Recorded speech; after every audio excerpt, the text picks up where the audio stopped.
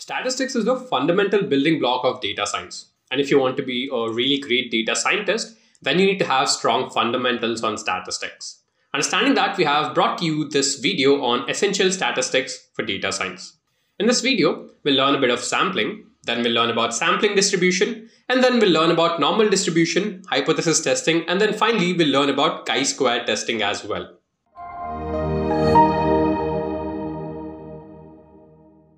Before we get started, I want to introduce you to Great Learning Academy, a free initiative by Great Learning. You can access over 200 plus courses with 1000 plus hours of free content on trending high demand domains absolutely free. Register now to complete the course and get your free certificate of completion. Check out the link in the description of the video below.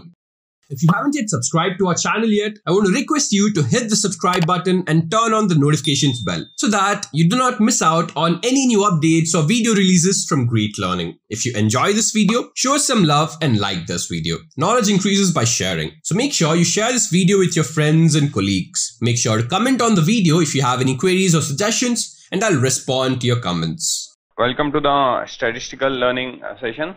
Measures of central tendency, mean, median, mode. Measures of dispersion, standard deviation, variance, range, interquartile range. So what is the objective of dispersion? Why we need dispersion? To see the spread of the data. More spread, more heterogeneity. Less spread, more squeezed the data is. Homogeneous data it is. And very nice application from a marketing standpoint. If the customers are more spread, which means I need to cater to different target segments, and according to that I need to have different offers, different product designs.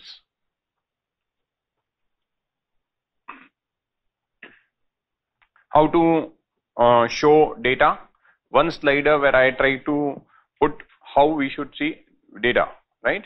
If it is a categorical variable, frequency distribution, proportions, tabs.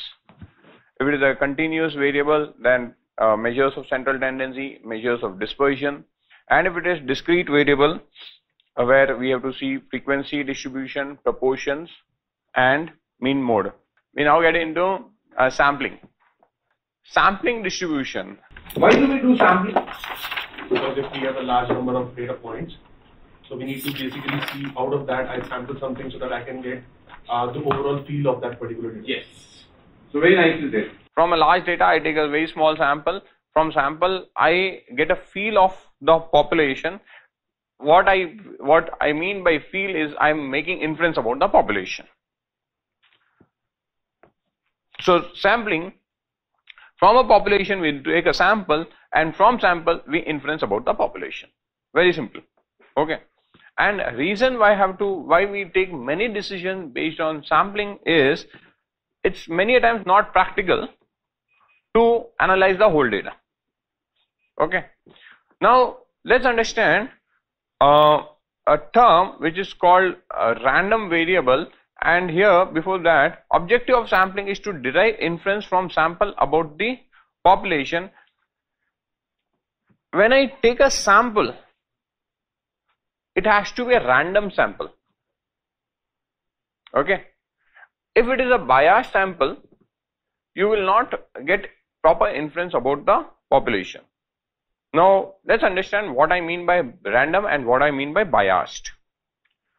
Assume I've got the data and I sort the data by gender, and I take 10% of observation from the top. What will happen? Only male or female will come, right?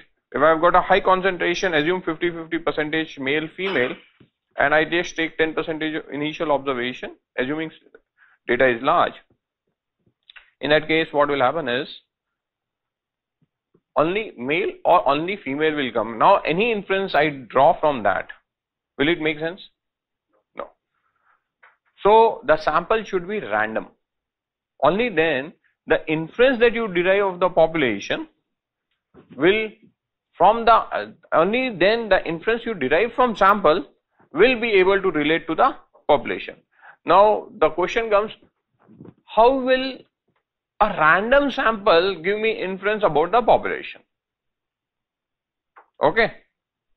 So typically what we say is, assume you have taken sufficiently large random sample from population. In that case, the mean of the sample will be very close to the population mean. Assumption is sufficiently large random sample. Now the moment the word random comes up, many people think, how will random sample give me a right inference about the population? Now let's rephrase the same statement. You say random in statistics means not biased. So now rephrase the statement. Assume we take a sufficiently large, quote unquote, unbiased sample. Random means unbiased sample. Assume we take sufficiently large, quote unbiased sample, quote close, from the population. In that case, the mean of the sample will be representative of the population mean. So random means unbiased. Okay. So there are multiple factors to it. So when you say random and give sufficiently large is actually dependent on the use case. Dependent on the use case and dependent on the population. We will come to that in sample size calculation. Sufficiently large is another important parameter. How many random samples you want to? That is one random sample is representative of the population, provided the random sample is usually we sufficiently actually do like multiple times we take a random sample, like 100 iterations of random samples for some use case. Why? Because one random sample may not give you accurate results, so probably we may have go for multiple iterations. That is called sampling error. We'll come to that. And in that case, the confusion will get over. Okay. Now, let's understand point estimator as population parameter. Mean. When you talk of mean, does it give us one value to you? When you compute mean of a data, does it give a one value? That's why it is called a point estimate. Okay. Range is not a point estimate. Okay. Two main point estimates of a population are mean and proportion. What is proportion? If I have a variable gender, can I compute mean? No. In that case, the parameter estimate becomes proportion. What proportion of observations are male or female? Right? So in that case, the point estimate becomes the proportion. These are the two important population parameter estimates: mean, proportion. Mean for a sample is represented by x bar. Notations are important. Notations are important. Why? Because if you know the notations, when you study some literature, some work, for example, you are trying to understand some machine learning algorithm, and in machine learning algorithm you come across x bar, you will come across x cap, you will come across mu, and what happens is when we go through those documents, half the time we simply ignore the document because it's lots of maths which is written. Thing is, we don't understand many of those notations. That's why we feel it's too complex. Okay, so notations are important. X bar is used to represent sample mean, mu is used to represent population mean, proportion is represented by p cap, and population proportion is represented by pi. Okay. The sample mean x bar is considered as unbiased estimator of the population. The sample mean is considered as an unbiased estimator of the population when it's a numeric variable. Okay. Why it is called as an unbiased estimator of the population? Coming to your point. If we take many samples from a population and we compute mean of those samples, and then we compute mean of mean, that mean of mean will be equal to population mean, and that is what is central limit theorem. If I take many samples, I compute mean of each sample, and then I compute mean of mean. For example, I take 100 samples from population. For each of the 100 samples, I compute mean. I'll get how many means? 100 means. Can I now do average of those 100 means? I can. The mean of those mean will be equal to population mean. This is central limit theorem. Okay. Some people are thinking how it will happen. We'll validate with simulation. Okay. Mean is called as a unbiased estimator as opposed to an estimate, and this unbiased estimate is called sample statistic, not sample statistics. The unbiased estimator is called the sample statistic. Okay, just jargons, but you should know these jargons. Okay. But what was E there? E of x bar, what was E? This is expected mean, expected of all the x bars. Okay. Is it because you are taking 100 samples and you... Well, I'll come to No, what I'm saying, why is it unbiased estimator? It is called unbiased estimator.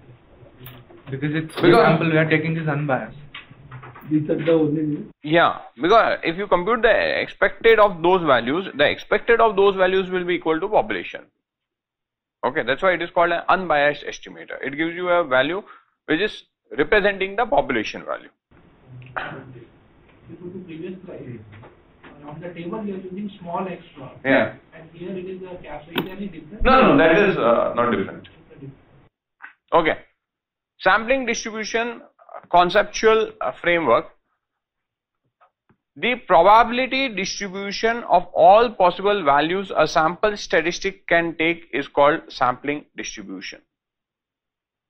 The probability distribution of all possible values a sample statistic can take is called the sampling distribution. Let's assume what this means. In Great Lake, for last 2 years, probably some 20 batches has happened. Okay. We collect data of all the people who participate in this. Assume average batch size is 50. So 20 into 50, 1000 observations. So I got data of 1000 observations. From this 1000 observations, I take a random sample and of 50 students. That is sample 1, 50 student.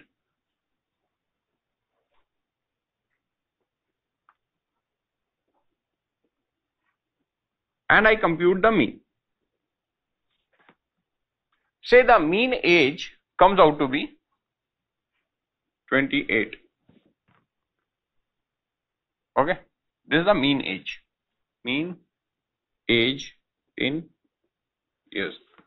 Then I take another sample S2, again 50 observations. This time around it may come 30. I keep taking the samples. I repeat it 100 times.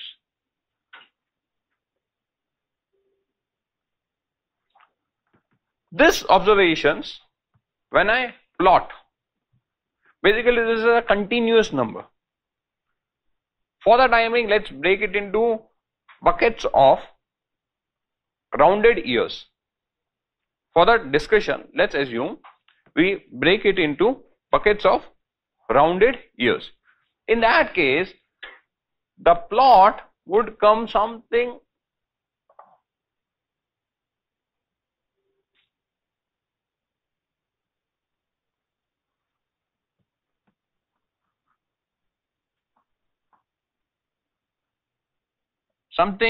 like this. Okay, the plot will come something like this. What this graph is trying to say? Overall, if I would have taken the 1000 observation, the mean would have come say 28. But now when I take a sample, will the mean come exactly 28? No. Sometimes it will come 28 point above, or sometimes it will come below. And it can sometimes probably even take a value which is 22, maybe. And there is a very thin chance it may take a value which is 38, thin chance, but still there. Okay. If I make a distribution of all the samples, if I take a distribution of all the samples, the probability of I getting a value which is say 27 or I getting a value which is 29 is the probability of out of 100 samples, I would have got more number of times the value which is very close to 27, 28, 29. Definitely the probability around 28 would be the highest. As I go away from this mean, I might probably get 1 out of 100 observations where I got this 22. So it will be 1%. And I would have got probably 1 out of 100 observation which is 38. If you compute a probability distribution of this continuous number, that is called as the sampling distribution. That is called the sampling distribution. Are you getting? I take samples from the population, I compute mean of the samples and make a distribution plot of those mean value, that is called the sampling distribution. Okay? Yahan tak clear? You mentioned one point. Yes, sir. That the mean of the mean would be the same as the population mean, right? That's what you mentioned. So in this case, say the population mean is 28. Right? Yes, sir. In that case, even the mean of the mean will be 28. Right? So yes. both will meet at the same. Yes. So if you draw for the population mean, so will have the midpoint at 28 only. Though the distribution might differ because this is a mean distribution and that is population distribution. Yes. We are going to prove this point with simulation. Your understanding is right. But the distribution will still be different. Though the mean would be same. Mean of the sample means. This is the sampling distribution. Is equal to the population. Yes. This is the sampling distribution. Okay. This is called sampling distribution. Everyone, yahan tak, till here, everyone, it's okay? Yes, sir? This is the question that you are asking? Yeah. So one question is that this will be validated. So you can note down that this will be validated. I'll prove through simulation. Next question. Next question is the distribution of the population. What's the distribution of mean? Okay. Now the second question is what he is trying to say is, if I make a distribution of the population, which means I take a distribution of this, the distribution of this data need not be like this. The distribution of this might be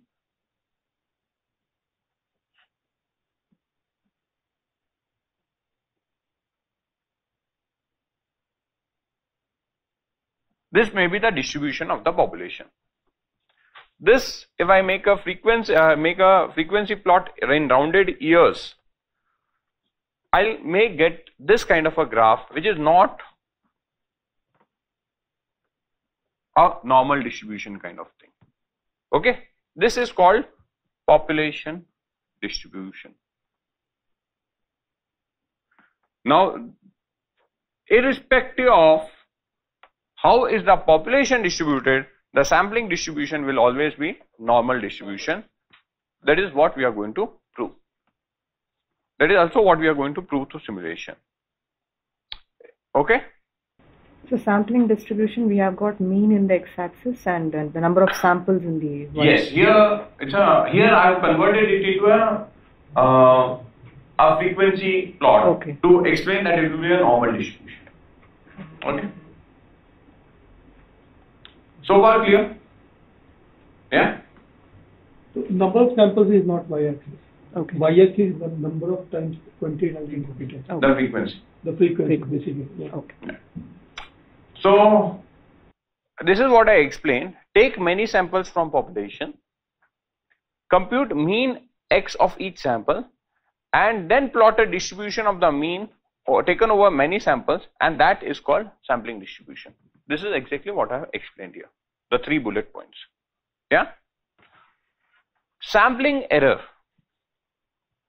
Now, typically when you do your work, are you going to take 100 samples from population and then on each sample you will build a regression model? In that case you will end up with 100 regression models. Then the question will be, of the 100 regression models, which regression model should I use in future to predict? Right? So will we do this kind of thing when we actually go in real life implementation? Logically think and answer. No, we cannot. So what we are going to do is, we will take one sample, build a model and say the sample is representative of the population. So this model should hold true on the whole population. But if I take one sample, my mean was coming here 28, and say that mean of that sample comes out to be 23, and I have built regression model on that. In that case, model may not hold true for the population. This gap is called sampling error. We'll solve one by one. This gap is called sampling error. I take one sample. Practically you all agree that we cannot take hundreds of samples, build hundreds of models, and then again we lead to that confusion of the 100 which equation to take. So practically it's very clear, we have to take one sample, build model on that sample and use that equation for future purpose. There is no two opinion on this. Agreed? So if I take one sample and my value comes 23, the difference between 23 to 28 will be called as sampling error. Now the question is, am I willing to tolerate this much of sampling error? If no, then what is the answer? If no, the answer to that is increase the sample size. Probably with 50, I may get more dispersion in my sampling distribution graph. With 50, I may get more dispersion, more range. Probably I increase it to 100, in that case, the graph will become slightly narrower. Okay. In that case, my chance of sampling error will also reduce by increasing the sample size. How to compute sample size we will come to later, but concept is clear. The concept is clear, but my See, unbiased, right? Unbiased. So sample is unbiased. So as per your explanation, it's still biased, because you take one sample, it came as 23, right? And that is, you are still not making. That is not a sample. Wait. What is biased and what is unbiased? Yes. What is biased and what is unbiased? Let's try to understand these two terms. If I take a sample through some systematic process, it is biased. What is the systematic process? I sort the data. Having sorted the data, I pick top 1000 records, which means I have not allowed the records to be chosen by themselves, which means I have put my bias. That is called bias. If I in no way have tried to influence, if I in no way have tried to influence the selection of a record, that is called unbiased. Biased and unbiased does not relate to sampling error. But definitely when biased is there, sampling error will be higher. That is for sure.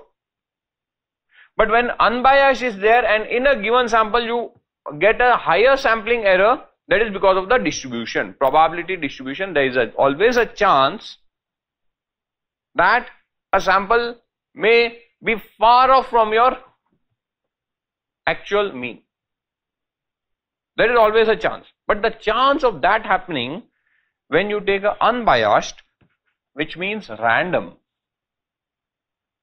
that chance will be probably 0.01%, which is 0.001 in proportion terms.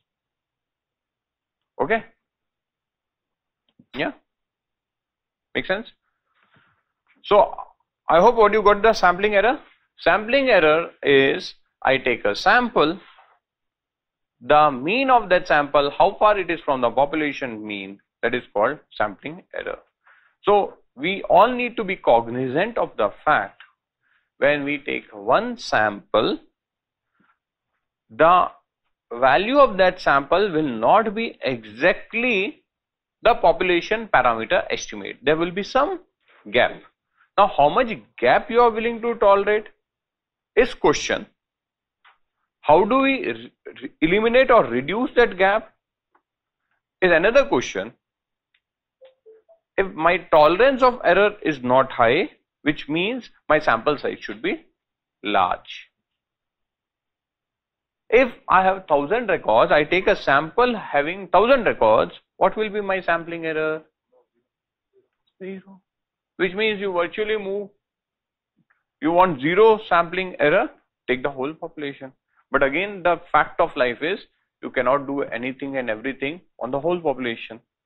That's why you will have to live with error. That's where probability, chances, likelihood of being wrong will come into picture.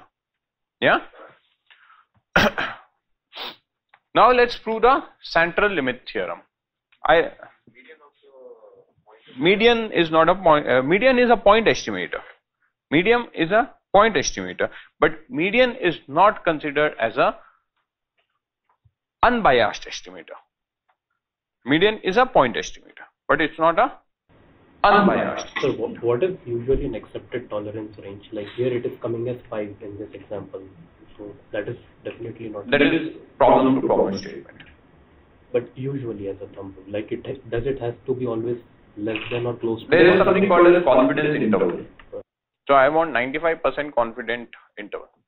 That's what is typical. Okay. Again, how much error you want to have, fluctuations you want, again it's subject matter. For example, you design how many from mechanical industry? One. Mechanical engineering, how many of you done? One.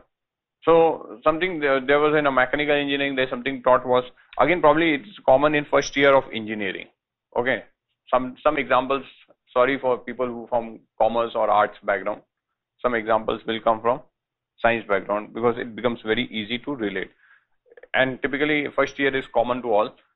So it is taught that I am drilling a hole. Okay, so there is probably a plate and second component has to fix on it, which means all the holes on the second component and the first component where you want to nut bolt it, they has to match. But will it be 100% match? No. Okay, so typically what you do is the underlying plate, you do not make it round, you make it like this shape. Do you agree? Why? because even that problem is there, it will manage. Okay, but now the nut has to go into it. No, that problem you solved. But now if the nut is too loose, in that case, problem. So what happens is and other component which has to come on top of that, the hole is too big, then what will happen? So what happens, there is something called tolerance. We all learned tolerance, right? Tolerance used to be given, okay, I want a nut of something 2 size plus or minus 0.05, something like this used to be given. We all came across the word tolerance in engineering. How many recollect? Right? ये acceptable है. क्यों? अगर in that problem, what happens if this is the allowed, fixtures will fit. There will be no problem. Again, that's the error. This is the error, right? So depending upon the application, you have to see. Yeah, but these are many of these concepts were actually taught to us way back. Yeah. So we will have to see case by case basis. What is the acceptable limit? Yeah. So let's come to the central limit theorem. Central limit theorem states that irrespective of the shape of the distribution of original population, we just covered this graph, irrespective of the shape of the original population, the sampling distribution of the mean will approach a normal distribution. This is the sampling distribution of the mean. Why it is called sampling distribution of the mean? Because we took sample, we computed mean and then took the distribution of that mean. That's why it is called sampling distribution of the mean. Will approach a normal distribution, which is the graph which I showed like this. A normal bell shape. As the size of the sample increases and becomes large. Okay. The last point, as the size of sample increases and becomes large.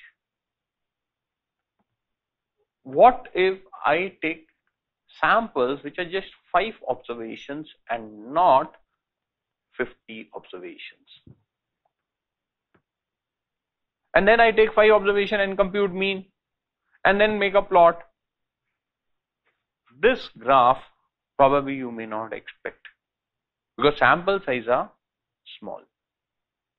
Okay. So that's what the point is saying. As the size of sample increases and becomes large. So sample size has to be large, sufficient. Okay. And what is large number? Law of large numbers. 30 observations or more is considered large. But that is thumb rule. But not in all cases 30 observations will be considered large. Yeah. And this discovery, this famous discovery has been made by Lindenberg Levy, and it is a milestone discovery. Why? Because based on this central limit theorem, the entire statistics of sampling, that what we do is everything we do sampling and we take inference about the population, it is completely based on this central limit theorem, landmark discovery by Lindenberg Levy. Okay. Now I am going to prove with simulation, point by point, what this central limit theorem is trying to say. Law of large numbers and central limit theorem together, these are the 3 important points which we are going to cover using this entire simulation codes. Okay. So all of those things will be covered.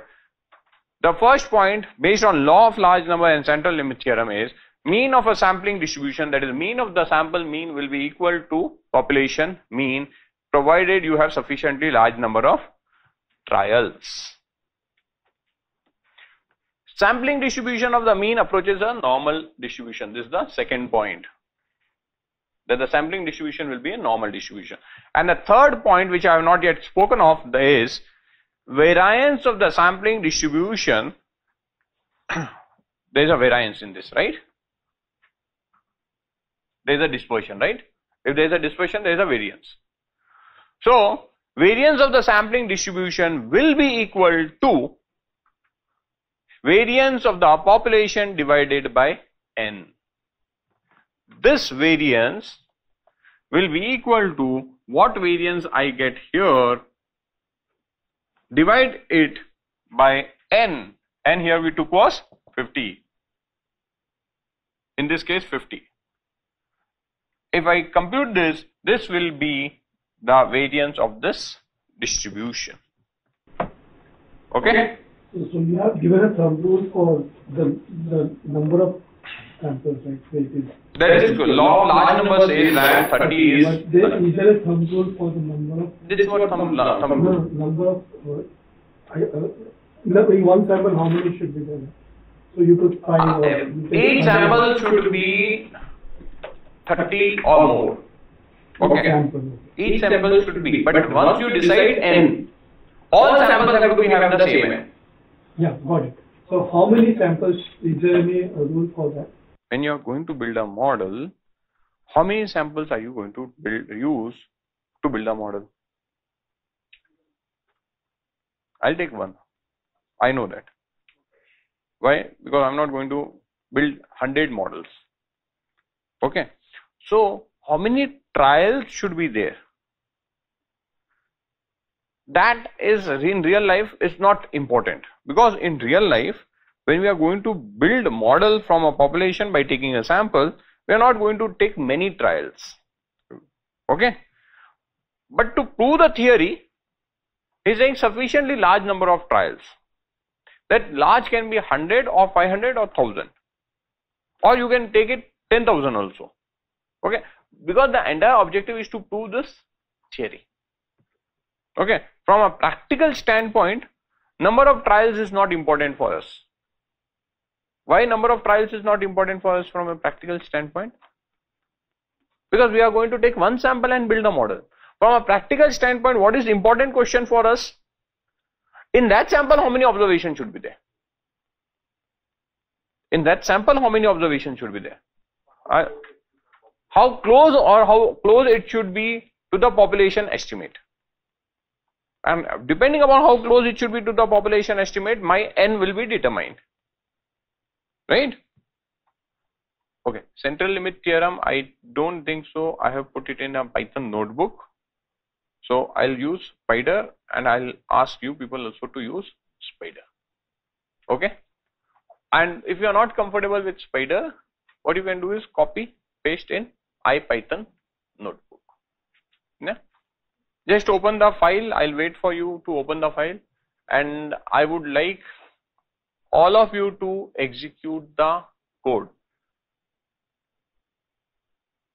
Believe me, this thing was taught to us during school and college days, but unfortunately at that time our professors did not have computers. As such, they could not simulate this. Because we have the power of computers today, what Lindenberg Levy discovered long back, probably 50-60 years back or more, I don't know.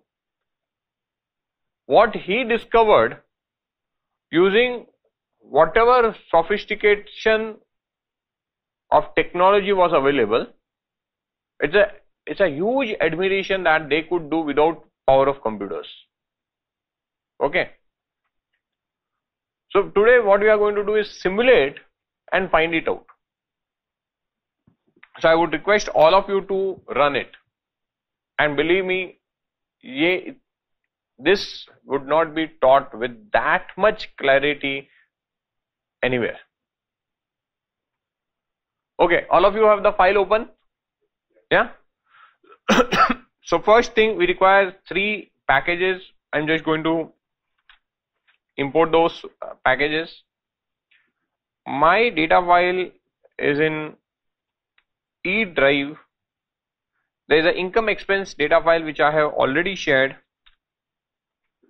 So having set my working directory, I'm going to import that data file.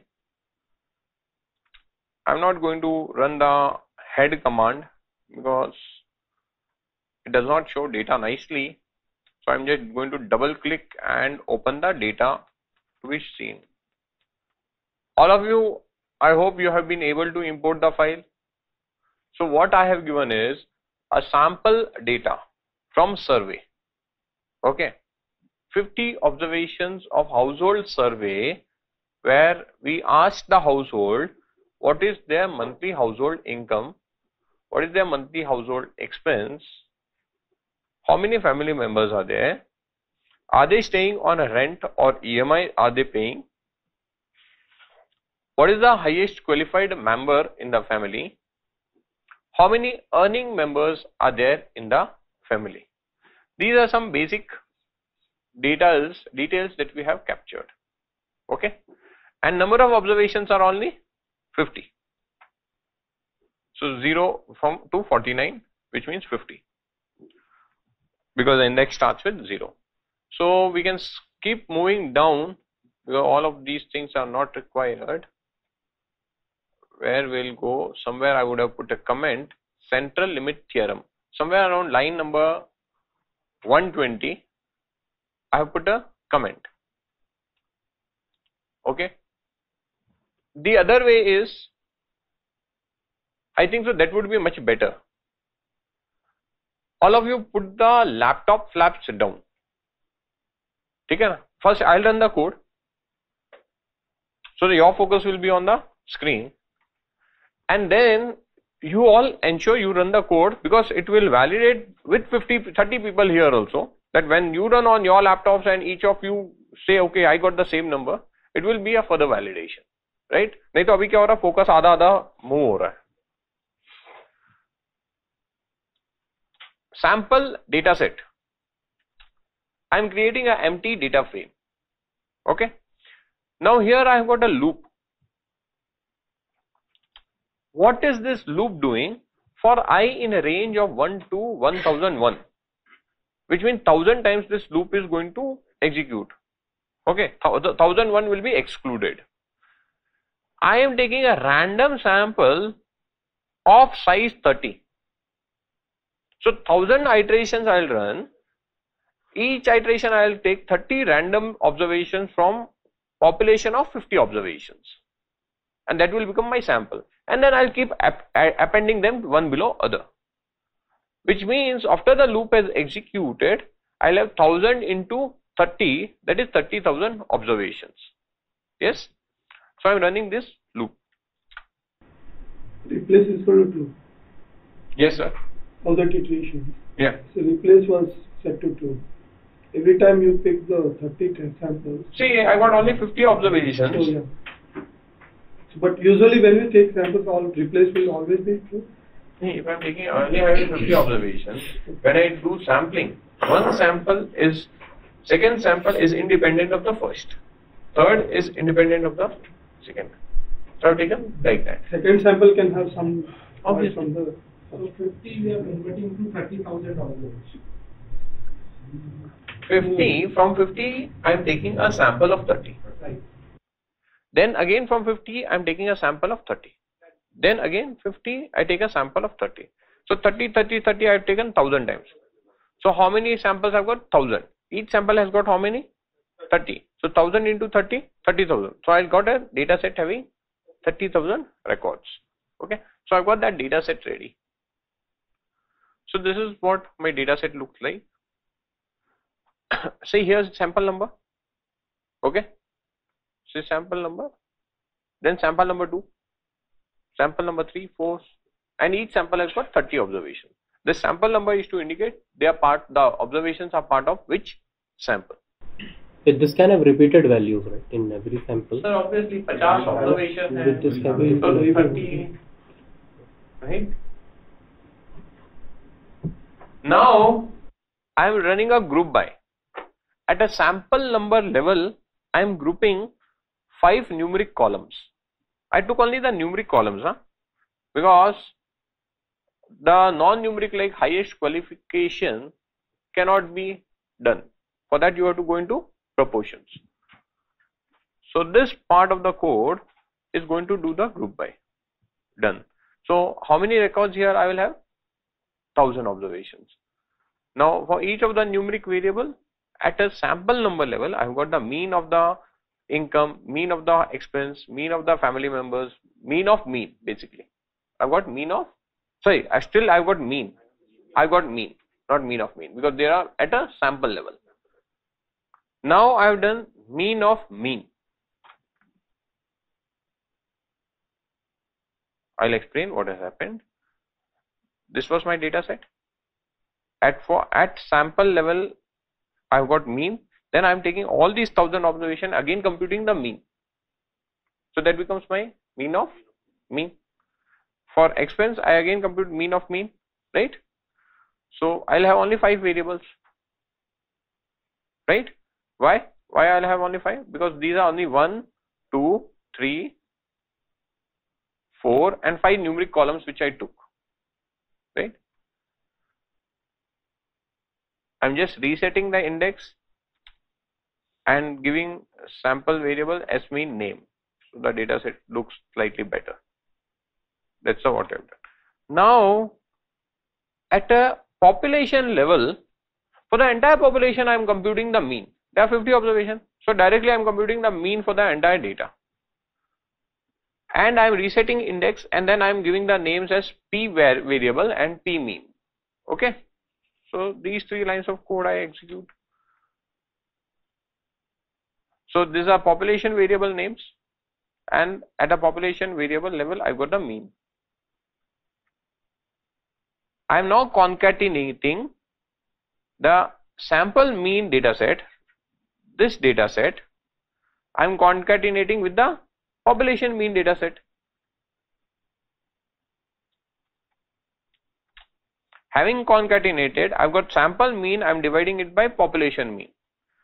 This number should come to what? 1. This should come to 1. Why? That's the ideal case, because what we are saying is mean of mean is equal to population mean. So this should come to 1. Okay. So I got a new data set, SP mean, sample population mean, and I'll remove all of these colors. So here you see, this is sample variable name, this is the population variable name, this is this number, and ratio. The objective of keeping both the columns is to ensure that I have merged the columns properly, right? Can you see the ratio? 0.996, 0.995, 0.996, 0.989, 0.996. All of the ratios are closer to 1. The first point of central limit theorem is very conclusively proved with the sampling simulation. Mean of the sample distribution, that is mean of the mean, will approach population mean with large number of trials. How many trials we did? 1000. So was my sample size sufficient? Thumb rule is 30. Okay, thumb rule is 30, sufficient sample size. Now just before I get into this 30, any more questions comes up, I'll tell you one more thing. This is a thumb rule. If tomorrow you have got a data set where you have got gender, male, female, okay, then you will say I'll take only 30 observations. Probably it might not fly. Why? Because now if you take 30 observations, probably 15 will go to male and 15 will go to female. At that level, now you compute means at this gender level. Are the samples large? No. In that case you should have 60. In that case you should have 60. If I would have experimented this thing by doing simulation, I could have computed this mean at occupation level also. I could have simulated this. We had this variable, right? At a qualification level, I would have computed the mean, but I have only 50 observations and there are 5 occupation qualification categories. I have got 5 samples. In that case, this would not hold. So if you have got say 5 categories, in that case number of observations should be 150. 5 into 3. If you have gender also, in that case 5 into 30 into 2. 5 into 2 into 30. because 2 categories of gender, 5 categories of occupation, 10 into 30. So 300 observations should be there. So as more categorical variables comes, that's how one thumb rule of arriving at population that you require for building the model. Distinct number of categories you have to keep multiplying them, and that's the number of observations you require, and multiply 30, because for that combination you require 30 observations. Yeah. So all of you now run along with me till the data import part all of you had done, right? This line of code you people have to run, for loop. Can you please repeat the categorical value size? This example. See, as you have got more and more data points, assume you have got a categorical variable. How in that category you have got 5 categories. So when you are taking a sample, if you want the population estimate and the mean sample estimate should be very close to each other. So for that categories into 30 you have to take the observations. So in this case it's 150, so you're taking a sample size of 150, is that what you're saying? No, we don't have population on it. That's why I did not do the calculation at qualification level. I did not do the calculation at, I did the calculation only at the population and sample. If you want the calculation to match at category level also, it will match. But what I am saying, in that case, each category you should have sufficient observation. So in this case, the data set itself is not large enough. Yeah. No, in this case, that's why I did not go at qualification level. No, I did not do any analysis at qualification. I took the portfolio as the benchmark. Right. So it's not possible to do in this data set. In this data set. Okay, all of you did the looping, for looping? Yeah? Having done the for loop, you have to compute this mean, rearrange the column, ignore that. This 3 lines, if this is not commented, comment it. Have you computed sample mean? Yes. Last row, diagonally opposite to me. Yes. Then you have to compute the mean of mean, these 3 lines, 141 to 143. Having computed the sample mean, you have to compute the population mean, and having computed the population mean, you have to concatenate the sample mean, population mean, and then open the data set SP mean and see what is the ratio coming. Yeah. So anyone getting a ratio which is way off from 1? So how many simulations we are now running in the class? 2 to 4, 6, 7, 8, 10, 12, 15, 17, 18, 20, 22, 24, 25 simulations we are running in class, and one I did, 26. So all of you are getting this number close to 1. Beyond doubt, it is proven mean of mean is equal to population mean, provided sample is sufficiently large and you take sufficiently large number of trials. Now someone will say, sir, I take only 5 trials and then you prove. Not possible, right? In real case scenario, if I have like 40,000 data sets, let's say 40,000 observations I have.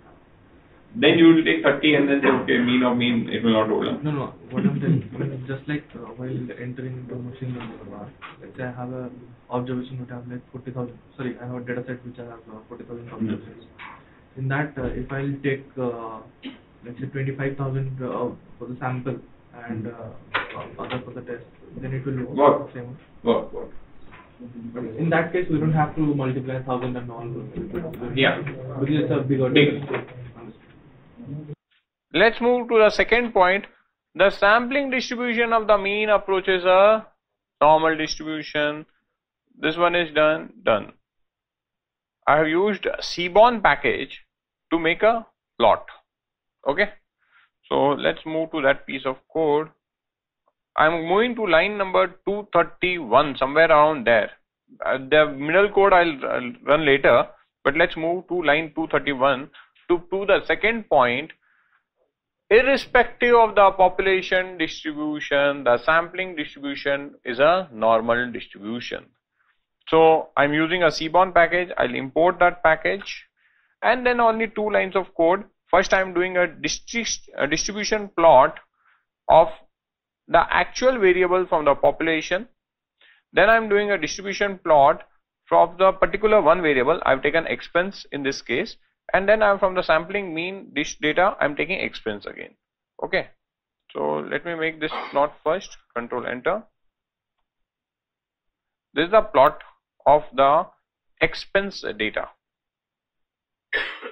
and if I make a plot of expense mean from the sampling data, this is the column name.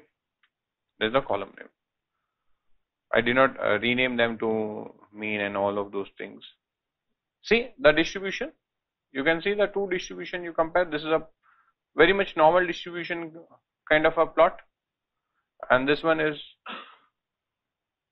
any distribution, right? So even this thing validated. There are other plots also where I'm now trying to show using a line basically. So let's run this other plots also. This is monthly household expense, and bottom also I have to rename it. Yeah. Okay. This is a density plot, density kind of a plot, and if I see a density plot here, a perfect bell curve kind of a structure, right? You need not just try with expense. You may think sir would have already tried with expense, so he's showing only the expense graph. I should not try with expense. I want to try with income. Change it income. You want to make annual income, make it annual income. You want family members, make it family members. Okay, try any other variable. Again, proven beyond doubt with 25 simulations along with me that irrespective of the population distribution, sampling distribution is a, okay, all of you here also? Okay, now the third point is sample variance is equal to population variance divided by n, where n is the sample size. What it means is this bell curve has variance, right? This has got variance. So this bell curve variance is equal to variance of this divided by n, where n is the sample size. Okay, so for that the code is above. Some codes is not very cleaned up, so you will have to bear with me. This is sample mean. Okay, I am taking the sample mean data and I am taking iLoc line number 165. We can just run line number 165. For all the variables, we are computing the variance. For all the variables, we are computing the variance. So I just run this control enter. So here I have got the variance of from the sample data. Okay. Then I can run line number 168, where from the overall population I am getting the variance of the actual population data. These are 2 values which I have got. What I'll do is I'll copy paste this because I have not written the code it in, or probably okay, let's do some coding. No? S where, or you can also learn Python. I will also learn Python. P where. Okay, we'll just do this. We'll capture this data into we got S where and P where. Both of them are coming as series. Why they are coming as series? So dot transform T, right?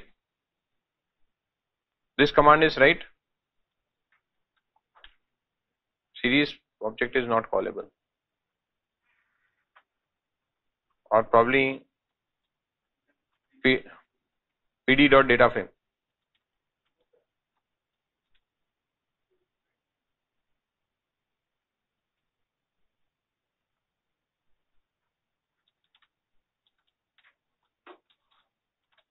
Yeah, this is an R. Then it should be dot data frame something.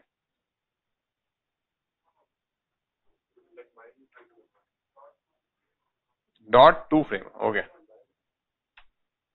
I'm just trying to have it in a. Okay. Now I got the data frame. Yeah. Because otherwise I would not be able to merge them. Because it will be series. I'm slightly more expert at R. Okay. I got SVAR and PVAR as my data frames, and then I have to concatenate them, and it says that we should do reset index also. So let's do reset index also, dot reset underscore, because otherwise the column names becomes index names.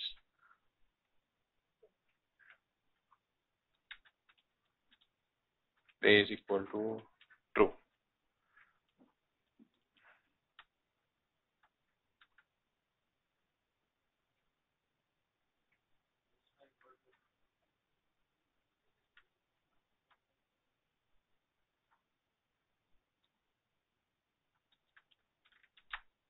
Yeah, this is worked. Yeah. So that. Yeah. So we got these two, and then we just do concatenation. This code. I hope all of you are able to do with me. Sometimes some confusion is also okay. It helps you learn. SP where PD dot concatenate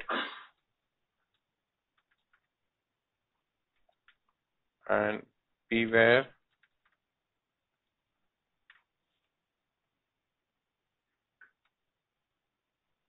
that's important, right?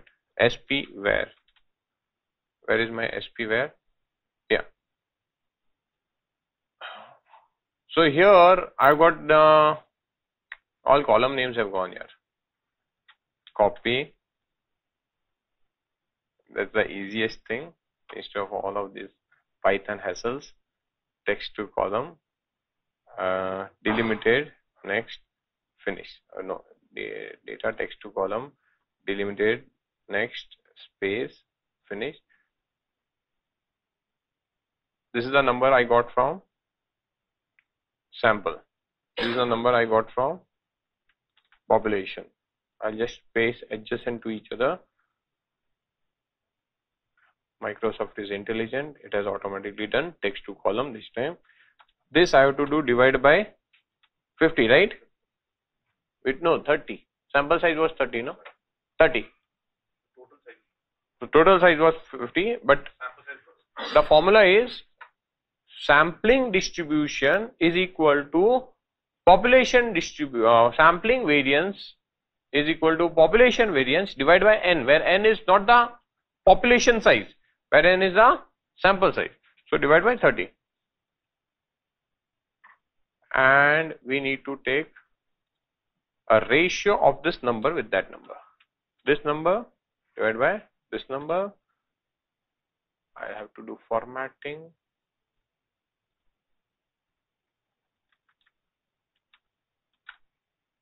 Can you once again see these numbers are coming very close to 1. This is the point I am trying to prove. I'll just for brevity and clarity do some formatting. Home, merge, sampling, variance, cut this, Control V, delete this, and copy this. Population variance, and this is PVAR divided by N, and this is SVAR divided by T var divided by N, right? So this ratio is coming closer to 1. This is the third point of central limit theorem. You take the variance of the sampling distribution, you take the variance of the population distribution, population variance divided by N, where N is the sample size. This number will be equal to the sampling variance. For 5 variables, we are getting the value which is very close to 1. Okay.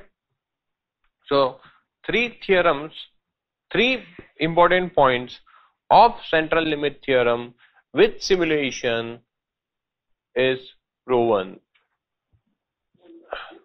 Close to 1 again depends on the number of samples. So if the sample size is, the number of samples are large, then we make it.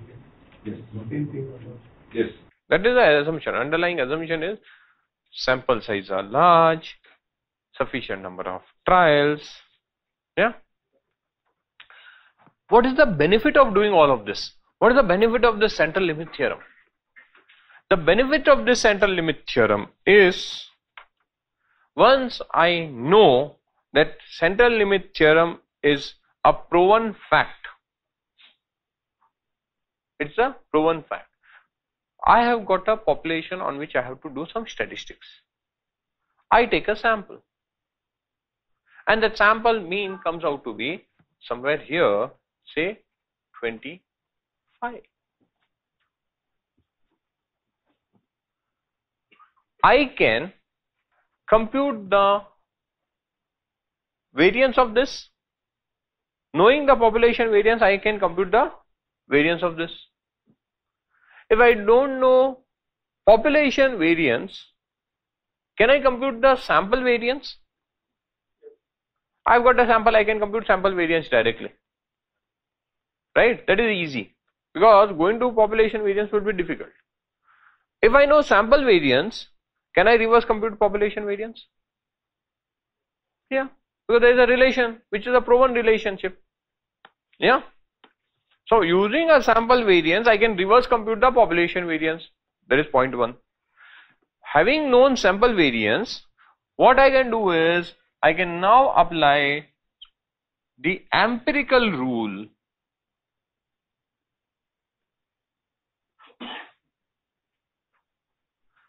Empirical rule is mean plus or minus 1 standard variance, 1 standard deviation, not variance, 1 standard deviation will capture 68% of data. 68% mean plus or minus 1 standard deviation will capture 68% of the values. What does this mean? What is this? What is the meaning of this? Can I rub this part? This is kind of a confidence interval. This is a confidence interval.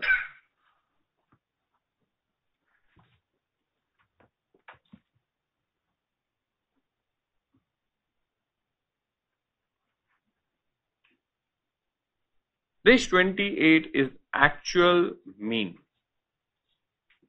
This 28 is actual mean. I have taken a sample and the value of that has come 25. Okay. And from that sample I have also computed the variance. I know sample variance. If I know sample variance, I know sample standard deviation. Do you agree? Now the empirical rule is, whatever value you got, mean plus or minus 1 standard deviation captures 68% of potential values. Mean plus or minus 2 standard deviation captures 95%. Mean plus or minus 3 standard deviation captures 99%. So at a 95% confidence interval, if I want to say what will be the range of population mean, this is the sample mean. In real life, you may not know this number. In real life, you may not know this number because the population itself will be large, so that you don't have time and effort to compute this. So what you will do is you will take a sample. Once you have got the sample, you have got the sample standard deviation. You say plus or minus 2 standard deviation, it will give you a range. This value plus or minus 2 standard deviation will give you a value, and this will be the minimum, this will be the maximum. You can say at 95% confidence, I can say the population mean will be in this min max range, right? At a 95%, you can give the answer at that confidence. If you want 99% confidence, then you take 3 standard deviation. Okay. Coming back to this empirical thing. This empirical thing, what it says that if I take plus or minus 1 standard deviation, my value will be in this range. Plus or minus 2 standard deviation, plus or minus 3 standard deviation, because it is proven. All these mathematics is proven with simulation, proven. Lindenberg proved it 50 years back. Today we are proving it again with simulation. Okay, so what it means is I take a sample, I get this value, plus or minus 3 standard deviation at 99% confidence, I want to know. But now when I do plus or minus 3 standard deviation at 99% confidence, the values comes out to be say 22 to 28. Then someone says, hey, 22 to 28 is the range. I don't like the range. I want plus or minus 3 standard deviation should come 24 to 26. What are you saying? What you're saying is, I want 3 standard deviation error should be plus or minus 1 value only. Do reverse computation now. Because you know 3 HD is equal to now plus or minus 1. What is HD? Standard deviation. But how does HD came? Population divided by N. Because this standard deviation is of the sample. The standard deviation of the sample is called standard error. This is the error. Okay. So I want only plus or minus 1. Reverse compute. You know this. Reverse compute. If you don't know this, you can reverse compute and make an estimate of this. After making an estimate, you reverse compute this. 3 HD is equal to this value. You get the N. Okay. So all those reverse computation is possible when you don't want wider range. I hope that's clear. We'll come to, that's what I'm now coming and explaining through this. Okay. There is an empirical rule for a normal distribution. The empirical rule for a normal distribution is,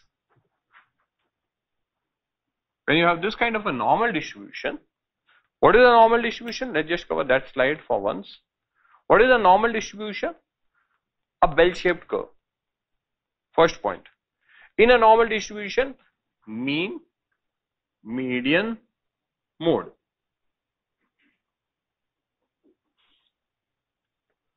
They all overlap. If you cut the data at this mean, it will be symmetrical.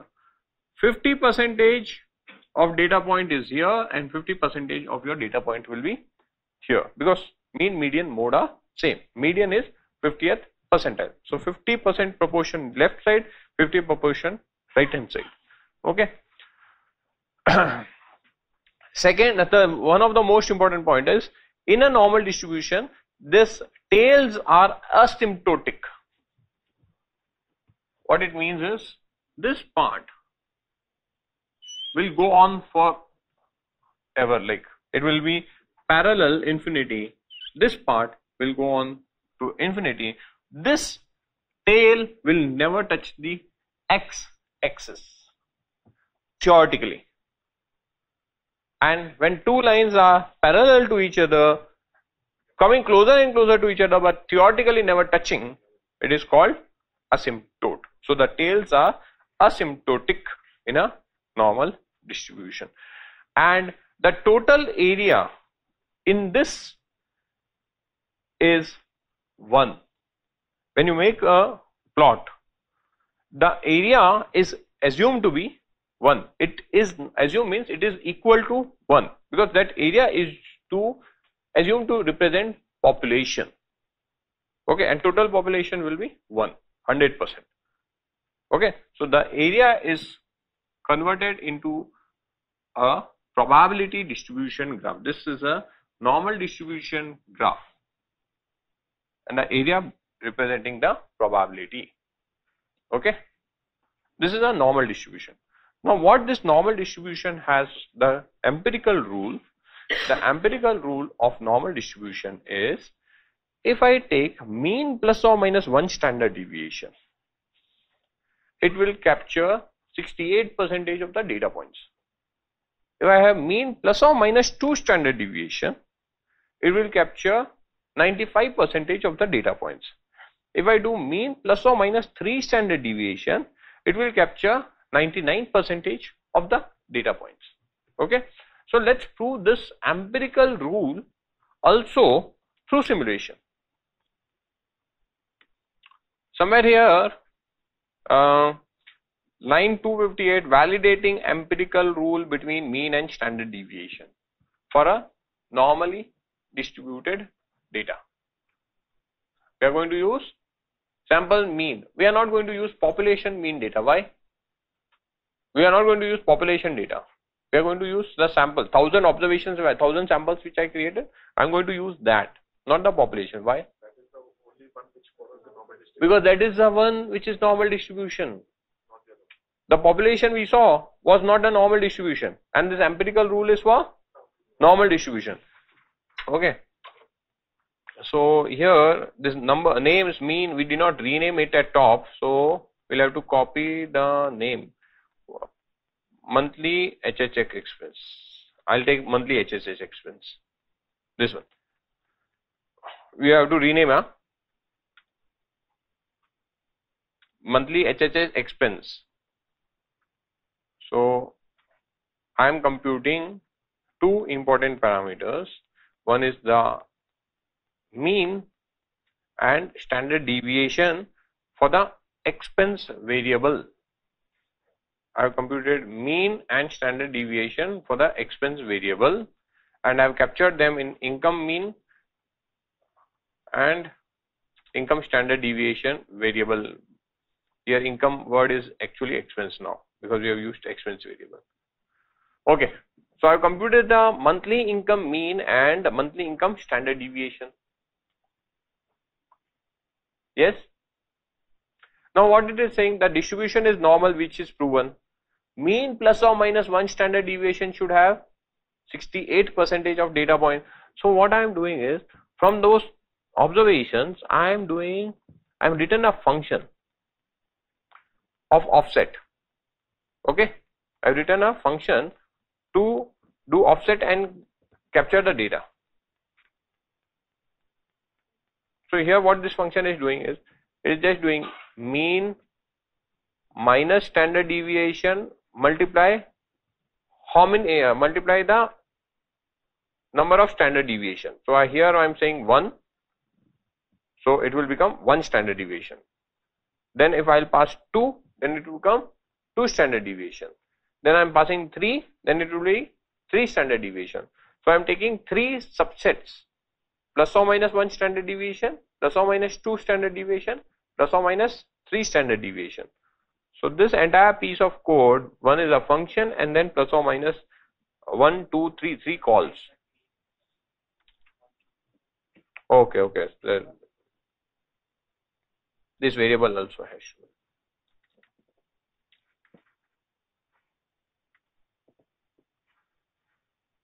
Yeah.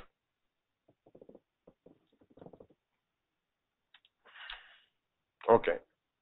Now, 1 standard deviation subset should have what percentage of observations? 68. So, let us see what is our total count. Total count is 1000 observations. Total count is 1000 observation. One standard deviation is how many observation? 692. Is that coming 692? For you people it may come 68, 67, 68 point something, 693, 692, any other numbers? 683. What I can once again do is, if all 25 people have computed, I can take the value and do average. It will come around 68. It will come around 68. Plus or minus one standard deviation empirically proven, right? Let's do second one. 95.6, and what I said, 95%, 2 standard deviation. Actually the 2 standard deviation is actually 1.96 standard deviation. We round it off and say, but typically this 2 standard deviation captures 95%, is actually 1.96, not 2, but we speak in rounded terms. It is coming 95.6, 956, 958 something, and let's take 3 standard deviation, it is coming 99.7. So what, once again, empirically proven fact that from mean plus or minus 1 standard deviation, if it is a normal distribution, it will have 68% of the possible values of the overall data. From mean plus or minus 2 standard deviation, it will have 95%, and from mean plus or minus 3, it will have 99% of the possible values, right? This characteristics, the beauty of this distribution is, irrespective of the shape of the normal distribution, irrespective of the, not the shape, irrespective of the mean and standard deviation of the normally distributed curve. What it is trying to say is, I have got this distribution where you see mean is 130 and here mean is 160, but graph wise you see standard deviation is same, right? Here mean is same, here mean is 100, but graph wise you see one is more dispersed, the dotted is less dispersed.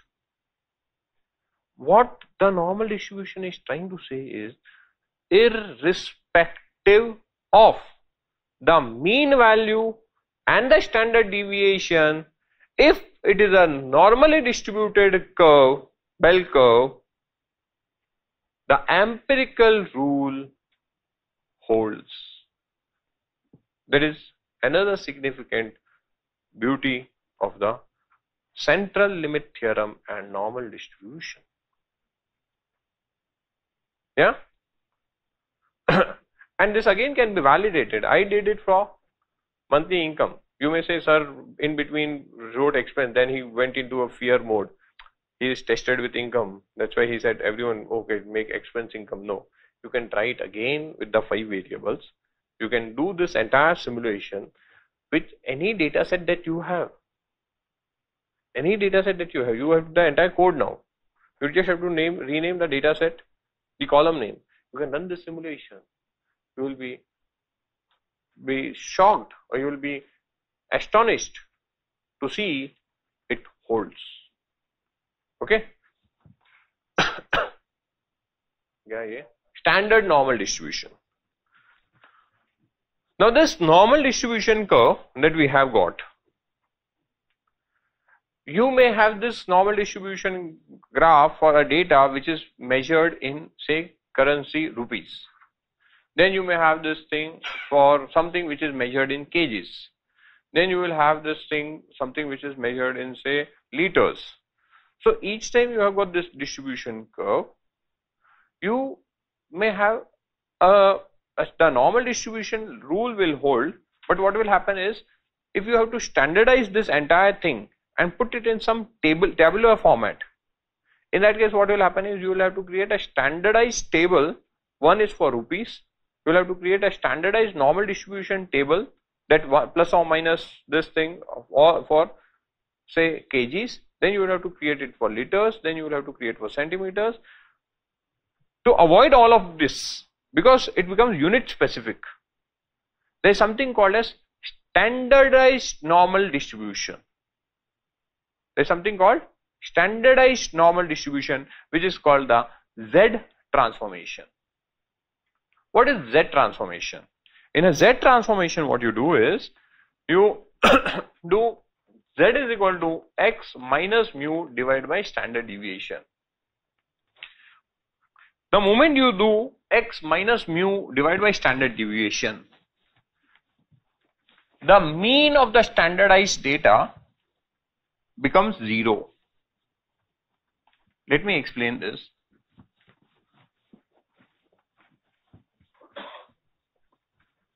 I've got the student's data, student 1 to 1000, age 22, 25, 28, 31, 35, 36 and so forth. I am now converting all of this age, say age minus mean. If I do age minus mean and get the values, our mean was 28. We assume in our discussion mean as 28. So this will become minus 6. This will become minus 3. This will become 0. This will become 3. This is 35. So this will become 7. This is 36. This will become 8 and so forth. If you compute mean of this value, what will be the mean? 0. Right? So one of the things that what you are doing is x minus mu. The moment you do x minus mu in this calculation, mean is now taken care. Mean is taken care. But standard deviation is still the same. Because standard deviation, what is the standard deviation formula? What is the standard deviation formula? X minus x bar, if it is for sample, the whole square divided by n minus 1 square root. So when you're doing x minus x bar, you are seeing the difference from the mean. You have done the difference from the mean. Now you are computing standard deviation of this. For this column, what is the mean? 0.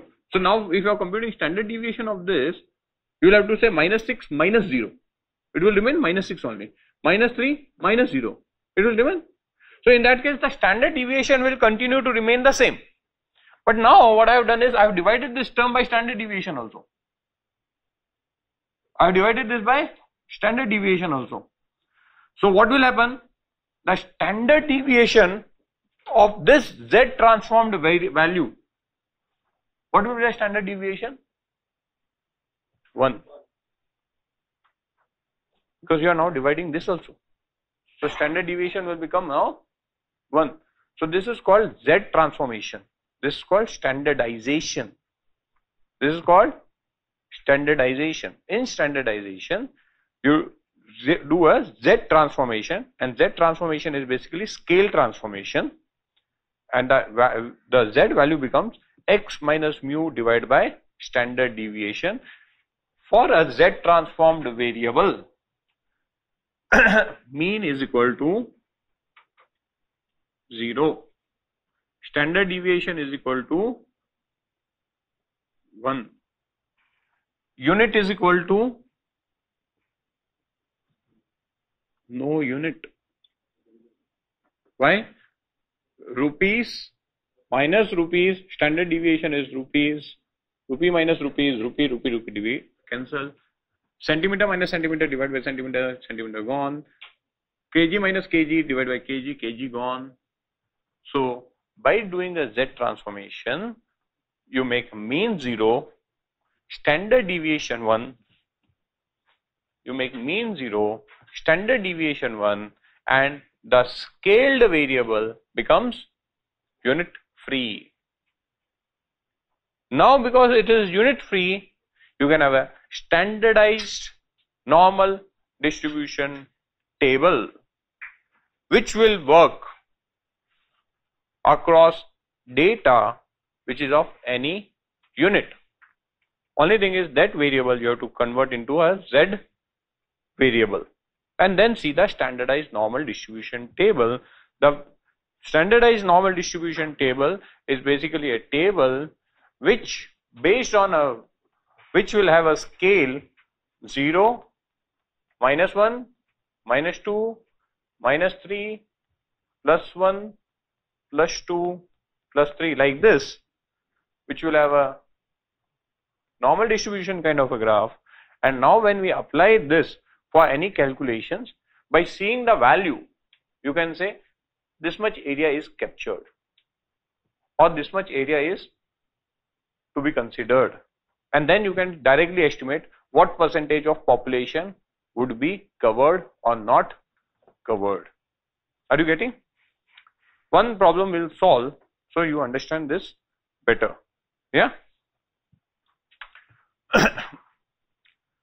A radar unit is placed to measure speed of cars on Mumbai-Pune highway. The speed data is normally distributed. So the mean is 70 and a standard deviation of 10 km.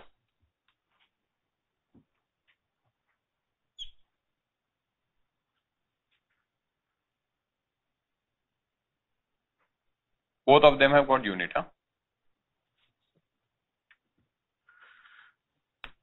What is the probability that a car picked at random is traveling at more than 100 km/h? What is the probability that a car picked at random is traveling at more than 100 km/h? The first important point, it is say the speed is normally distributed. Speed is normally distributed means the graph is something like this, right? Mean is 70. A car picked at random, what is the probability that a car picked at, what is the probability of a car picked at a random is having a speed more than 100 km? Where will 100 km come on this x-axis? Right hand side. So 100 will be somewhere here. From the graph, this area under the graph is overall 1. Because the entire distribution, this is the area representing the whole population, so that area has to be 1. Probability it is traveling above 100. Which area is of interest to me? This area is of interest to me. I need to know how many cars are sitting here. They are driving at this pace, right? First is I need to compute the Z. Z is equal to x minus mu divided by standard deviation. What is x here? It is 100. 100 minus 70 divided by 10. It is equal to 3. But now how do I know what probability value to assign? So open your statistics books. Statistics book.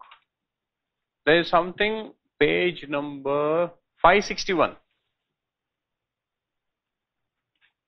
Cumulative standardized normal distribution. Entry represents area under the cumulative standardized normal distribution from -infinity to z. What it means is, this table, the entries are going to represent values which are computed from -infinity to z. For me, what is z? Z has come out for me as 3. So this 100 now get me z is equal to 3. Where is -infinity? -infinity is on this side. What the table hint says is, entry represents area under the cumulative standardized normal distribution from -infinity to z, which means if I now take these parameters, z is equal to 3 on this table, then it will represent a value which is this area.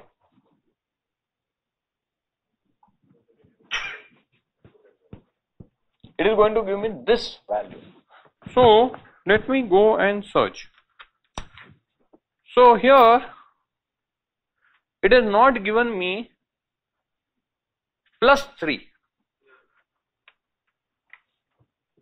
Yeah, it has not given me plus 3.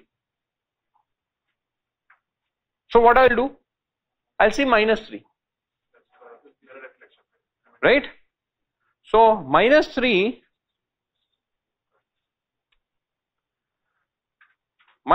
is coming out to be 0.00135. In this table, if you see, minus 3 on top, there is 0.00, 0.01, 0.02, 0.0. This is what it is trying to say. Minus 3 I have take from here and then add this 0.00, 0.01. So if I want minus 3.01, in that case minus 3 from here and 0.0 from here, intersection of that in this table is what I have to read. If it would have come, this value would have come not 3, it would have come out to be 3.5. Then I would have to say minus 3 and then 0.05 intersection that number. So here minus 3 is reading as 0.00135, which means it is giving me a number which is only this much part. Because it is minus infinity to minus 3. What is the number? Let me write it down. 0.00135.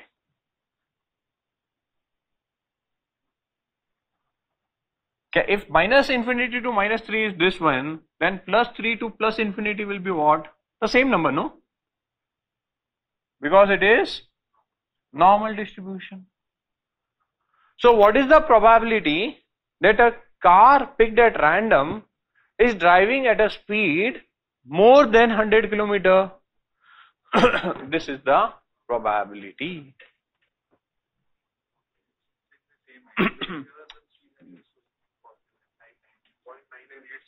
No, 0.998, we want, our question is, we want the opposite. We want the opposite. What they are taking the plus 3.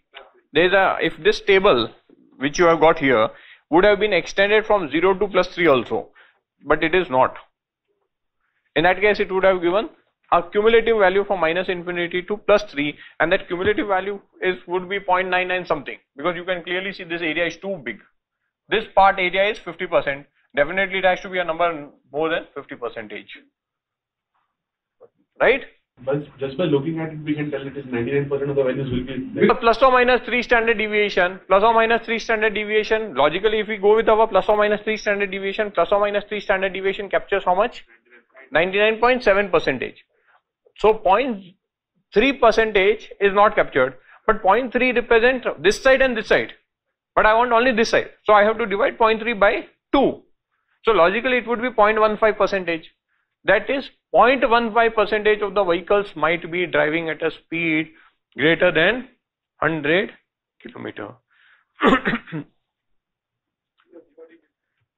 Yeah, because it's a normal distribution and my interest is right hand side. Okay, the first one I have done. And my friend has already got, because many of you have not bought this book. My friend has from internet got the ztable.com, so that website is giving you the normal distribution. Solve the second one.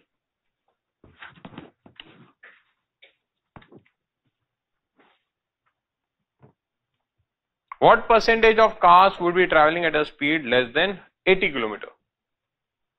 Those who have done the second one, now answer the third one. What is the probability that a car speed is between 80 km and 100 km? A car picked at random, what is the probability that the car would be between 80 and 100? I'm going back to the first problem. Those who have not understood, just focus. Those who have not understood the first problem, focus. Those who have understood can continue with the third problem. X-axis. X-axis here is our speed, right? Mean is 70. And first question is, how many cars are traveling at a speed more than 100? So 100 is somewhere here. Okay. What is the question? How many cars are traveling at a speed above 100? which means my area of interest is this. Now you are seeing a Z distribution table. What is the Z distribution table is saying? That the values I am providing to you, please hear what I am saying. The Z distribution is saying the values I am providing to you are from minus infinity to the value that you have got for Z. What is the value of Z we got? 3. So that this 3 is coming for corresponding to 100. I got the Z of 3. So in the table I went and saw the corresponding value for 3. It is coming out what? 0.9987. The value is coming out 0.9987. This 0.9987 is for which area? This area. It is for this area. This area extending up to this point.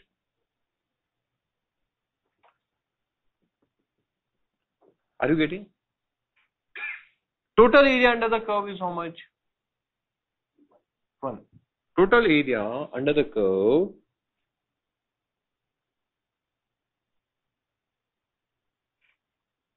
is 1. But the area that the table has given you is for this. But which area is of your interest? This. So what will be this value? 1 minus 0.9987. So 10 minus 7, 3, 981, 990, 990.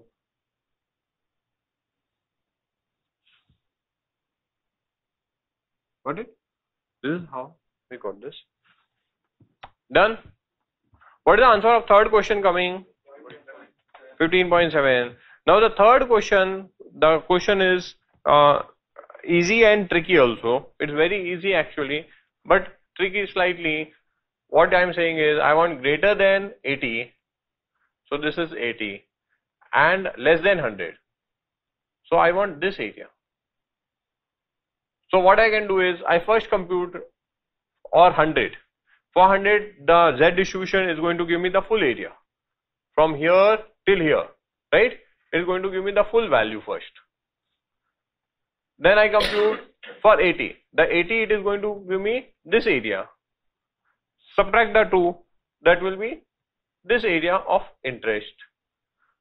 That is the probability that a car picked at random, it may be between a speed of 80 to 100. Okay. Now, how many of you got challan for overspeeding? Okay. What is the speed at which you were driving? You for 100 you got. How many people do you think you would want to, if the RTO, government or whatever is authority, if you are a person in that and you want to work with full sincerity, what percentage of people you would like to penalize?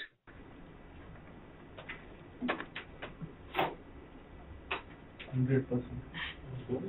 Make max money. जो लोग all of the गलती करते हैं 100%. तो फिर तो बैलगाड़ी भी लेंगे तो भी उसको फैलाना है.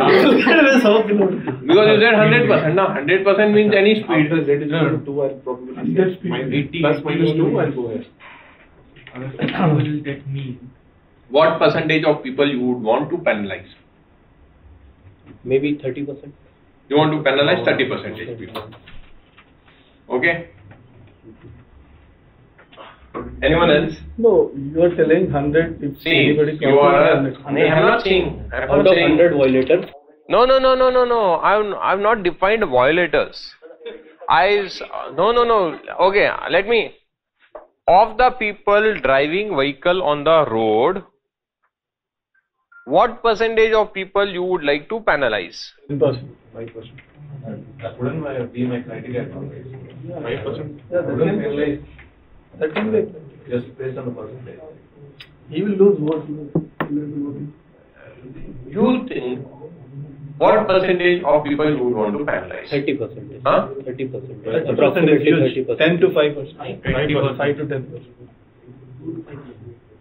You give me consensus from what number you want. 10%. 20%. Count with it, 10%.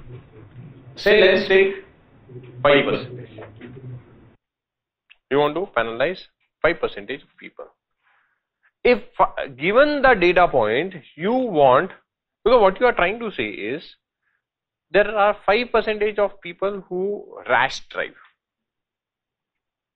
Okay, so you want to penalize them. Driving at 100 is not a crime. You have made nice cemented roads. You have made 4 lanes, 5 lanes on either side.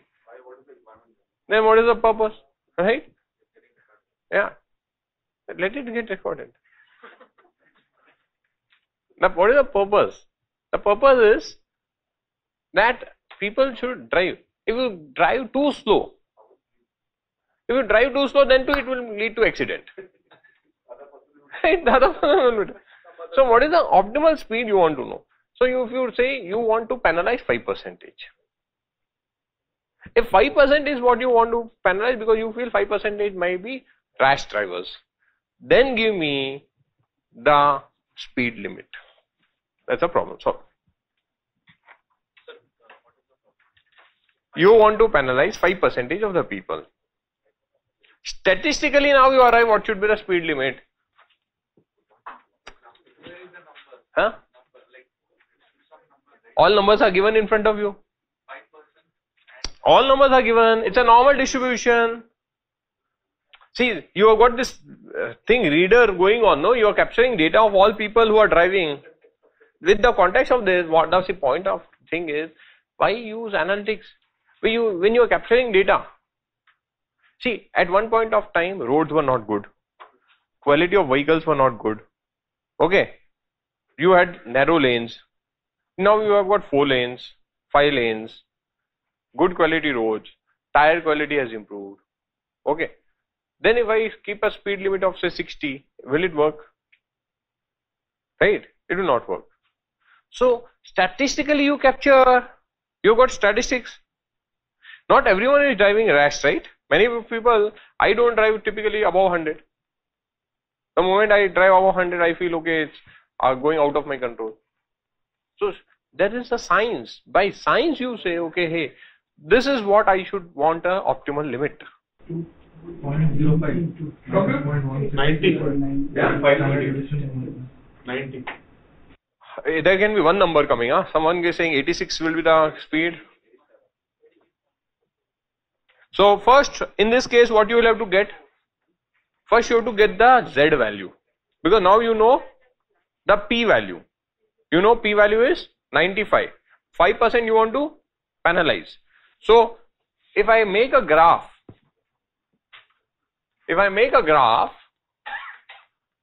first I need to know this is my non-rash drivers. So corresponding Z. So see what is the corresponding Z coming? It will come 1.96. Because 95 is actually 1.96, I said you. Right? 1.65. So 1.65.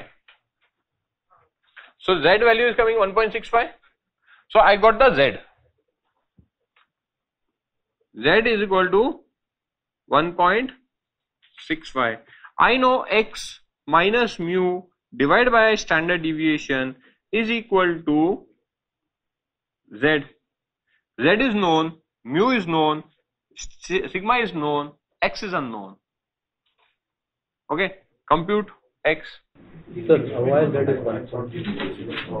Why is that 1.65? G table. 95 to 95%, right? So, in that case, the calculation will come out to be 96 point, mean is 70, sorry. In that case, the speed limit will come out to be 86.5 or rounded 87 kilometer. Okay. So, there is a statistical way of also arriving at these kind of things. Make sense? Now, once you have arrived things statistically, you can have then reverse statistics. In the month, how many vehicles passed through this? How many people got penalized? You can again cross check. Right? Okay. So with that, we conclude, and those who would like to run things in Python, though we have done this calculation using the statistical learning book, but if you want to do it through Python, you can use the stats package of Python. You can put x, mu, standard deviation, compute the z-score, and then use normal cumulative density function, and you get the p-value. This is how you can do. So the calculations in Python is also given to you. If you want to do in Excel, the Excel functions are also given to you. The norm.dist, norm.standard.dist, p-value, this is from the Excel functions. So here these are Excel functions. Here you have got the Python calculation. Here you have got the Excel calculation. So I have given you Excel as well as Python, and using the book, pen and paper, anyways we have solved. Okay. Okay. With this we complete the central limit theorem and the normal distribution.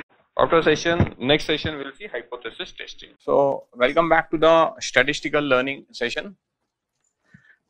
I understand first half of my session, where is the initial 2 hours, I am sure everyone understood 100% of it. Okay. Second half was a bit confusing. Half the things you would have understood, half things you would not have understood.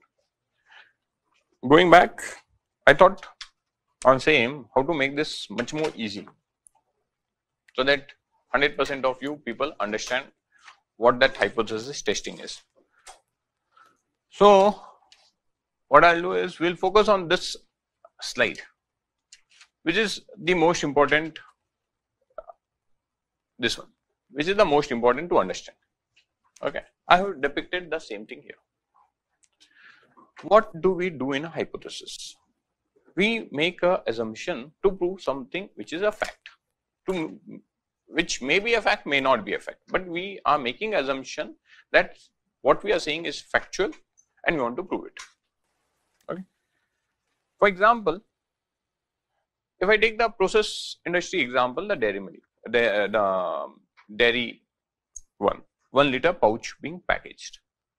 In that case, system is going okay, but there is a complaints, customer complaints or manufacturer complaints, owner complaints. So the hypothesis is there is a problem with the system, and the entire reason why you are now doing testing is to prove that there is a problem with the system. The objective is not to prove that there is no problem with the system. It is great if you end up saying there is no problem with the system, but the reason of doing testing was to prove that there is a problem with the packaging process. Then we took another example which was of the GNFC urea, new kind of neem based urea I am launching. Now when I am coming up with a new urea, my objective is to prove that the new urea I am making is better than the existing urea. So basically null hypothesis is what it is saying is status quo. Alternate hypothesis is the challenger, which wants to prove that status quo, I have got a better thing which is better than the status quo. So I would, going forward, I would like to implement the new solution which is based on new thing which is proven by my hypothesis test. Okay. So the diagrammatically, we have got null hypothesis, status quo on top. We have got alternate, which is the challenger, on the left hand side. Null may be true, null may be false, I don't know. Based on my hypothesis test, I am trying to accept null or I am trying to reject null. So now there are possible scenarios. One is, based on my test, based on the evidence that I have collected, the evidence suggests that alternate is a better, that challenger is better than the champion, the status quo. The new thing which is the alternate option that I am suggesting is better than status quo. Okay. Now the question is, at what confidence I am saying the alternate is better than the status quo. Okay. So for that I am doing a test.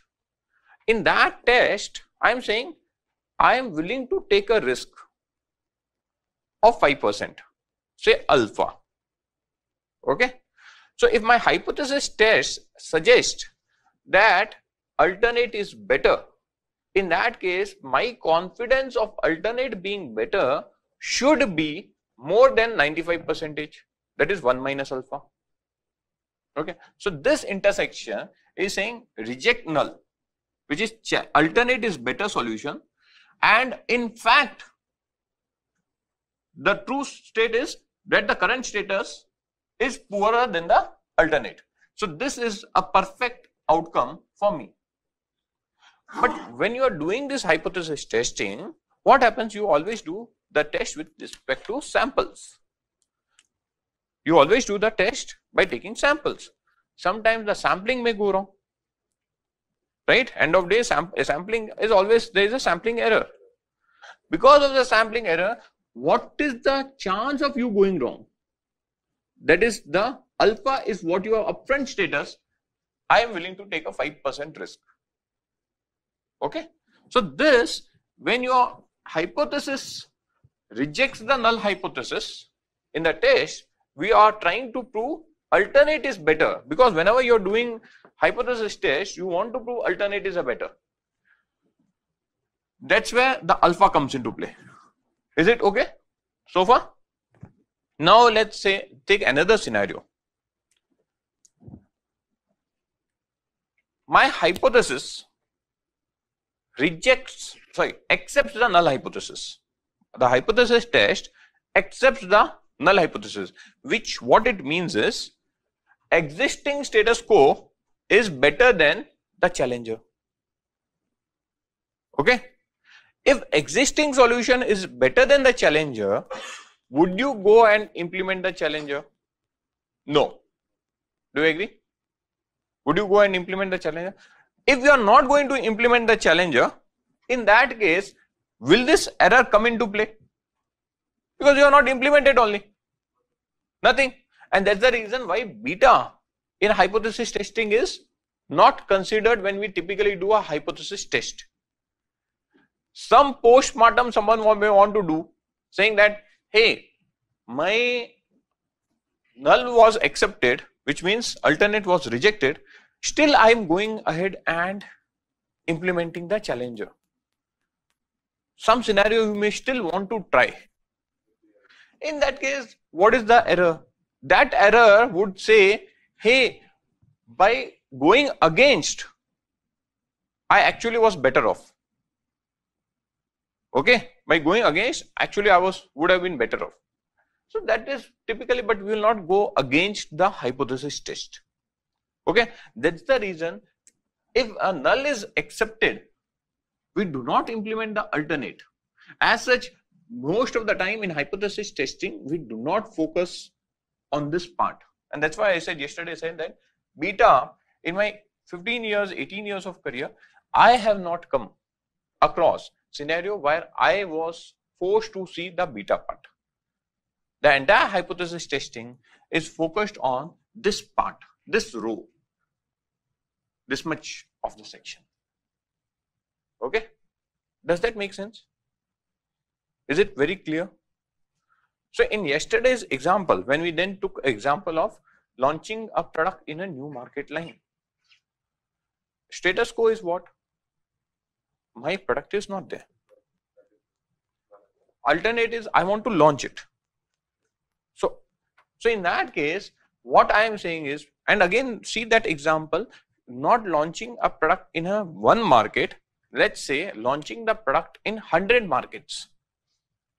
Now if you see from perspective of launching the product in 100 markets, you know, if I open 100 outlets, will all outlets work? No. What you are saying is, I am willing to take a risk of 5%, which means 5 outlets, probably 1 year or 2 years down the line, I'll see I is making loss. I may end and shut down them. But if 25 outlets are making loss, will it be profitable business? The loss of 25 will eat the profit of 75. You may make net loss. So that's where this calculation, someone was asking yesterday, how do you decide how much alpha you are willing to take? The answer to that is, how much error you can go wrong. How much error you can go wrong. Okay. How much risk you are willing to take? I mean, that's a decision which business has to take. That is a decision. Now, if we take this example from marketing to say medical science, I am making a medicine, and then I say, okay, hey, I made this medicine. If I give this medicine for a particular ailment for treatment, on 100 people, if you give this medicine, 95 will get cured, 5 will not get cured. Which means, are you taking a decision from a marketing point, or you taking a decision from a patient standpoint? Now, in that case, if you are taking a decision from a patient standpoint, in that case, what you have to do is you cannot take it 5 people out of 100 will be not cured. You have to build a solution when you have to say 99.99% patient will get cured, 0.01% patient may not get cured. Okay. So in that case, the risk is too high. In that case, alpha has to be too small. Okay. So that's how you have to decide the alpha. With this, is this entire thing clear now? Does it make sense? Because if you don't understand this part of hypothesis testing, because going forward, when we see t-test, we see chi-square test, all of these tests are going to give you one output, which is p-value. All of the test is going to give a p-value. P-value is probability value. This p-value is always for null hypothesis. If p-value greater than alpha, greater than equal to alpha, accept null, else you may,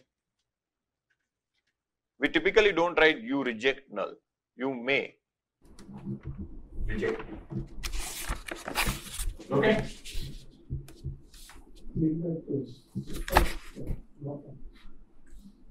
True versus accept. This one? This one? True versus reject, null, me accept alternate. Null, true, reject, null. No, challenger is to accept. Yeah, As well as null hypothesis is accept.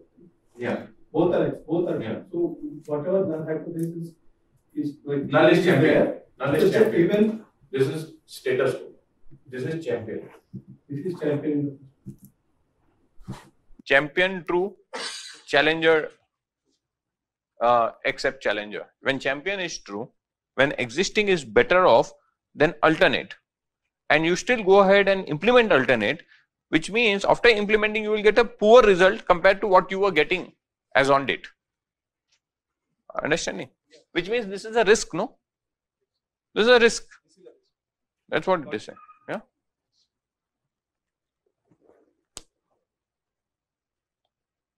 Clear?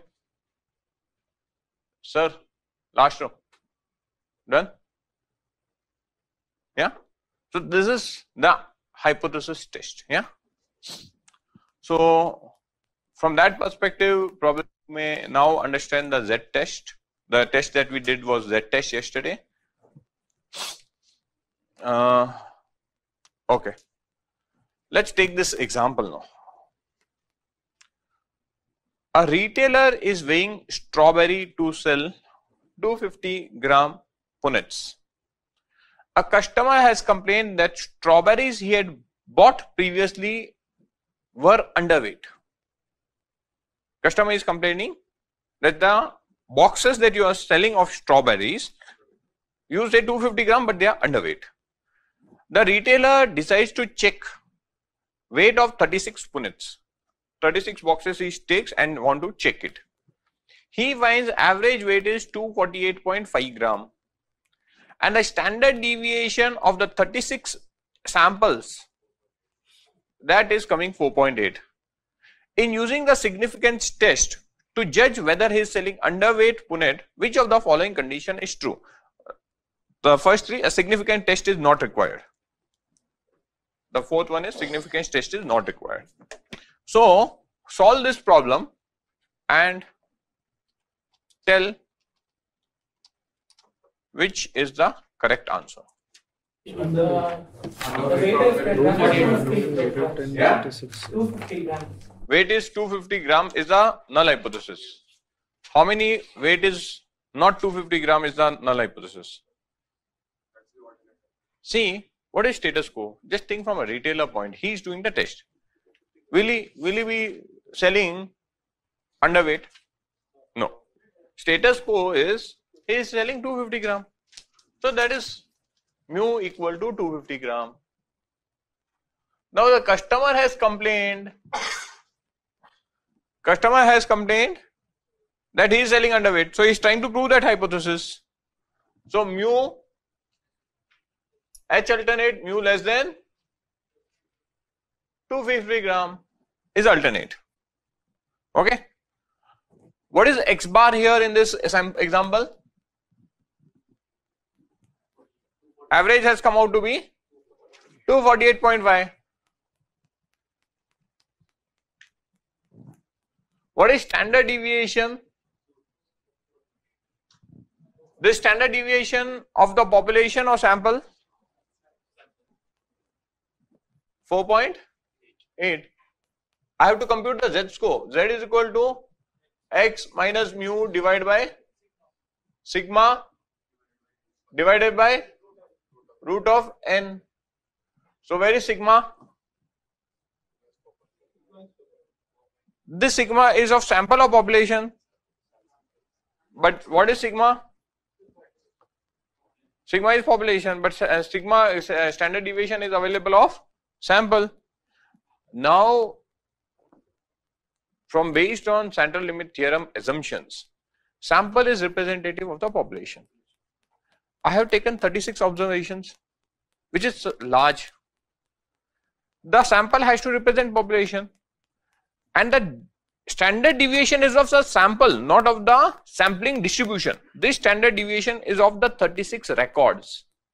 This 36 record is representative of the population. So I can make the assumption that this standard deviation which I have got from the sample is equal to population standard deviation. So I'll say this is equal to sigma. Okay.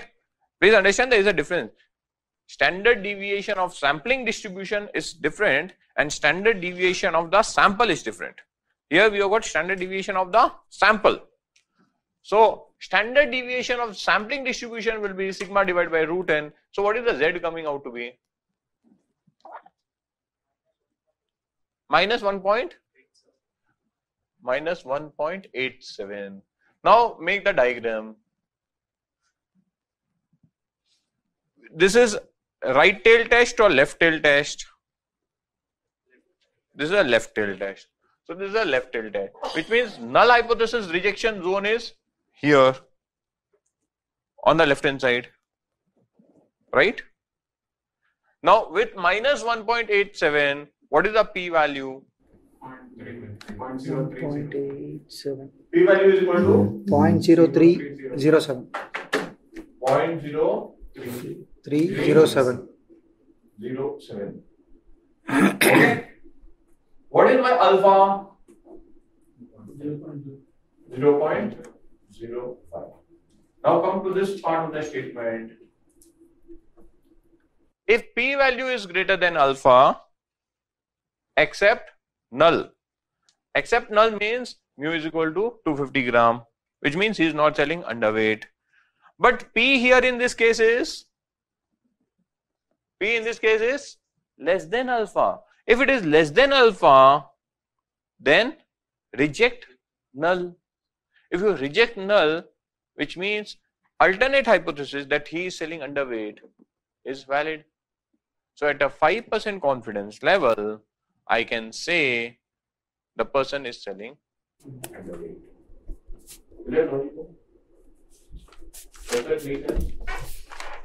Yeah. So here the n is 36, right? Yeah, n is 36. N is 36. Is that clear? Now, similar to this example, I came across. I'm sure.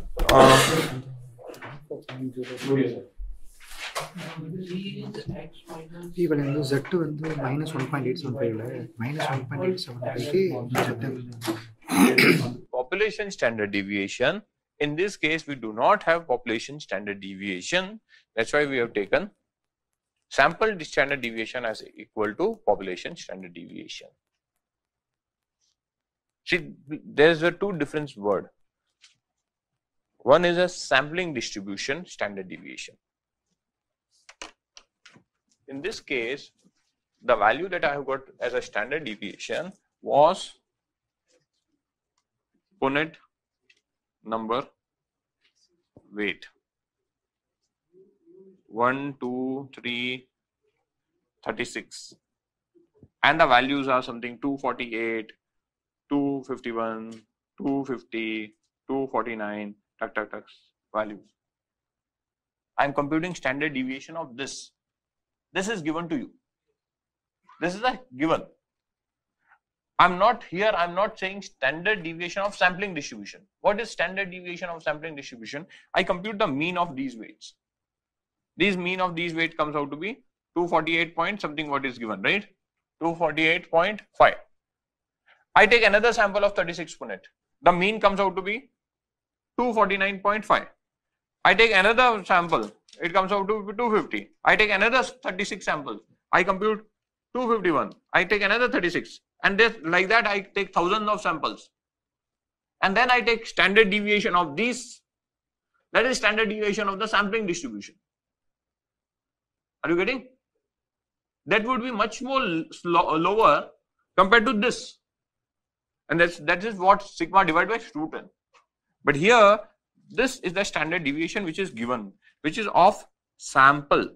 And here, because we do not have population standard deviation and sample is sufficiently large, large is more than 30 in this case. Because it is sufficiently large, we are assuming sample standard deviation is equal to population standard deviation. I am not using the term sampling standard deviation. This is sample standard deviation. Okay? So in case samples are less than 30, we cannot apply this? We cannot apply this.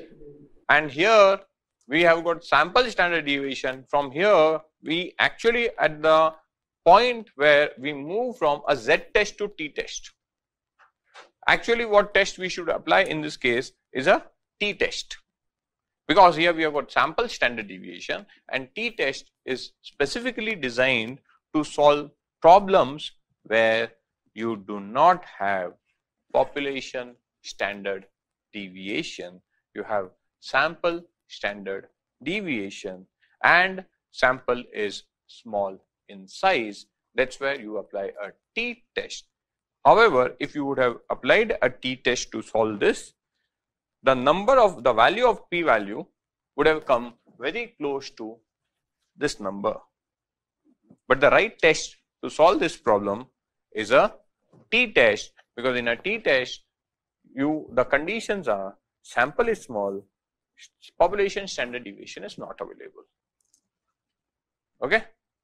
But applying a Z test is not wrong in this case. More or less, the T test outcome and Z test outcome are going to be more or less same. Yes. Yeah, that was standard deviation mentioned. That is for the sample. Yes. You have mentioned that it is for the 36 case. Okay. I came across a similar example, real life example, but I did not go and do this test. I'm sure many of you, for your kids, and you would have gone and purchased ribbons, laces, because in kids you have got red day, green day, those days. So they on specific day, the school asks you to wear a red ribbon, green ribbon, yellow ribbon, so they understand the colors. Okay, and for that you would have gone and bought laces, ribbons, those kind of things. So once my wife asked me to get it, I was just coming from office. I said, "Oh, I'll get it." I went to the adjacent shop and I want 2 meter ribbon. So he removed, and typically, they do like this and measure the length. and the role that he was having was just completing. It was just, he did like this and then he did like this, it completed, role was over. So he gave it to me and said, sir, ये 2 metre से ज़्यादा ही है, ले लीजिए. So I thought for a while. He is saying that it is more than 2 meters. And thought he's cheating. One, he is not doing proper scale measure. And second, because it is exhausted, he is, from a marketing standpoint, he is saying, sir, it is more than 2 meters, anyways take it. So I said, okay, 1 meter is approximately 3.3 feet, 2 meter should be approximately 6.6. My height is almost 6 feet. So I said, okay, it's below my height. It is not 2 meter. Sir, no. I said, put it on tape. He realized it was not even 5 feet. Okay. So then I thought, this is a very good example. Many places when you go and we shop, they don't use a tape. They simply do like this and give it to us and we buy it. But most of the time, I'm sure if we apply this test, if we buy 30-35 times saying 1 meter, then next day 2 meter, we go for some 30-35 times and take it and then measure it, definitely each time you would be giving some 2 centimeter, 3 centimeter, 4 centimeter less to us. Okay, you can validate with the test. Yeah. Let's take another example. Student t-test. Now we are moving from z-test to t-test. We actually solved a problem where we could have used a t-test, which is the strawberry punnet example. So where is t-test used? It is used specifically for samples where we do not have large number of records. Having said that, t-test can also be used when we have large samples. But specifically why it was designed? It was designed for small samples. Now who designed it? It was found by a mathematician, statistician, William Gossett. Basically, if you go and see the history of this person, he used to work in a brewery by name Guinness. And there they had to create various breweries, so he has to basically that, what do you call it? Barley. Barley is one thing that from which the breweries are made, so he had to do many of those tests. But he did not have sufficiently large number of samples. He had very small samples, because if you are going to taste some food, if you are going to taste some wine, are you going to have thousands of wines and thousands of samples of each wine and then you will come to a conclusion? No, not possible. So you are trying to do some testing to increase the yield, the productivity. Will you have thousands of samples? No, you will have only some 10, 15, 20 options from where you have to decide which is the best. So he had a specific problem of small data. At that point of time, all other mathematicians who were trying to solve business problems, they were focused mainly on large data. So when he proposed his problem, many of the mathematicians said that, hey, these are very rare problems, so there is no need to focus. But unfortunately, he was having that one of the rare problems. So he definitely had to focus. That's when he created a student t-test. And why the name student? When he did the entire analysis, he could not publish that analysis by his own name. Because in the same organization, some other researcher, he did some research analysis, he published a white paper. Competitor brewery firm, making use of that white paper, they developed own solution and basically it became, the competition also benefited from it. So the company said, okay, you can publish, but you cannot publish under your own name. So no one will come to know this, where is the application. Okay. So he used an anonymous name, student. And then I think so Fisher in recognition of the Gosset T, he added student T test, made it student T test with some refinements. So this is a student T test application is small samples where you do not have population standard deviation, where you have only sample standard deviation. The key underlying assumption is population is normally distributed. The student T makes the assumption that the population is normally distributed. Okay. So there are different types of T test: one sample T test, two sample T test, paired T test. So in a one sample T test, what happens? You got one sample and you are trying to check that sample with reference to some reference point. For example, the example that we did this one, how many samples are there? One sample having 36 records. You are trying to test it with respect to a reference point that is 250 grams. So it becomes a one sample T test. Two sample T test, you have got two samples. Two sample T test, you have got two samples, and now you are trying to prove these two samples are same or these two samples are different. Okay. Basically, I take two samples from a population. My objective would be to prove that two samples are similar. Okay. In that case, you can use a two sample T test. Getting? And third example is a paired T test. Before after. ये तो हम काफी देखते हैं newspaper में. In newspaper ad, gym ads, some clinic ads.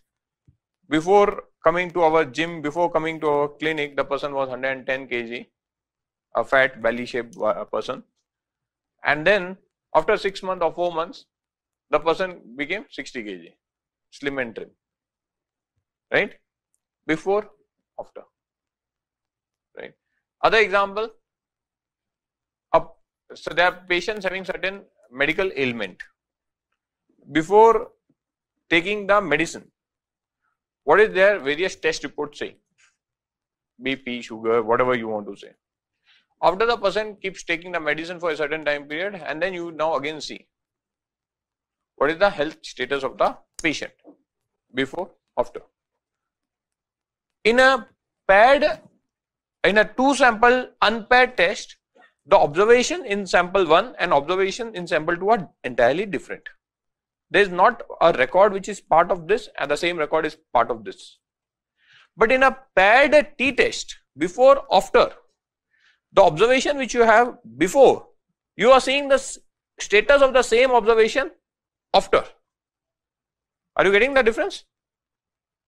So that is a paired T test. Yeah. So these are the, after what? After going to gym. In this case, three examples. दो example दिया ना. Paired T test. You go to gym. Before going to gym, you are 100 kg. Now gym person will make you exercise. They will give you diet plan. You follow that. After that, you become 75. Okay. The entire benefit that has happened is because of your effort. You going to gym, you going to exercise, you regulating your food. But a claim is taken by gym. You don't go to gym, you still exercise regularly and regulate your diet, your weight will still go down. Right? But that is before, after. You have got a medical ailment. A company which is making a medicine, they take patients. They then prescribe patients the medicine, which is typically done by doctors. So that details of the patient before they started taking the medicine is taken. For example, we have a drug, say chemotherapy. Okay, chemotherapy.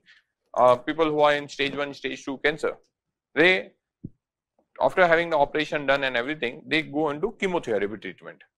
Before that, there are certain counts of cancer cells. After taking chemotherapy of 3-6 cycles, what is the count of cancer cells? Is it gone drastically down? If it is gone, which means the chemotherapy is working, right? If it is not gone down, which means chemotherapy is not working. How do you prove that chemotherapy treatment works? Before, after. That is before, after, right?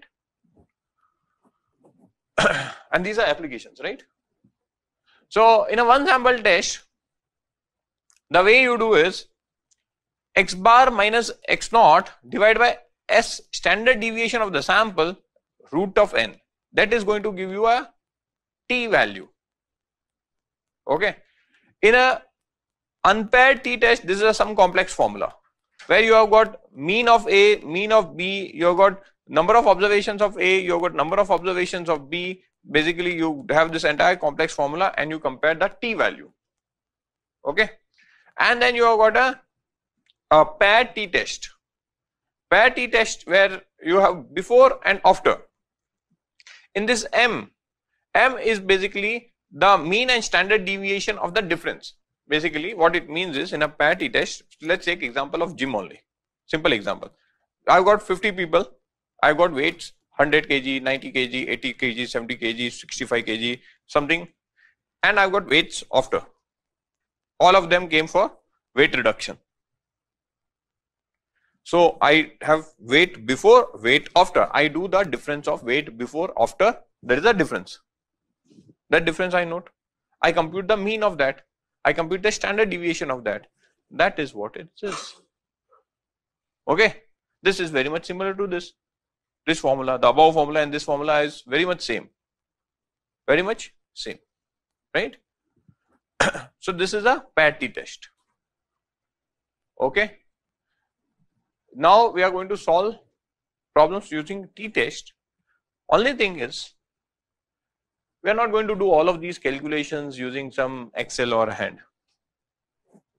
As we now go into more advanced test, we'll leave it to computer. We'll understand the concept, we'll pass the data, leave it to computer to give the output, and using the output, we'll interpret the output. Interpretation part is still with us. Okay. So let's take the first example. A soft drink filling machine which is in a perfect adjustment fills bottle with 12 ounces of soft drink. If the machine is properly configured, it has to fill 12 ounces of soft drink. A random sample of 49 bottle is selected and contents measured. Sample yielded a mean of 11.88 ounce with a standard deviation of 0.35 ounce. Formulate the hypothesis. First step is formulate the hypothesis. What would be the hypothesis? Null hypothesis and alternate. Mu is equal to 12 and alternate will be either you can say less than or you can say not equal to, whichever way you want to prove it. Okay, but objective here probably I'll take not equal to or less than. I leave it to you. Depending upon whatever way you do, you have to interpret the values. Now second step is compute the value of the test statistics, and at a alpha 0.25 left tail, if I take less than left tail, if I say both tail, then 0.05. Okay, at a alpha we have to decide whether there is a need of configuring the machine or not. Okay. In Python, how you would go about doing it? First, and I've given this in IPython notebook. Yeah, and whether the same problems I have solved here. Yeah, so I have solved it here. So first I have to take a square root package from math and require the stats package from scipy.stats. Okay, so I require those two. I require square root function from maths package and I require the stats module from scipy.stats. Mu is equal to 12, that is given. Number of samples are 49. X bar, mean of the 49 samples, is 11.88. Standard deviation of the sample is 0.35. So standard error is standard deviation divided by square root. Okay. So that I am computing. T-stat is X bar minus mu divided by standard error. Okay. Here standard error has to be computed. Actually, it's not standard error because standard deviation is not taken from the population. Here standard deviation is taken from sample. But I am using the term standard error only. Is equal to standard deviation by square root of n. So that formula. Degree of freedom. This point I skipped. Whenever T statistics is seen with respect to a degree of freedom. Degree of freedom is equal to number of observations minus 1. Degree of freedom is equal to number of observations minus 1. To get the probability value, I take the stats.t.cumulative density function, I pass the t stat and I pass the degree of freedom, I get the p value. Okay. This p value I compare with my, and this p value by the way is a left tail value. This p value is a left tail value. Okay. Can you someone give me the book? Page number 542. Critical values of t value. Page number 542. On left hand side you see here degree of freedoms are mentioned.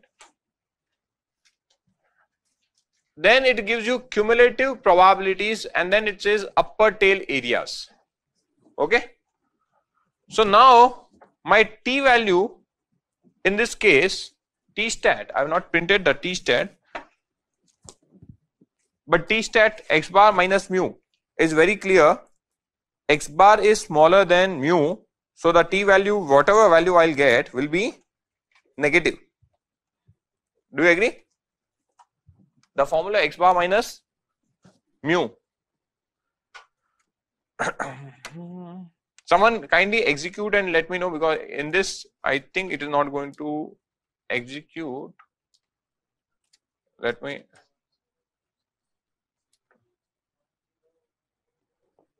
No, don't execute the full, only execute a part of it. Execute only a part of it, only till t stat. What is the t stat coming? I deleted the remaining part. This is not executing and not printing. Oh, I did not. It's executing. Okay, it's executing. Stat, control, enter. Minus 2.39. Okay. Minus 2.39 is the value that has got. So now if you see this table, it has not given negative values. It has just given all values in the positive. Okay. So minus 2.39, I have to take plus 2.39. Okay. Because it is giving you upper tail test. So I'll assume minus 2.39 as plus 2.39. And now degree of freedom is 49 minus 1, that is 48. So first in degree of freedom, I'll go to somewhere 48. Okay, I come here 48. And then from 48, I'll now try to search where is 2.39 coming. So 2.39, I get here 2.40. This is 2.40. Now I go up and get the probability. The probability is coming as 0.01. No, upper tail we have to take on, sir. Cumulative is, that is the left hand side, but I have to take the upper tail. Okay, it is saying 0.01. Why I have to take upper tail? Because my value is actually negative. Are you getting? Let's understand this. I'll rub this. Is it okay? So they have made this kind of a diagram, and then somewhere here they have put a word T, and somewhere they have put an arrow mark and said this is alpha. Okay, this is the diagram which I have made. What they are saying is, now this table, when I read, it is going to give me alpha value only for this half. My t stat came minus 2.39. Where is minus 2.39? This is 0. So my t stat t equal to minus 2.39 is here. And I am actually interested in null hypothesis. If I formulate, my null hypothesis is mu less than 12 ounce. So it is a left tail test. It is a left tail test. So I am actually interested in this area. Do you agree? But diagram here, what it is saying that the table is going to give you value only for this area. But I know it's a normal distribution. It is symmetric. So minus 2.39, I said t equal to 2.39 for reading of this table. For reading from this table, I said t equal to 2.39 and go and take the corresponding value and it is coming as 0.01. But this is for this area. I'll say, okay, this is this area, but t equal to 2.39, 2 minus 2.39. This is also 0.01. Can I conclude that? Are you all understanding this? So that's why I've taken 0.01 from here, which is actually this. Yeah. So having run the t-test, compare with the alpha. Compare with the alpha. What is the alpha that we have said? 0.025. So what is the conclusion? Is that underfilling or not underfilling? What is the conclusion? Underfilling because it is less than 0.025. Sir, underfilling. Underfilling, sir. Underfilling. So why underfilling? Less than alpha. So you repeat with me. If p value is less than alpha, which means reject null, accept alternate. In this key p value is 0.01. Alpha we said is 0.025. So p value is less than alpha, which means reject null, accept alternate. Null here was system is working fine, proper 12 ounces being filled. Alternate is less than 12 ounces it is filling. So I accept alternate, which means the machine is not giving me full 12 ounces. Yeah. So that is our conclusion. Do you agree? Null I never said less than. Null is always equal to. Where did I mention? No, see my recording. I am saying I did not mention. Okay. Null is, see. Okay. Now, yesterday I did not solve this problem. Why less than is assumed. Okay. In this case, null is mu equal to 12 ounce. Alternate is equal to mu less than 12 ounce. Y is equal to always there. Here, if this is less than symbol, then this will be greater than equal to. Now, why when we write a null hypothesis, why we write it equal to only? Okay. So let us see what is the formula. The t-stat formula was x bar minus, x bar is the sample mean, minus x naught is the reference point, divided by sample standard deviation divided by root n. This is the formula. Okay. Now in this formula, I know x bar. Okay. Now when I say h naught, just hear me out, everyone. If I make null hypothesis, h naught mu greater than equal to 12. Okay. The moment I say this is greater than equal to 12, that is reference point is greater than equal to 12. Now, if it is greater than 12, then I could have written is 11.88 minus 13. I test with 13, no? Why 12? Are you getting? From that point, that's why you have to take whichever is the value closest minimum from with respect to which you want to really compare. At the moment I say greater than equal to 12, you compare with 13, you compare with 14, definitely I am underweight. You compare with 15, definitely I am underweight. You compare with 16, I am definitely underweight. But the point which is closest, with respect to that I want to find. That's why we always write equal to. That's a small subtle thing, but logically when I am testing alternate as less than, really I am speaking the null is equal to or more than equal to. but we don't write that greater than symbol. If alternate would have been greater than, null would be less than equal to, but I don't write less than, because in formula you compare with respect to equal to. That's just a small subtle reason, nothing else. Yeah.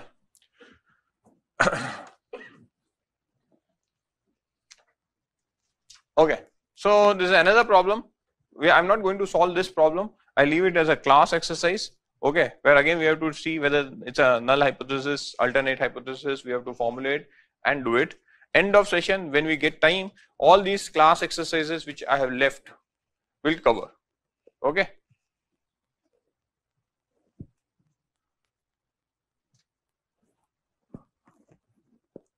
Is random sample representative of population?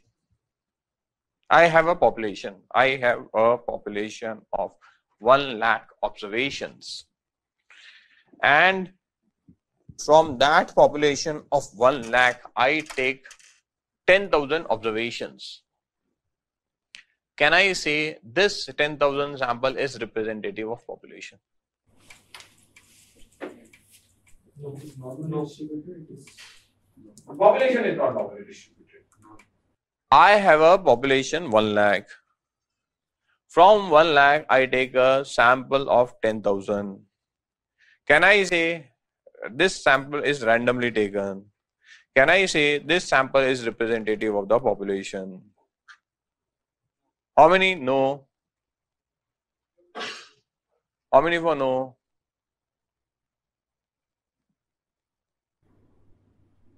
Why is sample not representative of the population? Size. The sample size is very less as per the population size. It's 10%, 10,000. So, but it should be more than 30%. I said 30, but never I said 30%. Sample should be like 10%. वो कल आपको supervise learning में सिखाया था क्या 70-30 training testing है ना? I got it. Training testing you learned from there. It's a subset only. The values will vary, even though it is like. There is a subset only, then the values will be varying. Values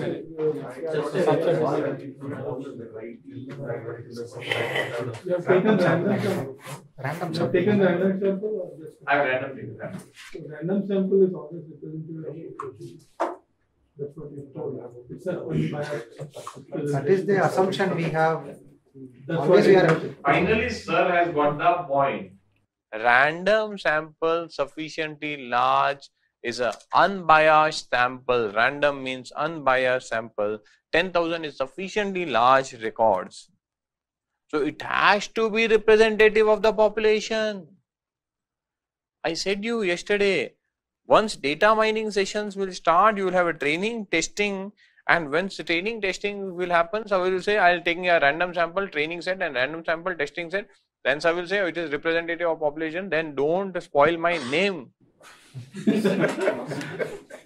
Okay. I proved with central limit theorem. Definitely there is a sampling error. There is no denying. There is no denying. But random sample is representative of the population. There is a chance event that random sample may not be representative of the population. The chance event is always possible. Chance event can be in last ball you require 20 runs, and the team which requires one ball they require 20 runs. After you switch off the television, say abhi to haar gaye abhi. Because if say India is playing last one ball you require 20 runs, and you switch off the TV, and half an hour later you see firecrackers burning everywhere, and then you realize, hey, India won. One ball 20 runs, still possible. How? The bowler bowled 3 no balls. Okay. Someone put a towel here. Okay. And you bowl 3 no balls. You can still win. Yeah. 3 no balls, 3 sixes. Yeah, make that assumption. Why 3 no balls, only 3 no balls, 3 runs? But in each no ball you make a 6. Right? Possible. So chance event can always happen. Chance event can always happen. Only thing is you may want to ensure that the chance event is not playing today with us. 99% it is not going to play, but 1% chance is always there. Okay. But a sample sufficiently large is representative of the population, and 10,000 numbers is sufficiently large. To a large extent, given 1 lakh, compared to 1 lakh, 10,000 is sufficiently large. Okay. This reminds me, I have not did the sampling calculation, sample size calculation. We'll do that. Okay. So sample sufficiently large, and 10,000, 1 lakh, 10% is sufficiently large. If this would have been 1,000 observation and then I take 100, then 100 is coming too closer to the 30. Then I would have worried. But it is 1 lakh and 1 lakh, 10,000, I am taking 10,000 now. It's a representative. Now I am going to prove this point. I am going to prove this point, whether the sample is representative or not. Okay. I have given a file, hypothesis test.csv. Just check whether that file is available. Okay. So what I am doing is I have given you a file, hypothesis test.csv. We are just going to import that. This file has got 20,000 observation, and please understand, number of observations are 20,000. So population is 20,000. I am going to take 10% out of it, which is just 2,000.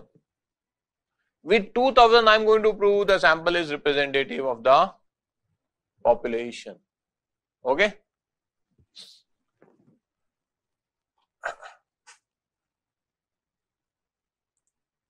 So let's import first the packages. These are the packages which I require. This is the import part of the code and sampling part of the code. Sample random equal to 0.1, less than 0.1, which means 10% is what I am taking. Okay. And then I am printing the variables, and the mean of some variables is what I am printing, and doing a test. Okay. Let me just run this piece of code, control enter. It is executing. In this case, what is the null hypothesis?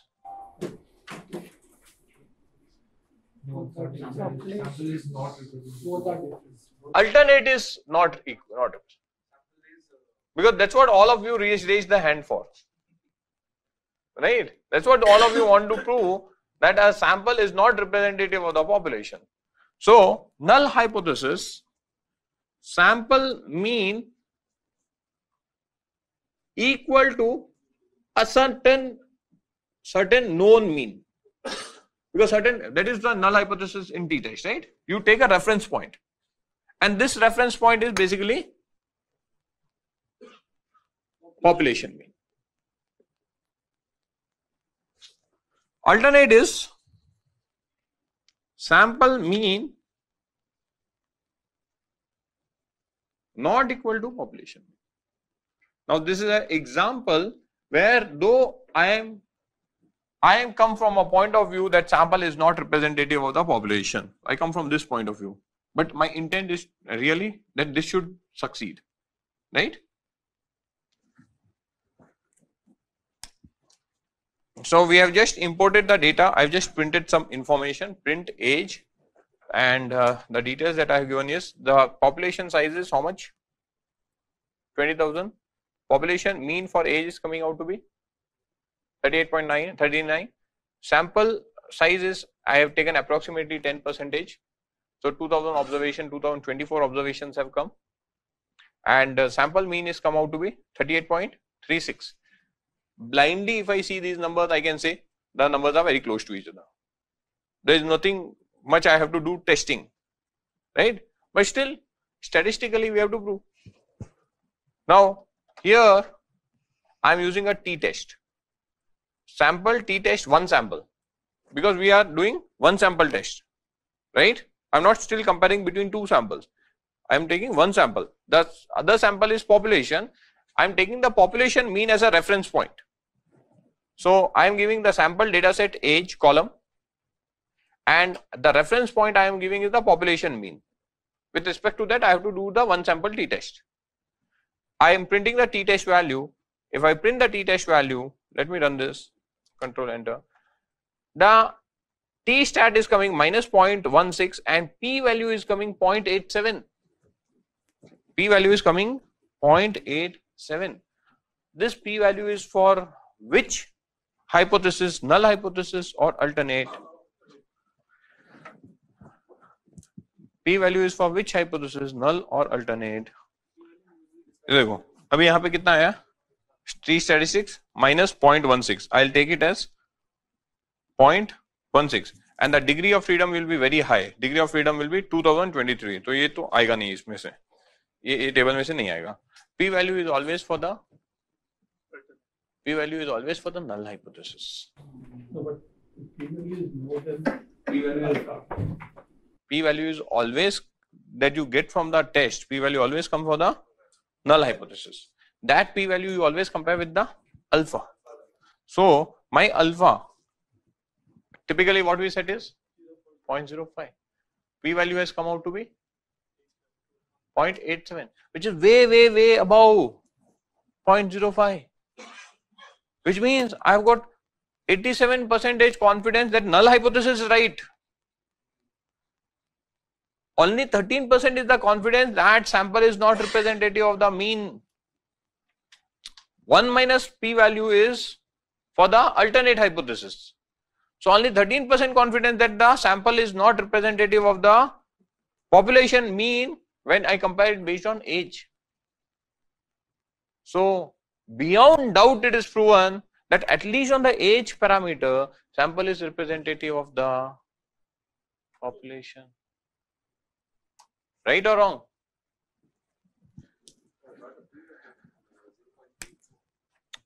It's above 0.05, no? ठीक है ना? Now let's do the test for another column. Score. Yes, sir. Can you conclude that example? Sorry, result. The p-value is above 0.05. If p-value is above 0.05, accept null. And null hypothesis is sample mean equal to population mean. So here the assumption is alpha is 0.05. Okay. Yeah. Okay. I just executed that previous code thrice. I am getting the. It is different values alpha, no? See, please understand. Please understand. You are doing different sampling. Each time you run the code, you are doing different sampling. But each time you are getting the p-value above 0.05, no? So each time we conclude the fact that sample is representative of the population. What about the confidence percentage? Like you talk about 87%. See, here when we are accepting a null, we typically don't want to go into confidence percentage. Confidence percentage is always for the alternate. Okay? Confidence percentage is always for the alternate. But here I can say 87% is a confidence where with which I am accepting the null. Because the value is too high. Okay? That is what I can say. Yeah. So if we switch this hypothesis, how will we go? We cannot switch the hypothesis. The framing of the hypothesis will always remain same. Because yesterday in the machine learning session, he was saying that the null hypothesis is that our model does not match the real world, and the alternate is the model matches the real world population. He was saying No. He was saying the null is what the situation is currently. which is the real. Which is the real life situation. If I'm trying to understand from the perspective why I'm building a model, first of all, I'll build a model to prove an alternative hypothesis. So my model is my alternative hypothesis. Model is alternative. That's what he was saying. Okay. So what he would be saying is null hypothesis is a status quo. Without model you are running the business. Alternate is with model you are going to run. Alternative is with model you will run better. That's why you want the alternate to succeed. Okay? So here this is one sample test and population mean is the reference point we have taken. Yeah. Because one sample you require a reference point. So if you repeat this test, which I have, the code I have given, anyways I have put all of that in my slide. So if you repeat the test, you will realize that The test is working fine across parameters. Across parameter. Because each time the sample is different, you are getting different values. That is okay. See, each time you do sampling, you will get a different sampling. But the point is, each time you are doing sampling, more or less you are saying that sample mean and population mean is equal. That's the more crux. There is a crux. Okay. So, a sample which is sufficiently large, it is representative of the population. How many of you agree with that statement? A sample which is sufficiently large, it is representative of the population. How many of you agree with the statement? Random sample which is representative. Earlier you told sample, that's 87%. Okay. Okay. So all of you agree? Okay. So that's why you do now. Okay. Now coming to the error part. See, definitely when you do a sampling, you may have error. Okay. Now assume, let's take a simple example. You learned supervised learning, right? Supervised learning is typically used to solve a problem of 1-0. There are two classes. Most of the problem statement are 1-0. So now assume, what was the example you took yesterday? What was the business case? Breast cancer or what? Breast cancer, malignancy of the malignant or not malignant. What percentage of data was malignant? No. 40-60. Okay, 40-60.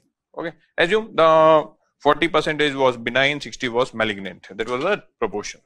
Opposite. Kuch bhi chalo. 40-60 was class A and class 60 class B. Now when you do sampling, it may so happen if the data is not large. Okay, because in these kind of cases you will not get 20,000, 20 lakh, that kind of observation. You will get 2,000, 5,000 observations. So assume your data is only 2,000, and from that you are taking some 1,500 observation for building your model. It may so happen that 40-60, which was proportion, may become 45-55 in a given sample. Now 40-60 becoming 45-55 is a huge difference. But because of sampling error and small base, this can happen. So when you are doing these kind of things, what you can do is, when you are taking a sample, you take 1 or 2 parameters which are very critical for you from the entire analysis point of view.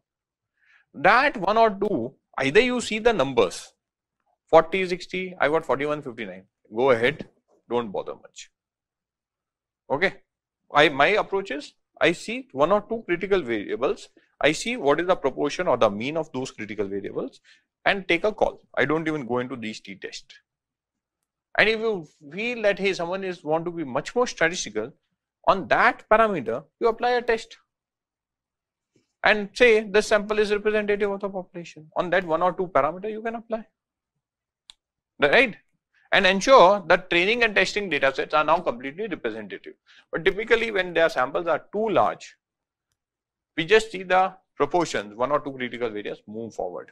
If it is more or less in line with what is the population parameter, we don't even bother about the test. Okay. Now coming to an independent t-test, 2 sample. A principal of a school is interested in testing whether average number of hours studied by a boy is significantly different from the average number of hours given by girls. So he want to do a test. A sample of 15 boys and 15 girls and the study hour is collected. 2 samples have been drawn independent of each other. One of the most important element in t-test is the sample should be independent of each other, which means in an independent t-test, observation which are in sample 1 are not there in observation in sample 2. Because it's an independent t-test, it's not a paired t-test. Okay. The data collated is given in student study hours.csv file. Analyze the data and determine whether there is a difference in the mean study hours of boys and girls. Use alpha is equal to 0.05. So what we are trying to prove is, are boys studying more or girls studying more? okay, or both of them devoting more or less equal number of hours is what we are trying to do.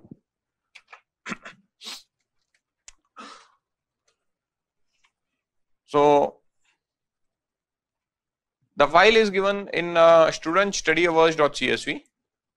I am just importing the file and doing a describe. If I import the file and do describe, this is the outcome that I get. So here we can clearly see the mean hours of boys is 7.4 and the mean hours of girls is 7.9. So relatively we can say girls are devoting more time by seeing that data. But is this difference of 0.5 statistically significant? Is a point. Okay. So now to do that we require a t-test. Now one of the important element in a t-test is the sample should be normal distribution. Okay. So here what I am doing a histogram plot to see whether the graph is normal distributed. If I can F11 full screen. Okay, it seems like a bell curve. The graph seems like a histogram seems like a bell curve. Okay, so I say okay, it's a normal distributed. Okay. The other approach to say whether data is normal distributed or not is by running a QQ plot. There is something called QQ plot. QQ is quartile. Okay. So if in a QQ plot, this quantile, theoretical quantiles and sample quantiles, it is putting it, if this goes as a straight line, if this graph looks like a straight line, in that case it's a normal distribution. Okay. So here if I have done, here I have shown one way of proving a normal distribution, which is using a histogram. For boys I have done histogram, for girls I have done a QQ plot. Okay, two approaches I have explained. Dots are the data points. The theoretical quantiles and the sample quantiles. Sample data is converted into quantiles and then you are plotting a quantile versus quantile. That's why QQ. Okay. How the calculations are done for quantile calculations, I am not going into that. But theoretical and these quantiles are done and then you are plotting them. It should come a line at a 45 degree. Okay. If line comes at a 45 degree, which means it's a normal distribution. Because line will come at a 45 degree only when things are exactly at a 45 degree with a theoretical. So it is coming more as a straight line. It's a normal distribution. Similarly, I have done it for boys here bottom. Okay. Code running, code is all given here. You can run the code. I am not running it because the output is directly on my screen. Okay.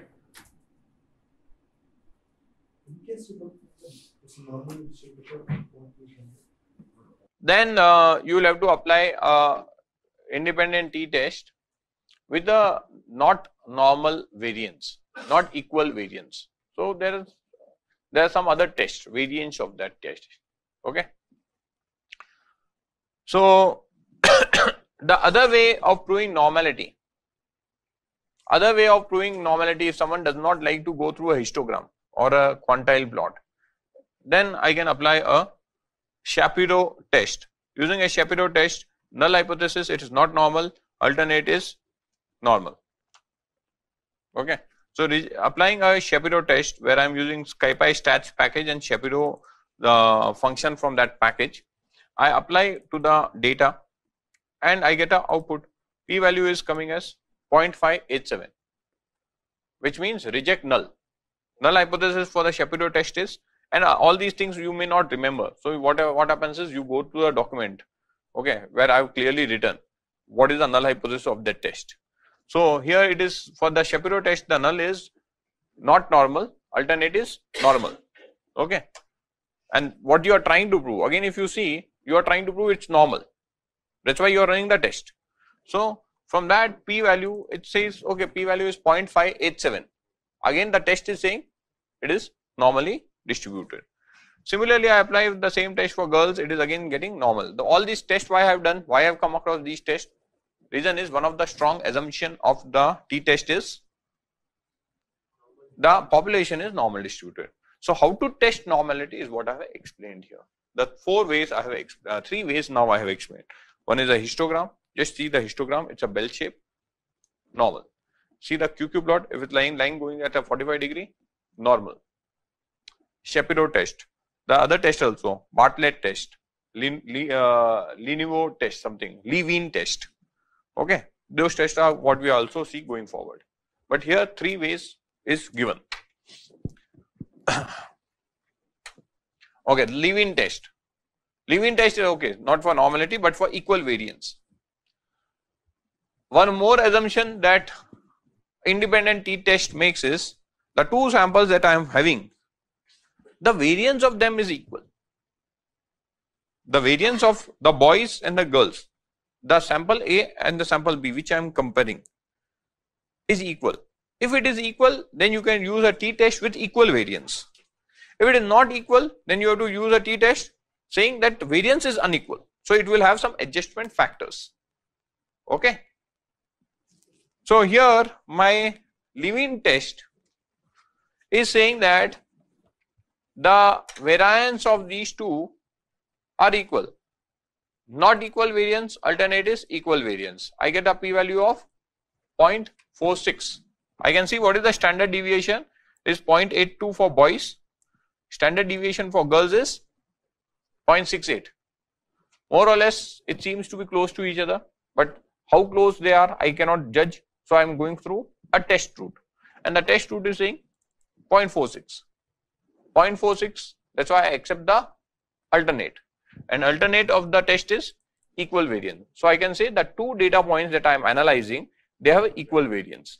So if it is equal variance, in my independent t-test, I'll say equal variance is equal to true. If the variance would have not come equal, in that case, I would have said equal variance equal to false. The test internally would have taken the adjustment for not equal variance. Are you getting? Please can you go to the previous p-values? There also we had 0.45 and 0.55. Right? So in this case also we are accepting the alternate. Yeah. So alternate is normal and I want normality. Okay. Right? So having gone through that, I now use the t-test independent. IND is independent. Earlier was t-test one sample. It was t-test one sample something, right? This t-test one sample, because it was one sample. Now there are 2 samples, but these samples are independent. We are not in pair t-test. So we are now using a formula t-test independent. Yeah, accepting the non-hypothesis, right? Here it is mentioned in the comment saying that fail to reject the H0. That means we are accepting the H0, right? As it is normal. This one? Conclusion, are you going to conclusion? Normality test I'm talking about. The comments is saying that fail to reject H0. That means we are accepting the normal. That means we are accepting the null hypothesis, which is normal, right? We are accepting the alternate. It is the normality. Fail to reject H0. H0 is null hypothesis. Null hypothesis is not normal. H0 means representation of null hypothesis. H0 is representation of. So fail to reject null hypothesis. That means accepted the alternate. It should be rejected. No, this is the statement A. This is fail to reject. See, that's what I said. See, when I wrote that yesterday, I would have noted here, if H0, if p-value greater than alpha value, accept null hypothesis. Okay. If p-value less than alpha value, we may reject null hypothesis. Yesterday also I specifically said the word statistically, that's how you write it. We may reject null hypothesis. We don't say we accept alternate. Okay, that's a statistical way of saying thing. But the right way, layman way is, that's what I learned. I also learned, I'm not a statistics student. I was doing a training in one of the consulting companies. And statistics, half the people who came from induction purpose, they were engineers. And there were 3-4 statisticians from DSC, Delhi School of Economics and other things. So I was teaching stats, and anyways, understanding hypothesis test is not an easy thing. So after doing all of that, I said I'm going to now give a layman approach of understanding. You get a p-value. That p-value, what you said there, if p-value is coming say 0.03, then you should say at 3% confidence I accept null hypothesis. 1 minus alpha is for alternate, and at 97% confidence I accept alternate hypothesis. And now this 97 is above your benchmark of 95% confidence. So you go ahead and say I accept alternate hypothesis. So someone from Delhi School of Economics stood up. Sir, this is a wrong statement. I said I know it's a wrong statement. What is accept? I said it's very easy because both the place I said accept. At 3% you accept null hypothesis, at 97% you accept alternate. I said I know it's wrong, but I'm with a layman language it's become fail to, reject, may, accept, become complicated. So I said I'll go with a very simple layman language. 3% accept null, 97% accept alternate. Now choose among the two which you want to go. It's very logical. 97 accept, it is more above my benchmark. So that's why I was very statistically correct. So when I'm writing this statement, is much more statistically correct. Fail to, reject. Okay. This fail to, reject null meaning accept alternate. Okay. May accept alternate. May accept alternate. Okay.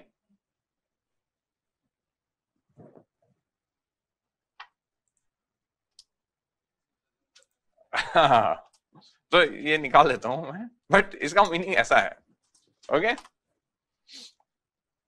So I hope what I've shown on the test codes are, first is you have to test for normality, you have to test for equal variance, Shapiro for normality, QQ plot for normality, histogram for normality. 3 ways I have given. Leave-in test for equal variance. Okay. Having done that, I now apply the t-test independent. I give the girls data vector, I pass the boys data series, the 2 series of data. Okay, I pass that and I say equal variance. It applies that and it gives me p-value 0.08 at an alpha of 0.05. Null hypothesis in t-test is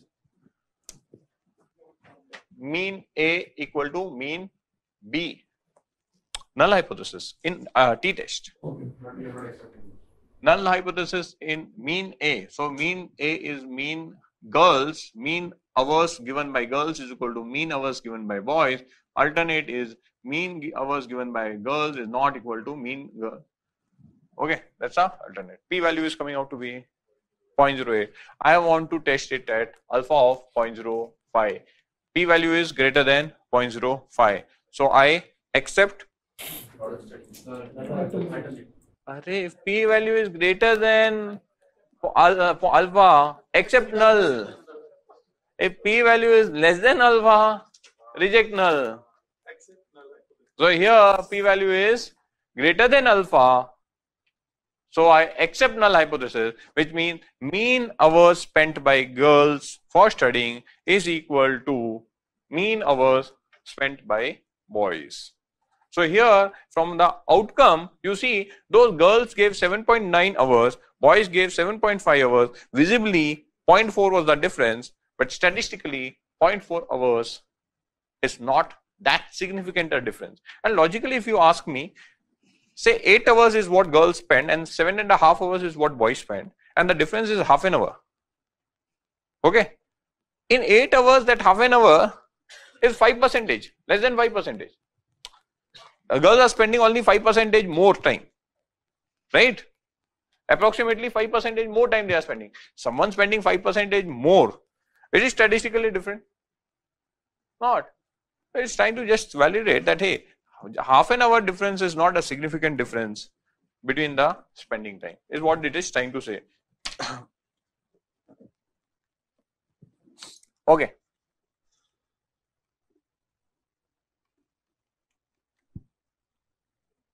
All the codes are given.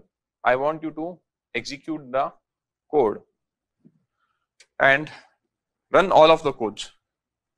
I have not been running because my output was there, but you run the code so you will get the confidence. I have executed the code, right? Otherwise, that confidence will be lower. Otherwise, what will happen? Someone will say, "Sir, ne Python code run nahi kiya." Right? Because all of you are for AIML, no? Many of you would have joined AIML with the assumption machine learning is advanced programming, and the programming part does not happen. Then they will feel that they have not done something. Something was missing in the session. So machine learning is not advanced Python programming. Huh? But yeah, you should get the feel that we have executed in the session. So that's why I want you to execute.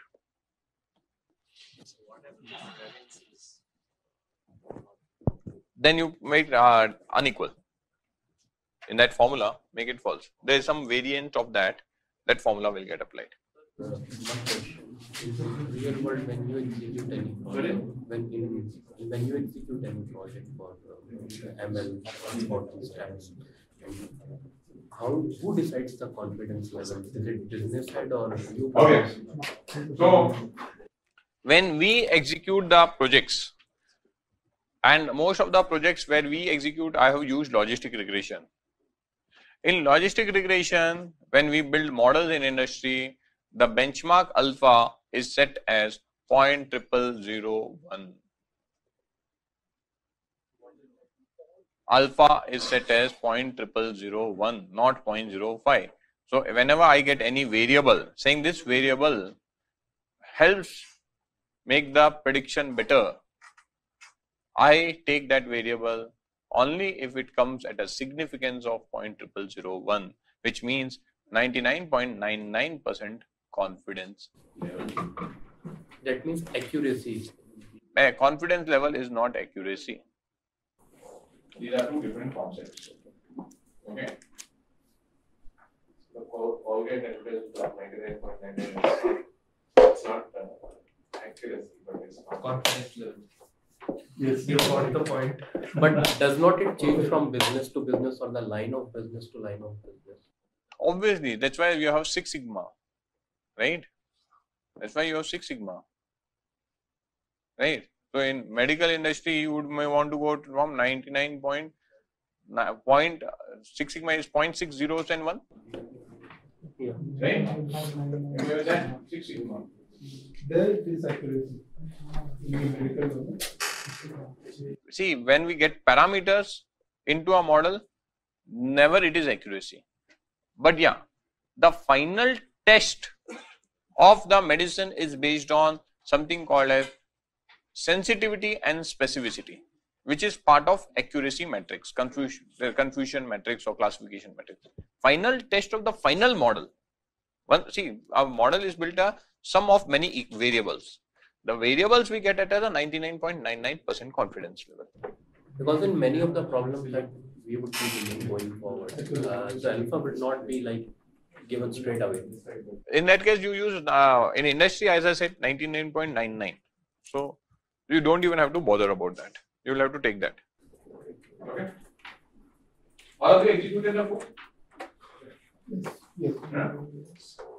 Done. For every project, so our model is 80% is accurate. So on top of that, we capture 99.9. Wait. See, there are two elements. There are two elements. One is the confidence of the variable. That is what we are doing here. Whether that variable is what it is saying is. Wait. Let me take a simple example to explain this thing. What is accuracy and what is? I want to say based upon attributes of a human being, I want to say whether it is a male or a female. Okay. So I give one attribute which is say length of the hair. Okay. So length of hair, and say if it is greater than 2 feet or say 1 feet, I say it is female, and if it is less than 1 feet, then I say it is male. That's my model. Okay, a very simple model. If I take a data, will it not come significant parameter to get the gender of the person? Will it not come significant? It will. But will it be 100% accurate? No. So basically if I classify based on this, then actual gender and model gender, female, male, female, male, this is correct prediction, this is correct prediction, these are wrong predictions. Sum of wrongs divided by total observation is accuracy. That is accuracy. Okay. And what is confidence? That if I use this parameter to distinguish between the two gender, will it be able to distinguish? Yes or no? Yes. How confident is I am with the attribute? I am 90% confident, 95% confident, 99% confident. That is the alpha value. That is for the attribute. Okay. Confidence does not translate into accuracy. Confidence does not translate into accuracy. Because if I do at the variable comes at 99.99% confidence, okay, despite the variable coming at 99.99% confidence, you will see accuracy coming at 80% only. If you really do this experimentation. Okay. What it means is the variable can help predict gender, but it need not mean 100%. Let me take another example. I do a marketing offer. Typically, I'll ask you, how many of you, I give you offer as a bank, you get messages, right? I gave you a message saying that, hey, we are giving a personal loan at 10% rate of interest, processing fee waived off, no documentation required. How many of you want to take the personal loan? अरे कुछ भी document नहीं दे रहा हूँ, 10% rate of interest दे रहा हूँ. Why are you not taking personal loan?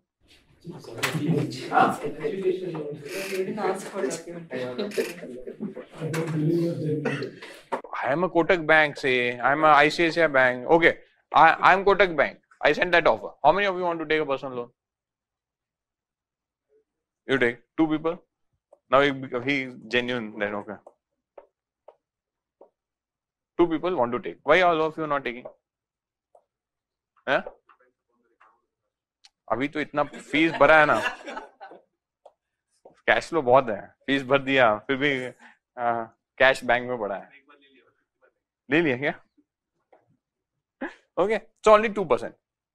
So typically when you do these offers, what happens? 2% people take the offer, which means I am sending offer to say 10,000 people, 200 people would take. Okay, which means I now build a model.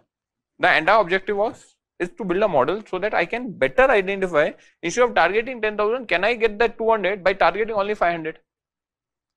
Now to identify the need that these people require personal loan and these people don't require personal loan, I would identify some parameter, say bank balance. Low bank balance mean higher requirement of loan, high bank balance means no requirement of loan. I make a, will this parameter come significant in able to distinguish the customers who need loan and who don't need loan? Yes, it may so happen many of the people who have low balance, does it mean all of them will turn up and take the loan? No.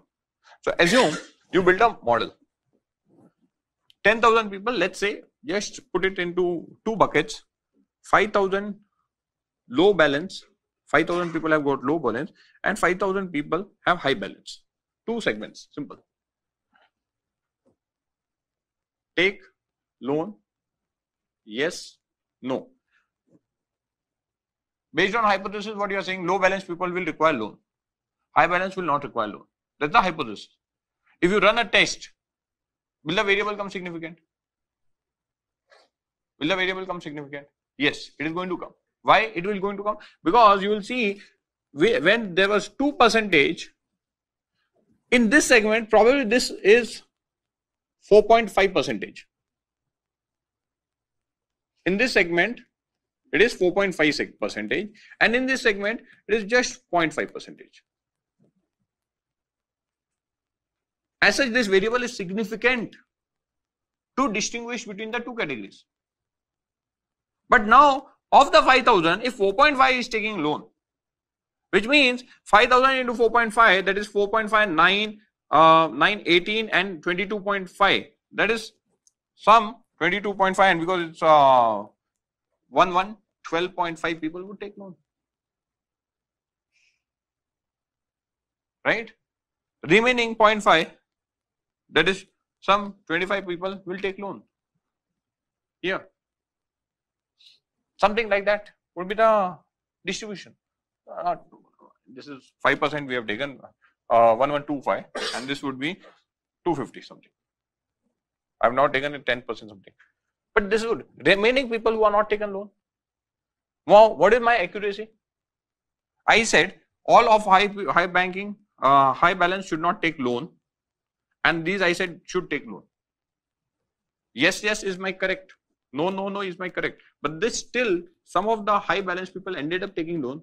Many of the no balance did not end up taking loan. My accuracy is still not 100%. It would be low. Are you getting the maths? So confidence is one element. It is just saying the variable is significant or not. Overall outcome is the significance of the accuracy of the model. So don't relate high confidence means 99.99% confidence means 99.99% accuracy. These two are different metrics. So in the real time, to get to analyze the confidence of the teacher to put into that model, so we calculate the confidence. Right? Confidence is to say whether the variable should be part of the model or not. But is it always we calculate for all the variables or from domain? All variables that are going to be part of your final model, if you are using a regression technique, you have to ensure it satisfies your alpha threshold criteria. So this has to be part of the confidence. Finding a variable significant. Variable is significant or not has to be. All variable that comes in your final model has to come statistically significant. Okay. So sometimes people and go with some kind of intuition from the domain knowledge. I know that these variables will be significant and going. Can you repeat that statement? Suppose I have a huge number. So everyone can hear. Yeah. So sometimes. If the variables we know like beforehand like from intuition that we have to take this variable and I don't want to find the variable significant. Say I have 2000 variables, so I don't want to. So you want to know by intuition. Yes. The answer to this question is, why are we doing hypothesis test? We do hypothesis test because we have an intuition. That is hypothesis. Intuition is hypothesis. That intuition we validate with data. Now, having intuition does not mean that is a truth. That intuition, when validated with data using hypothesis test, validates whether the intuition is right or wrong. So, it is like saying that I learned statistics and then I am going to go with intuition. I learned analytics, then I'll build model only by intuition. No, the intuition, if it is really genuine, it has to come through statistical route as significant. So I will not answer this question, hey, you have got intuition, but it is not coming statistically significant, still get that variable in model. No. So coming back, so don't confuse confidence with accuracy. Yeah. Pair t-test. Okay. So here, student score data before and after the module was taught is given in a file studentscore.csv. So basically, if you are going to have a lab assignment, right? So this lab assignment, if Edwin or whoever is going to conduct would have taken that lab assignment before my session, and you would have been graded. And after my session, the same lab assignment is given, and then similar lab assignment. If I give same, then what will happen? Someone would have cracked it. All of you would have known the answer. Similar lab assignment is given. You have before and after scores. Now, has the training, has the teaching helped or not, is what we are going to see. So this is a paired t-test, because you have now a scenario before and after. Another example is, see, concrete blocks. So you pour the cement and then you let it set. Okay. Now once I have poured and then I am allowing to set and then I use it. Okay. So that entire process. If I pour and then I see the concrete block after 2 days, there will be certain amount of strength that concrete block would have generated. So I allow setting process to happen only for 2 days. Or if I see the block after 7 days. So one incidence is 2 days. Second is the same block I see for the strength 7 days down the line. I take a block, certain 50 blocks I have, pouring done, setting done. After 2 days I see the strength. After 7 days for the same block I see the strength. Okay. Again, this is a before after. After is after 5 days and before is on second day. Can I do that? So again, what is the objective of this kind of a test? The objective of this kind of test is to see whether we should allow it to set for 7 days or whether we should allow it to set only for 2 days. If it happens in 2 days, my productivity will increase. Right? But if I have to give 7 days, which means I require more space to keep them. Right? So if my work, I get the same strength in 2 days as compared to 7 days, I would have done that only in 2 days. But if I don't get the same strength after 2 days as compared to 7, I'll have to let it settle for 7 days. As simple as that. So again, before, after, right? So these are applications. So here I have taken a simple example because this we can very easily relate. My scores before, after, my weight before going to gym, after going to gym, my medical reports before taking the medicines for my ailment, after taking the medicines. Okay, all these are applications. So I have given 2 data sets, a student score where there are 2 columns, before and after. If we do a descriptive statistics, we see mean is coming 18, the score after the training is coming 20. Not much difference. But is this difference statistically significant is the question. Visibly, I feel 18.2 and 20.5, not much, right? But is it statistically significant? Visually, descriptive stats, how do you present this information? Using a box plot. Okay. So syntax is given, box plot syntax is also given. Check for normality. Once again, t-test applies when data is normally distributed. So Shapiro test, it does not seem to be a perfect normal, but still I'll assume it normal because the p-value is saying it is normal. Okay. If I would have gone with a histogram, probably I would have concluded it is not normal. Right? But the p-value is saying it is normal, so let's assume normal. This is a relative test. T-test, one sample, t-test, independent, t-test, relative. Now because you are seeing the same data, relative. So t-test are real. I give after, before, the 2 information is a 2 sample outcome and the p-value is coming as 0.002. Which anyways from the score was not much different, but here I get a p-value which is 0.002. So what do I conclude? Is there a significant difference in score before after based on statistical test, or there is not much significant distance in score, p value is 0.002. Alpha is 0.05.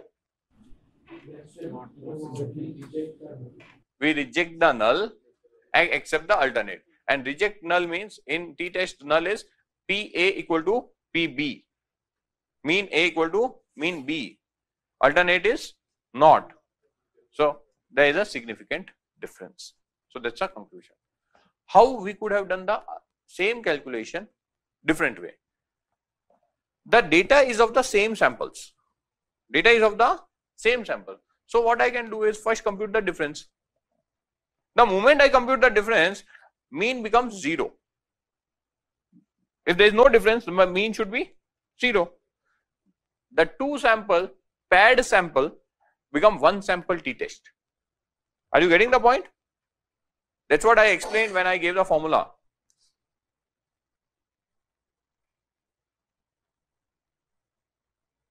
Yeah. M is the mean and S is the standard deviation of the difference D. The moment you compute this, this becomes a same formula. In this formula, x naught is the reference point. The moment you compute the difference, x naught reference point becomes 0. Right? X naught reference point becomes 0. So this formula writing as m minus x naught is 0. This formula and this formula is same. So a paired t-test can be converted into a one sample t-test, and that's what I have shown how I can do the same calculation. I do a difference between the pair and then apply one sample t-test. I get the same p value. So your reference point is 0 because you are actually. The assumption is null hypothesis assumption is sample A equal to sample B. That is the null hypothesis. Sample H naught is sample A mean equal to sample B mean. Sample B is here A before and A after in this case, right? Do you agree? This moment I move to left hand side, it becomes sample A before minus A after equal to 0. That's why H naught becomes, mean becomes 0. Right. What are the hypotheses here? The levels, because you are taking a test, you can assume that after taking the test, the mean has to be higher than the before. So can't I assume that that's.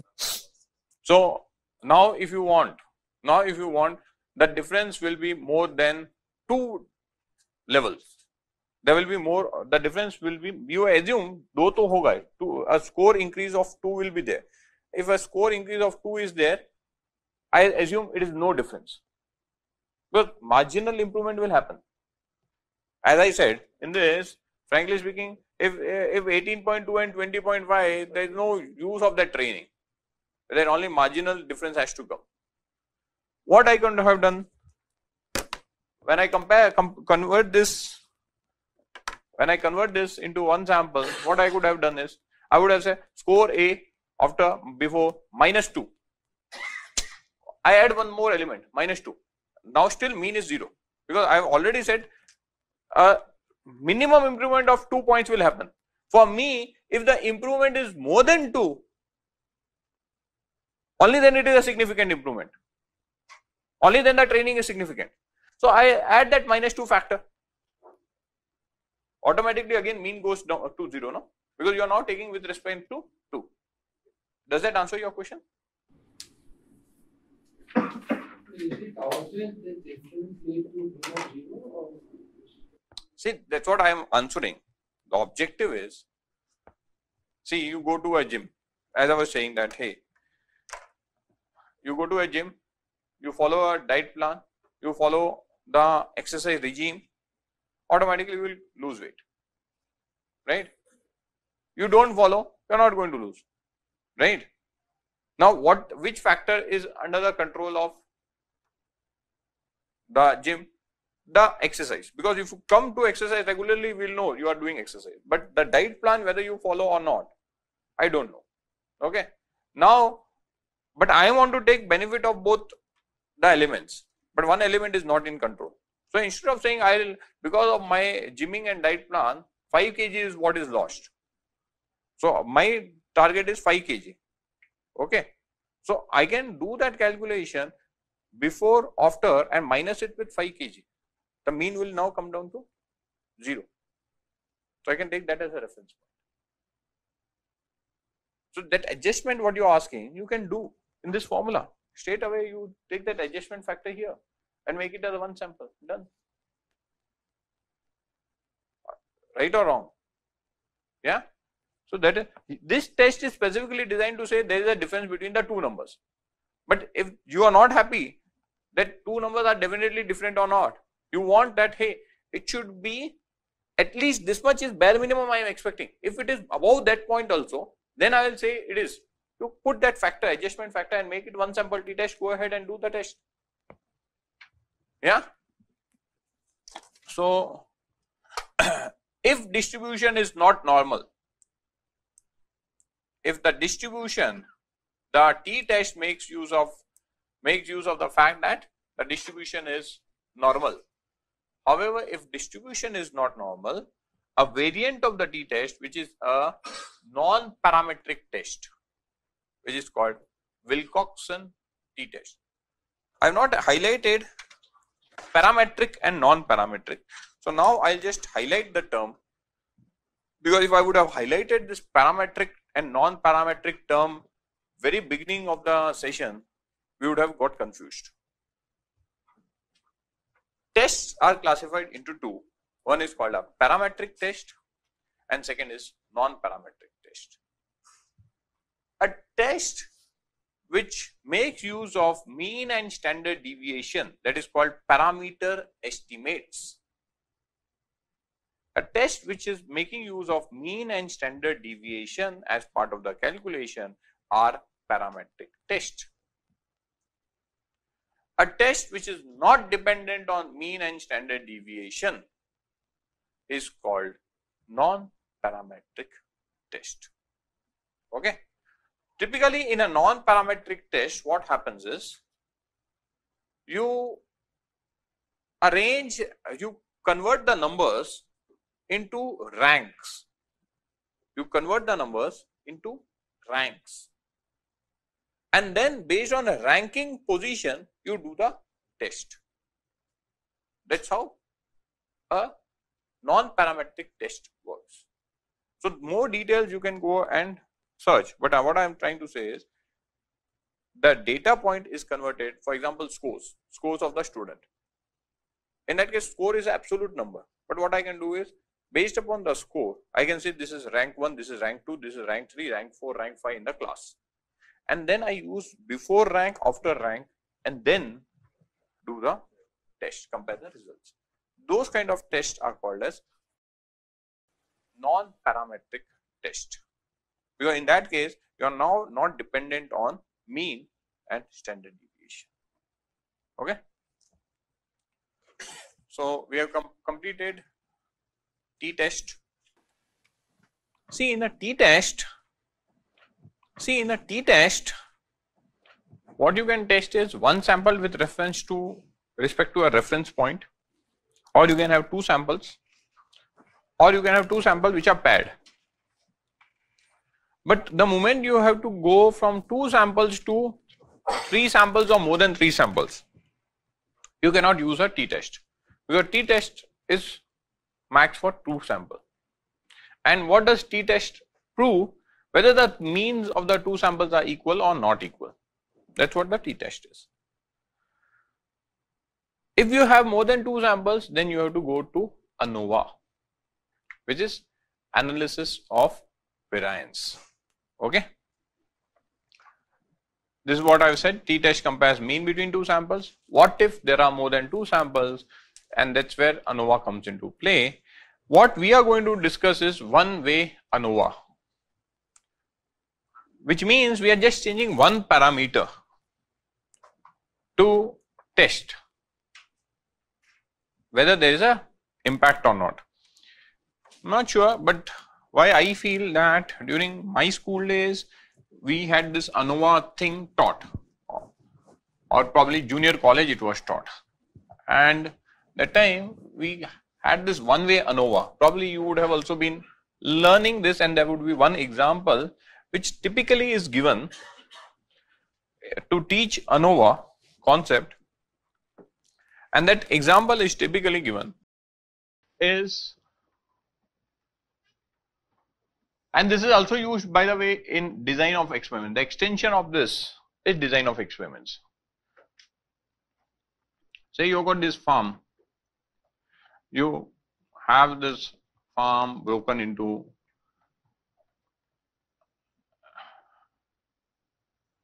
many elements. Now you are trying to test fertilizer. Fertilizer has got say composition A, B, C. These are different compositions. So you say this is 60, this is 20, this is 20. So you may have one experimentation happening here with some combination. Then you may have different composition happening. You try that 60, 40, 0, something. And you have various combinations, and then you try to see where the yield is coming higher.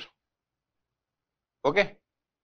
And based upon where you get higher yield, you try to find out which composition, because you cannot try all possible composition. Basically, you cannot try 59, 19 and 22. You cannot try that. You have some combinations you can do and try it out. And then based upon the various yield outcomes, you determine what is the optimum combination of the three. That is entirely something called design of experiments. It's like randomly. That is, yeah. Just like randomly. Yeah, basically there is a proper science to it. Oh. To create various combinations such that by using all the outcomes of different combinations, so basically if this is a grid of 6 by 4, 24. So here now you have got 24 outcomes coming, and then you will have 24 equations. Why? Because there is a, B, C equal to yield, right? And then using those combinations, you may solve the equation and then find what is the optimal of A, B and C. These are all optimization problems. These are all optimization problems which are part of design of experiments. However, we are going to take a very simple approach, which is a simple one-way ANOVA, okay, which is analysis of variance. Here only one parameter is changing. Here only one parameter is changing. So in a one-way ANOVA, what we have is simply, I got say fertilizer X, fertilizer Y, fertilizer Z. Okay, and here probably there are many experiments happening, so that finally I get the mean standard deviation of this. Here there are many experiments happening, I get mean standard deviation. I hear many experiments happening, mean standard deviation. Once I have got the mean and standard deviation, that is variance, square of standard deviation, mean and variance I have got, then I will have to prove whether there is a difference in mean of these groups, whether there is a difference or there is no difference. Okay. Null hypothesis are all means are equal. Null hypothesis in ANOVA is all means are equal, which means outcome of fertilizer X, outcome of fertilizer Y, outcome of fertilizer Z is same. Alternate hypothesis is mean are at least one of the mean is not same. Alternate here is not all means are not same. The null hypothesis, alternate hypothesis is framed as at least one of the mean is not equal. Are you getting? So we are in a one-way ANOVA. We are in a one-way ANOVA. If you change more than one parameter, it becomes two-way, that is MANOVA, multi-way ANOVA. Okay, but for us one way is good enough to learn, and then depending upon your problem statement as and when you face, you may go into multi-way and all of those things and design of experiments. Null hypothesis, alternate hypothesis, which I just framed. Is that clear? Yeah. One way ANOVA is a omnibus test statistics. What it means is, when I apply a ANOVA, it will prove either all means are same or all means are not same. But it cannot tell me which of the mean is not same. It will not give me that outcome, because end of day when you run this, it is going to throw a p-value. It's going to throw a p-value, and that p-value interpretation is at least one of the mean is not same. Which one is not same, which one is higher, which one is lower, you compute the mean and get that outcome, right? Or there is a test which you can run to find between pairs which of the means are not significantly same or different. Okay. To determine which specific group are significantly different from each other, you have to apply a post hoc test. Okay. So if you want that further, that is called Tusky, I don't recollect, Tusky test something. Let me just see. Yeah, Tusky HSD test. That is a post hoc test you have to apply on the same data to then get which of the means, which of the pair, whether fertilizer X versus Y, fertilizer X versus Z, fertilizer Y versus Z, where there is a significant difference. If you want that information, then you have to apply that Tukey HSD test. Okay. So far clear? Application of ANOVA, it's an extension of t-test. Extension of t-test, what we are trying to prove? Whether there is a difference in mean or no difference in mean. Okay. Now if we are trying to test whether there is a difference in mean and there is no difference in mean, then why the test is named as ANOVA? What is the full form of ANOVA? Analysis of variance. And doing analysis of variance, we are trying to prove whether the mean is same or not. Why it is then called analysis of variance? It should be called analysis of mean, right? At the end of the day, what you are trying to prove is whether there is a significant difference in mean of the groups or there is no difference in mean of the groups. Then it should call ANM, analysis of mean. Why analysis of variance? The reason is, pictorially I can try to explain and depict so that you understand, this makes sense. Okay. I can have some data which is distributed like this. So this is one of the data point. And mean of this is coming somewhere here. And I can have another distribution .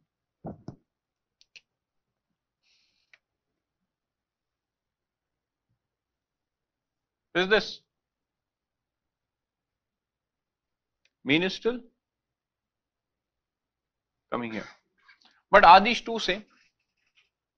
No. Are their variances different? Yes, right? So I really am trying to prove, and I can have something which is something like this.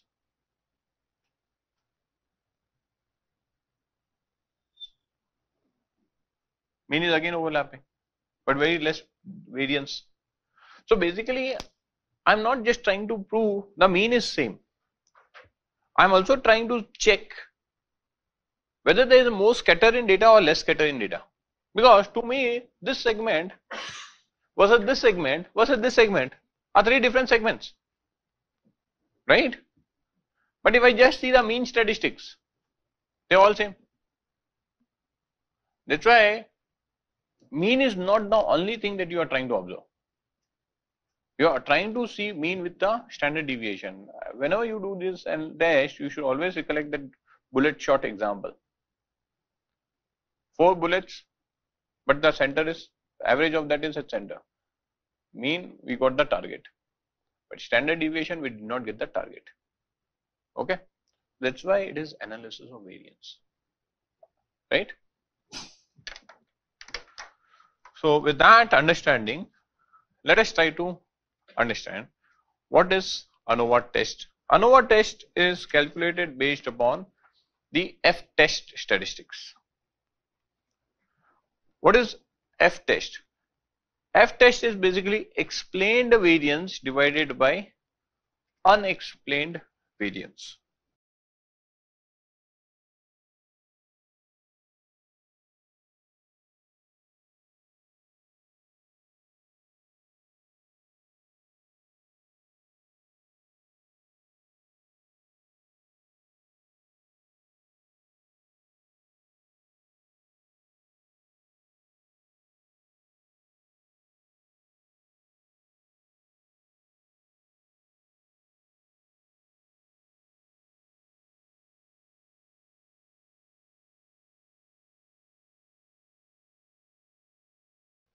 Assume this is the data, which you would have learned in k-nearest neighbor also. Assume this is the data. If this entire data I use and compute the variance of this data, will it be high? Yes, it will be some number, variance will be high.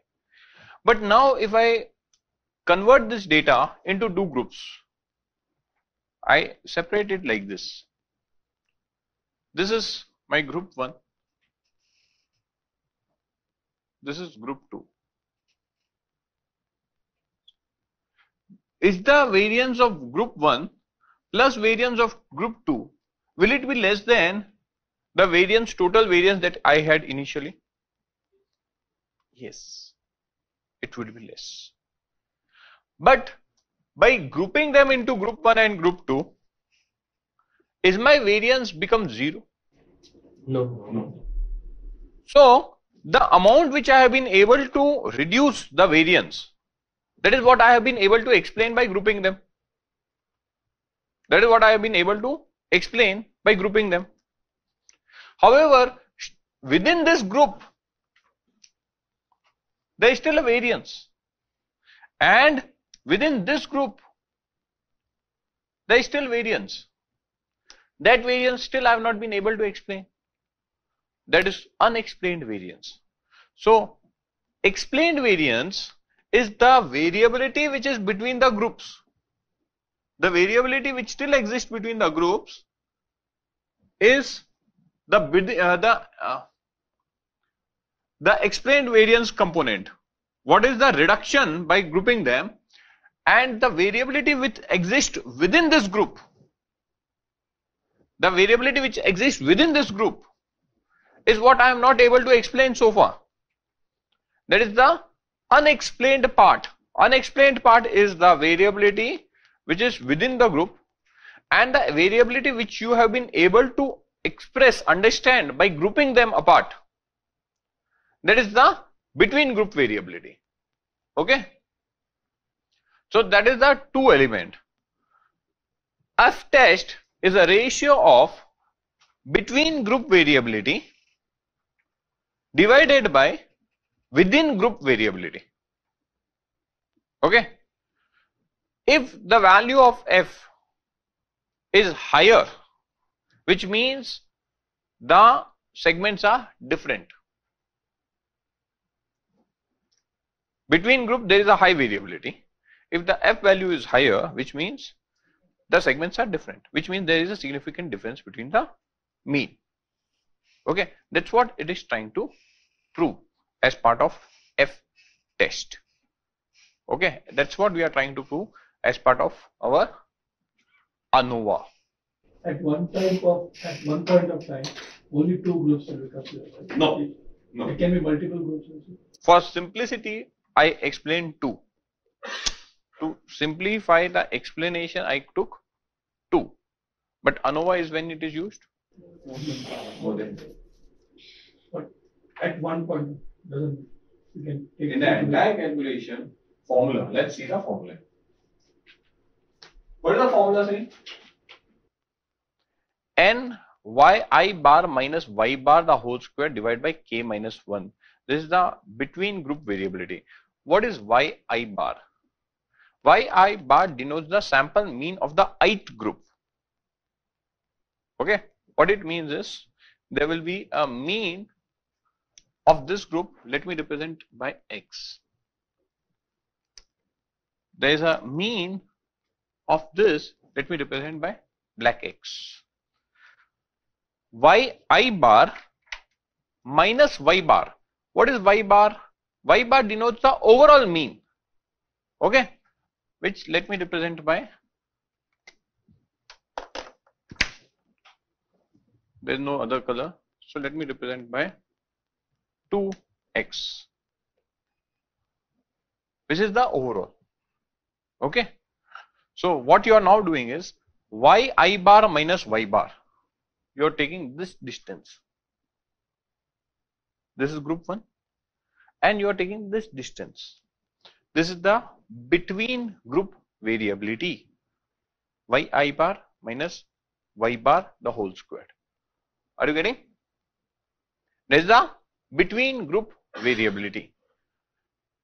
N is basically number of observation in that group, because when you are doing y minus y bar, you have to give weightage to number of observations in that group, right?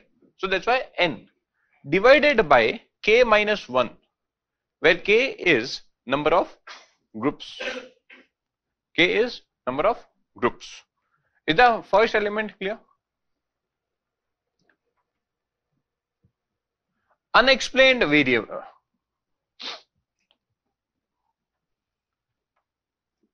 Yij minus yi bar. What is yi bar? Yij is this. Sorry, Yij are these data points. Okay, and yi bar is this. Now this part, there is a variable that is within group variability. This is a within group variability.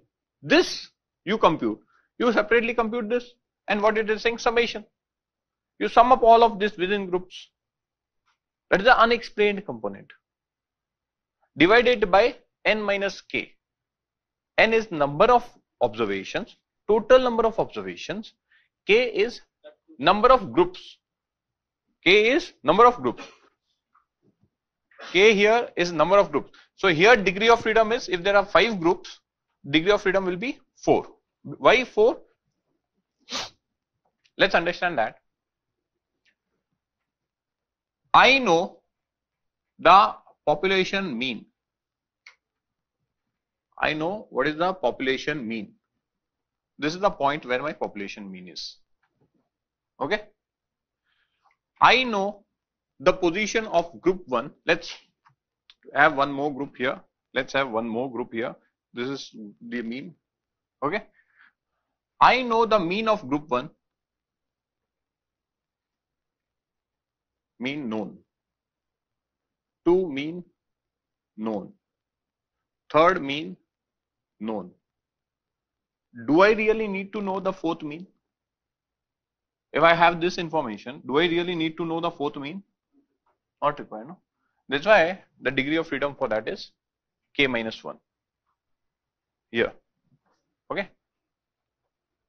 And that's why for variance, what we do, x minus x bar the whole square divided by n minus 1. Okay. N minus 1 is what we do. That's why we take here k minus 1, because here we are doing the calculation with respect to the 5 or 4 centers. Okay, that's a formula. And at bottom here it is taken n minus k, because the mean of the first are already accounted in the above calculation. Now at the below calculation you take n minus k, because for each group you have to do n minus 1, n minus 1, n minus 1, right? So that's why you have to do, there are 4 groups, so n minus 1 for the first group, n minus 1 for the second group, so minus k is what you take. So this is the formula. Okay.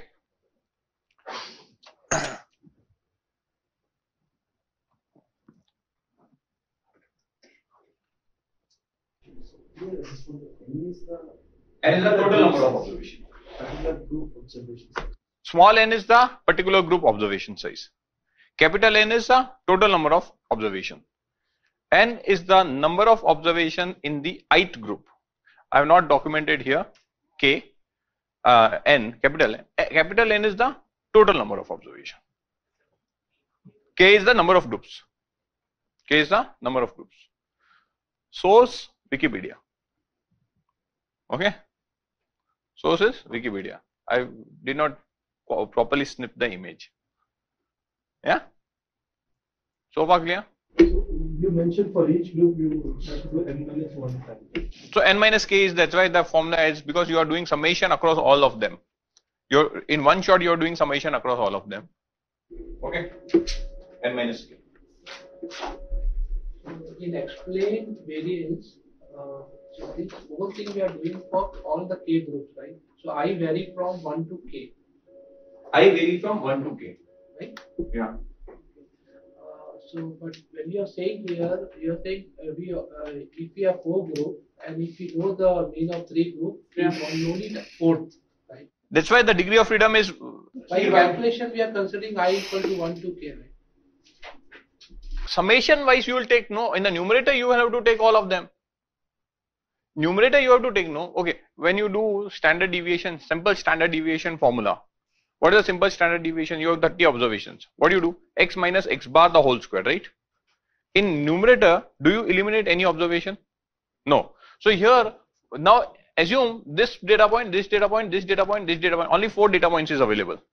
And now I ask you to compute the variability. What you will do? X minus x bar the whole square. In the numerator, you will take all 4. Are you going to eliminate anyone? No. That's what I am doing in the numerator, no? But denominator, why we are saying k minus 1? What is the formula for standard deviation? N minus x bar the whole square divided by n minus 1. What's happening? Right. So we do n minus 1. No? So here k minus 1. Yeah. So far clear? So frankly speaking, all of these calculations, more we go into it, more complexity. But I am trying to detail out as much as possible. Okay. One snapshot. All of that is going to sink in. I understand, no. Conceptual thing, if you understand, if you don't understand this in the first go, I'll say ignore. But if you don't understand this in the first go, I say not ignore. Because you should know when to apply ANOVA. ANOVA is a test of mean and whether mean of the groups are same or not. Why it is called ANOVA, not an ANM? Because you are not just simply testing the mean. If we do simply testing the mean, then I simply go and see the mean value 8, 9, 10, 11. 4 numbers are different. Conclude. But here with the diagrammatic type, I am trying to explain that the mean may be same, but the segments are different. Right? So we are really trying to prove are the segments different. We are not just trying to prove are the mean equal. Okay? So, so all means are same is the hypothesis. Alternate is at least one of the mean is different. If you understand, and this is application where there are more than 2 groups. That is the application. Okay. Real application is something like this.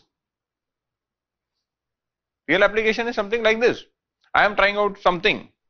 I am trying out that into multiple parts. And then I am comparing them. The real application is, that is the real application. Okay.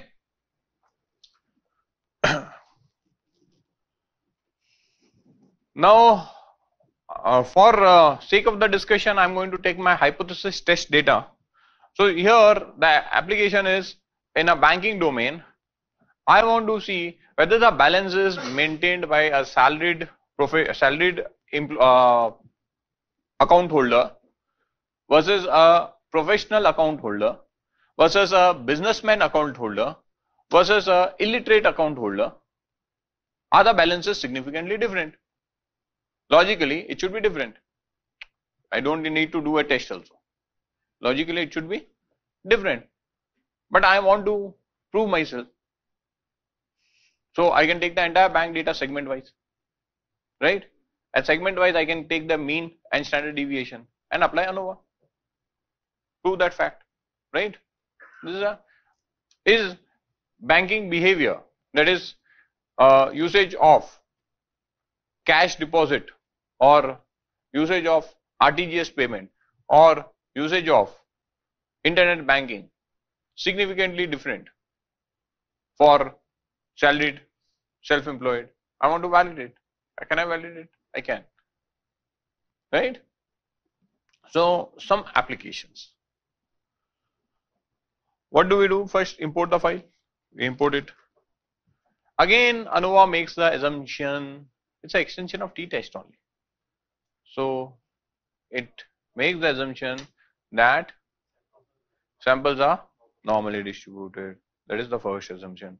Second assumption is the data that you are trying to analyze should have equal variance. So this example which I tried to explain, here the variance are unequal, but that was the objective to highlight the concept why variance. So here the second assumption is the data that you are analyzing will have equal variance. So I can have a scenario where I have this distribution, I can have a scenario where I have this distribution, and where I can have a scenario where I have more or less variance may be same, but this may be skewed on one side, this may not be skewed on other side. Okay, because of that mean may still overlap. Okay, so the second assumption is, are the variance equal? ANOVA makes the underlying assumption that the data is normally distributed and variance is more or less equal. Okay, I check the normality using a QQ plot. What did I say? QQ plot should give a line at a 45-degree straight line. Is it giving a 45-degree line? No, which means the balance variable for which I have made a plot, this is a balance variable from hypothesis test for which I have made a plot, is not normally distributed. Can I apply ANOVA? No, I cannot apply ANOVA. But for the training purpose, I am going to apply ANOVA. I don't have any other data, right? I need not, for each example, I need not create a theoretically correct data and then say I apply ANOVA. Zaruri nahi hai na?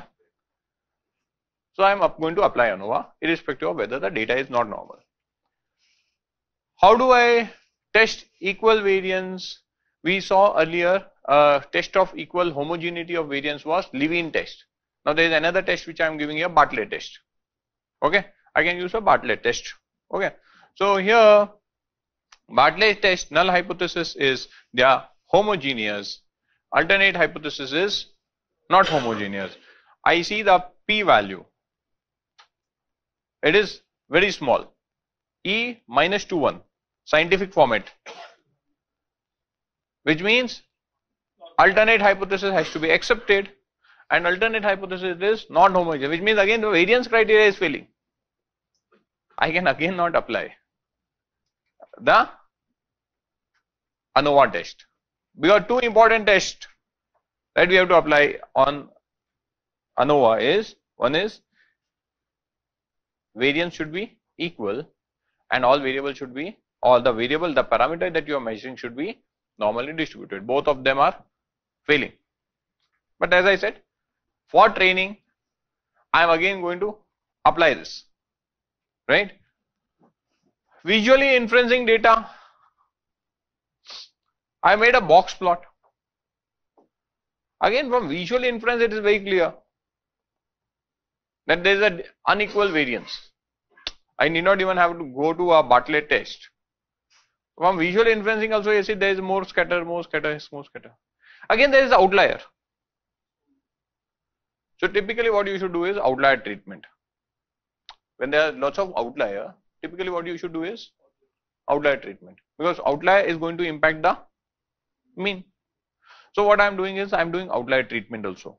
So I am saying, okay, any value which goes above some 4 lakh, because here I see more or less 4 lakh. So any values which are going above 4 lakh, I am bringing it down to 4 lakh. What will have the benefit of that will be, it will reduce the variability. It will reduce the variance. Okay. So I am doing outlier treatment also. Yeah.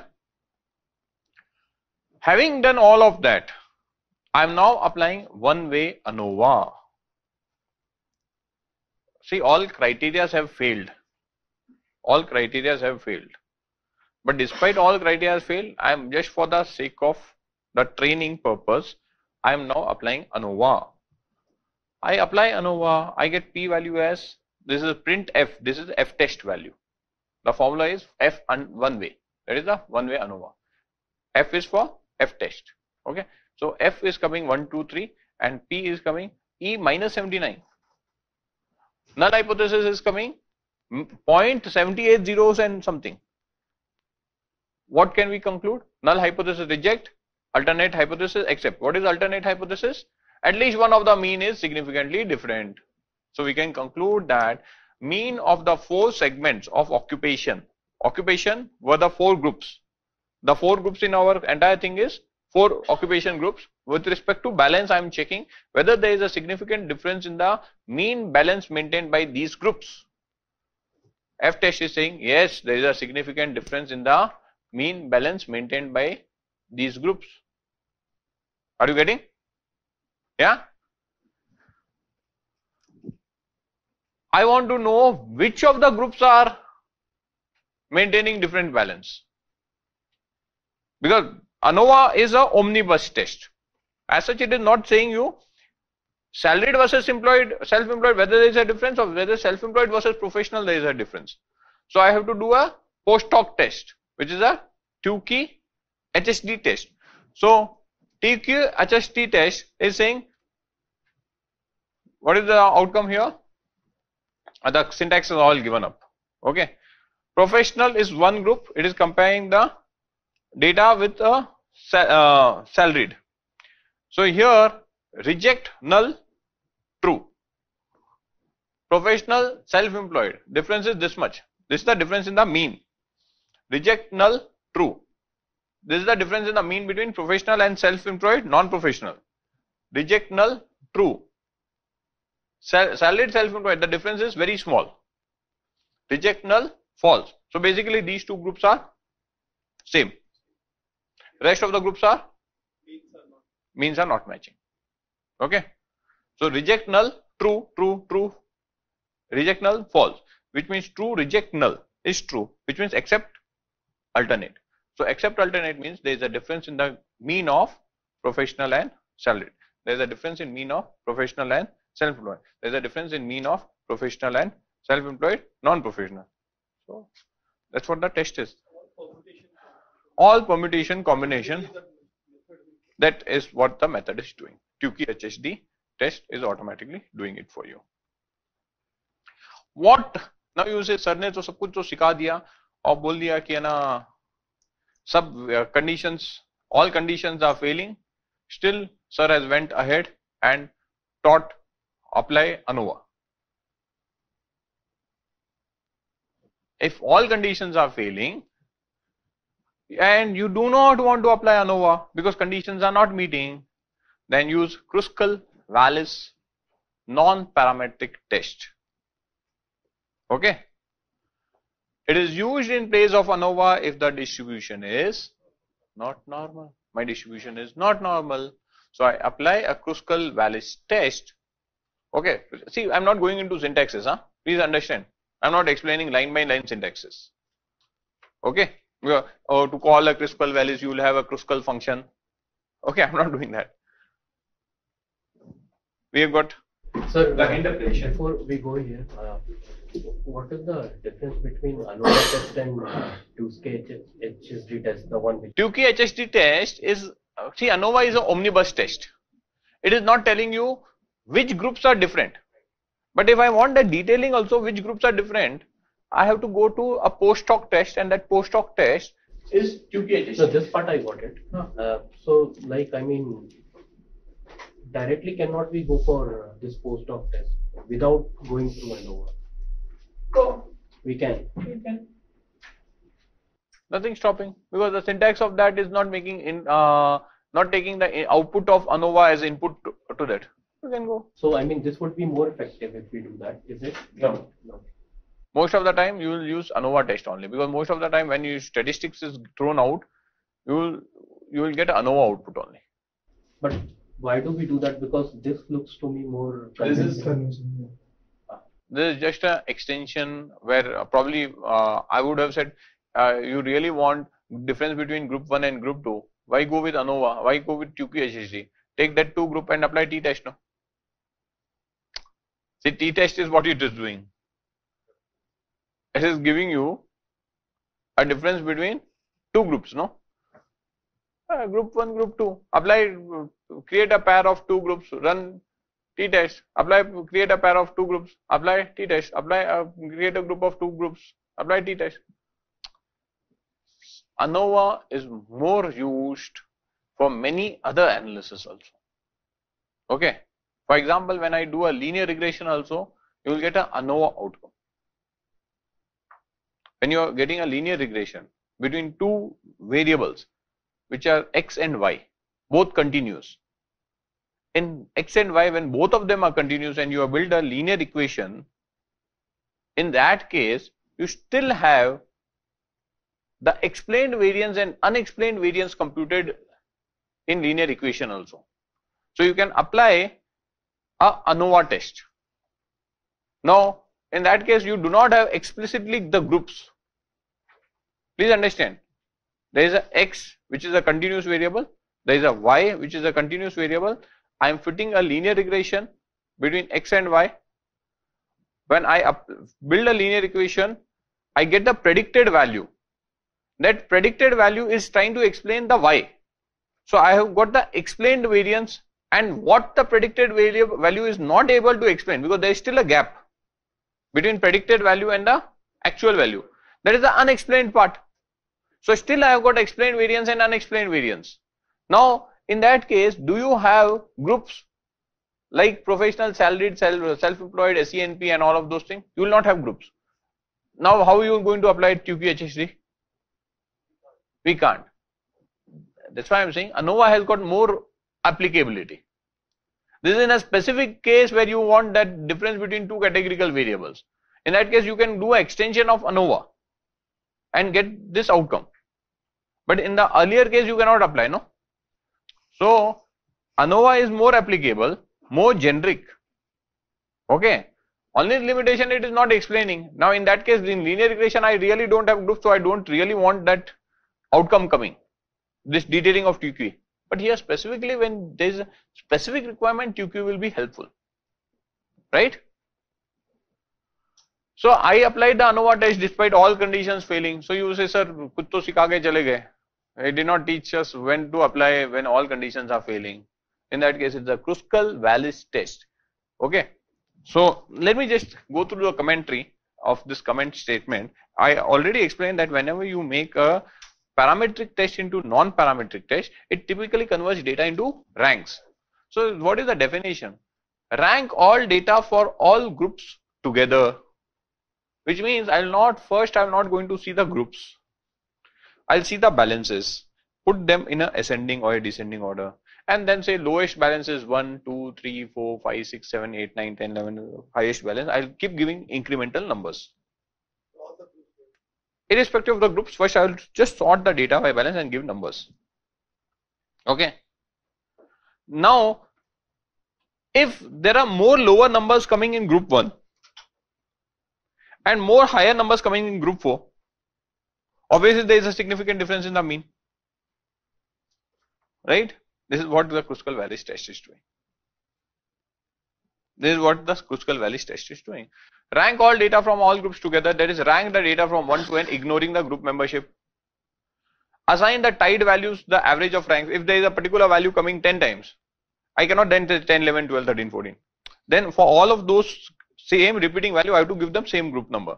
So that is what is a typical ranking approach. For example, in a class there are 5 students getting 100 out of 100. Can you say now the name which starts with A is number 1, class number position 1, and the name which starts with Z will be class position 5? No, you do not do that partiality, right? So here what it is saying, if there are values which are same, then you give the same position number. This is what it is doing. Having done that, now based upon the mean value of the rank, I just see the mean of the group 1. What is the mean of all the ranks coming? What is the mean of all the groups 2 coming? What is the mean of group 3? What is the mean of group 4? If the means are significantly different, which means the groups are different. That's how a parametric test is converted to a non-parametric. Are you getting? So here I am not using actual mean and standard deviation. Now I am using ranked data.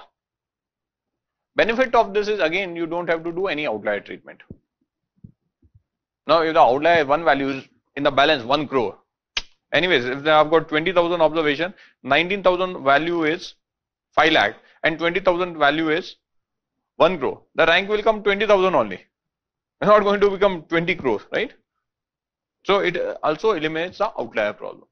So if I apply this, the interpretation is, when you say a significant difference between the two, if P is greater than alpha, fail to reject H naught. If P is less than alpha, reject H naught. So here my P value is coming too small, which means I reject null, accept alternate. Conclusion is there is significant difference in the mean. Okay. Yes, sir. So you are asking something. so when you rank within different groups, right? So when you try to find the difference, so you find the remaining first group, second group, and first group, third group, so all kind of combination. No, again it will do across all of them together. It's not going to say which group is compared to other group. Say output is not saying which group is with respect to other group, no? Outgroup is across groups. So it is also not going to say which group is compared to other group. It's like also omnibus. Yeah. Internally using board actually. Sorry? Internally using board. Mode is frequency, right? You're saying. No. Nothing to do with. Nothing to do with mode. Nothing to do with mode. You just sort the data. Sort the data. Index number from Yeah. sequentially. And same And value see, you only then go to the category. I mean, if practically you wanted to go to the category, then check which category have less index number and more index number. Like one which have 3, 4 like that. And some category will have 10, 20, 30. Then find the mean and see if there is any difference. Then find the mean of what? Rank. Index. Ranks. That Ranks. For each rank, you have to find the mean. For each group, using the rank values, you compute the mean. And then if there is a significant difference in the mean of the ranked values, there is a difference in the group, which is a very logical thing, right? That's how what they are doing is converting a non-parametric test to converting a parametric test to a non-parametric. That's the approach. And most of the time you will see many of the tests where you see non-parametric test is there, which we cannot apply because of test of normality, equality of variance. Then you convert it to a non-parametric test. Many of the time it will be converting the data into ranks. Okay. So the test that we have seen is Z-test, T-test, ANOVA. All of these are parametric tests because they are completely dependent on mean and standard deviation for their calculation. One test which we have seen in non-parametric is a Kruskal-Wallis test. Okay. So you can only use one measure at a time. So one measure at a time. No, in this case it's balance. So what? Obviously, across group you are going to see one measure only. When you are testing one hypothesis, only one test. No, hypothesis will you cannot have a hypothesis. There is a significant difference in mean of the people and age of the people in professional group. There are two tests you cannot do in one go, and that's where design of experiments, multi-way ANOVA. If you have more than these parameters, output will be still one, but more than one dimension you are testing. Okay, and across two, there is a two-way ANOVA, multi-way ANOVA, right? So I have not executed the code, but the code is given in the IPython notebook statistics.ipynb file. Kindly execute the codes.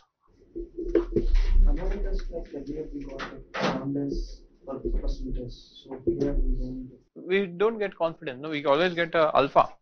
Significance. Alpha, 1 minus alpha is the confidence. 1 minus alpha is the confidence. Simple.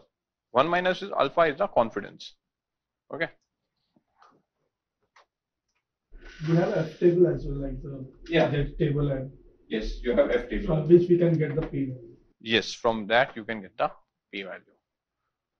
So when you have to see F table with P value, you will have 2 degrees of freedom that would be given all of those information, because there is a group variability degree of freedom, that is explained variance degree of freedom is there, and there is an unexplained variance degree of freedom, and there is a F value. So you have to see combination and then take the value, but we will not go into that. We will use the. So in the code, because we have converted the outliers, right? 4 lakh values. Yeah. When we are applying one. I have not used that. Use that outlier. Apply that. In code, if I have not applied, change the column name. Change the column name and take the treated column. It will not make significant difference. Because when the outcome is coming e to power minus 7980, I'm not going to change. If the outcome would have been e minus 1 or minus 2, then I would have expected significant change in the outcome. This is ANOVA, this is okay, right? This much you are able to run. Then which one? This one QQ plot you are able to run. This Bartlett you are able to run. You are able to run. Then this box plot you are able to run. Then this capping code you are able to run. And what sir has said is that I've done capping, but I have not used the cap column in the calculation. You can use the bell cap column, not an issue. Okay, you are able to run F1 way, import that and run F1 way. Okay, don't go in this OLS. Okay, OLS is ordinary least square, and if you run a regression, a linear regression. Okay, if you do a linear regression, you will see you will get the same output. When you run a linear regression and get a ANOVA test output, you will get the same thing, same output as you run using ANOVA function. This is just what I am trying to show here, that I am fitting a ordinary least square, that is a linear regression between balance with respect to occupation. Once I fit a linear regression and then I see on the linear regression what is the F value coming. This value which you got 123 here, the F value, the same value 123 you are getting. So when you run a linear regression and simple linear or multiple linear, you will see one of the outcome of the linear regression is the F test outcome. Okay, and that's what I was trying to explain, that why can't we directly apply QQHSD? Why we need to go to ANOVA? Okay, ANOVA can be used if this variable, instead of putting this variable, if instead of taking occupation, if I would have taken a variable, say number of credit transaction values are 0, 1, 2, 3, 5, 6, 7, 8, 9, 10, 100, 200 like this. In that case there are many groups, right? But still if I run this code by changing that column from occupation to number of credit transactions, you may try, and then I get this outcome, still I will have the F value coming. Okay, because when I run a linear regression, I predict the values. The difference between the predicted value and the actual value is the error which I am still not able to explain. Okay, so that will become my unexplained error, and summation of unexplained error squares divided by n minus 1 observation, that will be unexplained variance. The difference between the mean of the overall data minus the predicted value is the explained variance. Okay, so I can compute explained variance and unexplained variance in linear regression also. Okay, and in that case I can compute ANOVA, because ANOVA is what? A ratio of the explained variance divided by unexplained variance. So I can do ANOVA there also, no?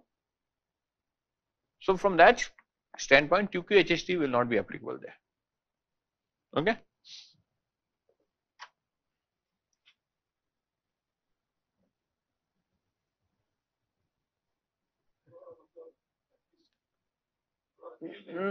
नहीं देखो, अब मैं feel के लिए एक concluding slide पे हम जाएंगे. सबका कोड रन करके हो गया? ये chi-square टेस्ट अभी करना है, but before I run chi-square test, to my mind I realized that yesterday I said I'll do sampling calculation and I missed this 2 slides. तो एक बार chi-square के पहले sample का भी खत्म कर ले, sampling calculation, otherwise this will remain pending. Now the question that one of the question that we had was, how do I decide my sample size? Right, I'm taking I took an example 1 lakh population, and from that 10,000 is sufficient, not sufficient. Okay, then you said, okay, whether it is sufficient, not sufficient, we don't know, and that's why many of you said, no, it may not be representative of the population. But how you typically decide the sample size? So I'm going to take that same SAMI example what I have in my PPT to explain that concept. There's a population,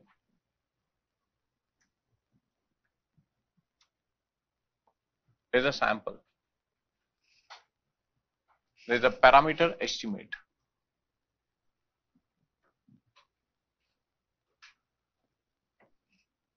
Mu, this is a population parameter estimate, and I compute for the sample the mean, that is x bar. This x bar I know will not be equal to mu, will not be 100% equal to mu. If I take one sample sufficiently large, still despite taking sufficiently large, this x bar will not going to be equal to mu, because there will always be a sampling error. Now the question is, how much of the sampling error you want to tolerate? Okay, sampling error means what? More standard deviation of the sampling distribution, right? So how do I narrow down the sampling error? To narrow down the sampling error, which means I want to narrow down the standard error. Standard error, if I reduce, my sampling error will reduce. What is standard error? Standard error is standard deviation of the sampling distribution. That is standard error. And what is the formula of standard error?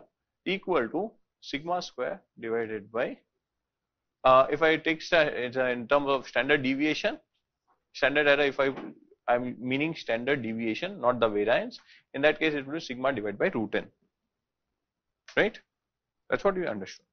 So here in this example, in the SAMI's example, we had x bar as 30,000 and sigma as 8,000, n as 400.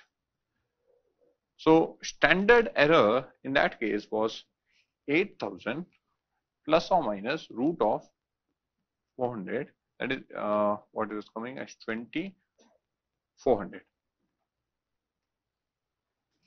right? What does that mean? For this sample, the mean came as 30,000. The true mean at a 95% confidence, what would be the range in which the true mean would exist? The range at a 95% confidence, the true mean will range in range of true mean, and I want at a 95% confidence, which means the range of the true mean will be x bar plus or minus 2 sigma. So x bar minus 2 sigma would be 30,000 minus 800. So this will come out to be 29,200. On the higher side, it would be 30,800. So this would be my range. Because sigma is 800 or 8,000? 8,000. Because it is 8,000. Here, it would be the sampling distribution error, no? Here, it will be standard error that would be coming now. Because the mean is of the, this is we have to take the, of the sampling distribution.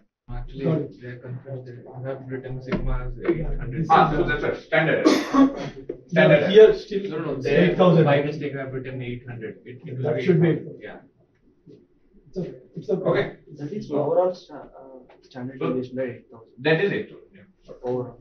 So this is the range. So from the sample where at a 95% confidence, I can say the minimum of that locality would have been, the minimum income of that locality would be 29,200 and maximum would have been 30,800. However, now I am the person who have given this business to you to do the survey, and I say that the range in which I want the final outcome to come should not vary by plus 100 and minus 100. Okay, I say that on one side at a 95% confidence level, the range should be plus 100 or minus 100. So whatever number you come, you do survey, you go to X number of people, you give me the mean of that, and having computed the mean, you should give me range that the true mean will lie in this. But I am saying whatever mean you quote, plus 100, minus 100 is the range which I want. Okay, at a 95% confidence. So now I know at a 95% confidence, 2 standard error can be equal to 100. So my standard error can be max 50 only. If I know my standard error can be max 50, and what is standard error formula? Sigma divided by root n. But now I know this 50. This is 8,000. Root n is unknown. Root n is unknown. So I go this side, root n is equal to 8,000 divided by 50. So this is 5 and the 5. But this is root n. So I want n. The n is the number of observation, right? 16 the 256. I need these many observations in my survey. Are you getting? These many number of observations you will require. Now you will say, okay, sir. Now you will say, sir, okay. You said you want plus or minus 50 range, which means I have to do survey of 25,600. So the billing will go from 400 to 10 times is 4,000, 20 times is 8,000, 25 times. So 60 times the cost increase. Right? So you give me, sir, that much money. We'll do that much survey. Are you getting? No, you will go, no. I cannot pay 60 times for this kind of a thing. Right? Okay, you give me plus or minus 200. Okay, plus or minus 200. I do again the calculation. How many people? Survey. Right? So that's how the sample size is computed. Are you getting? So whatever is the main parameter estimate, with respect to that you say, okay, this is the confidence limit in which I want the range, the actual value to play around. You do the reverse computation, you get the sample size. Yeah. Just one question there. When coming to ML and sample size, we do trend tests. There also this same rule will be applicable. See, train test split. Thumb rules are 50 and 70-30. Okay, and typically you will have observations which is 1 lakh. To analyze 1 lakh, you already have data. To analyze 1 lakh, not a creating 70-30 here. You don't have to go out in market and do survey and all of those things. So you got 1 lakh. But the question, real question is not with 1 lakh. Real question is I've got 1 crore observations. Now with 1 crore observations, should I build model going with the 70-30 rule? Then it will be 70 lakh as modeling development based, training based, 30 lakh will be testing based. The question is relevant there. not with the 1 lakh and 2 lakh observation, or not with 100 observation or 1000 observations of a breast cancer example you would have done, right? That's where the question is. If that kind of scenario will come, then we have to do this and figure out what is the confidence. And the model should be. If you do Google search, you say sample size calculator. It will ask you what is the n, what is the confidence interval, and what is the value that you are trying. Okay, what is the range? All of those it will ask, and then you get the sample size. All those calculators are available. You do on the always you will do on sample only, right? So those things are all available. These are all outcomes of these kind of things. Yeah. So I would completed the sample size. I don't think so. I skipped any slide in between. ANOVA we have done. Chi-square. So all the tests that we have done so far are parametric. So now one important non-parametric test is chi-square. Chi-square is a non-parametric test. You will see in the calculation, it nowhere depends on mean, it nowhere depends on standard deviation, it depends upon the frequency of observations. This example which I had discussed earlier. 2000 people in a locality were exposed to smallpox. 500 in all were attacked. Of the 2000, 600 had been vaccinated, and of which only 50 were attacked. And this is the data. This I discussed when we discussed association of attributes. I said Yule's coefficient of association can be used, but then I said we will not go in detail of Yule's coefficient because it restricts only when AB, 2 by 2 matrix is there. But when you have a data which is like this, where you have got many categories, Yule's coefficient of association will fail. Okay, so that's why I said, okay, let's go with something which will be applicable in 2 by 2 scenario also, and n by 2, n by 3, m by n scenario also. So that is chi-square. So chi-square is a test of association. There are two applications of chi-square. One is chi-square as a test of association, and second is chi-square as a test of goodness of fit. Okay. So first let's see test of association. How we are going to compute chi-square. This slide is trying to explain m by n structure is given to you. These are different y categories, these are different x categories. Okay. So you will have actual frequencies of those intersections. Once you have actual intersection, actual values, you have to compute something called expected. You have to create the similar grid, and these intersection cells, you have to populate what is the expected values. Having computed the expected values, you take observed, which is the actual value minus expected value, the whole squared, divided by expected. You do summation of all of that, and that value is called chi-square. And then using that chi-square distribution table, again when you see chi-square distribution table, you have to see it with respect to degree of freedom. So degree of freedom of this would be, if there are say m categories here, m minus 1, and if there are n categories here, n minus 1, the degree of freedom of this cross tab would be m minus 1 multiplied by n minus 1. That would be the degree of freedom. So basically you will have two outcomes coming from here. One is the chi-squared value. Second is the degree of freedom. You take these two, go to the chi-square distribution table, see the p-value. Okay. So what is the null hypothesis in chi-square test? Because once you get the p-value, you have to validate against the null hypothesis and prove whether null is true or alternate. So null hypothesis is observed frequency is same as expected frequency.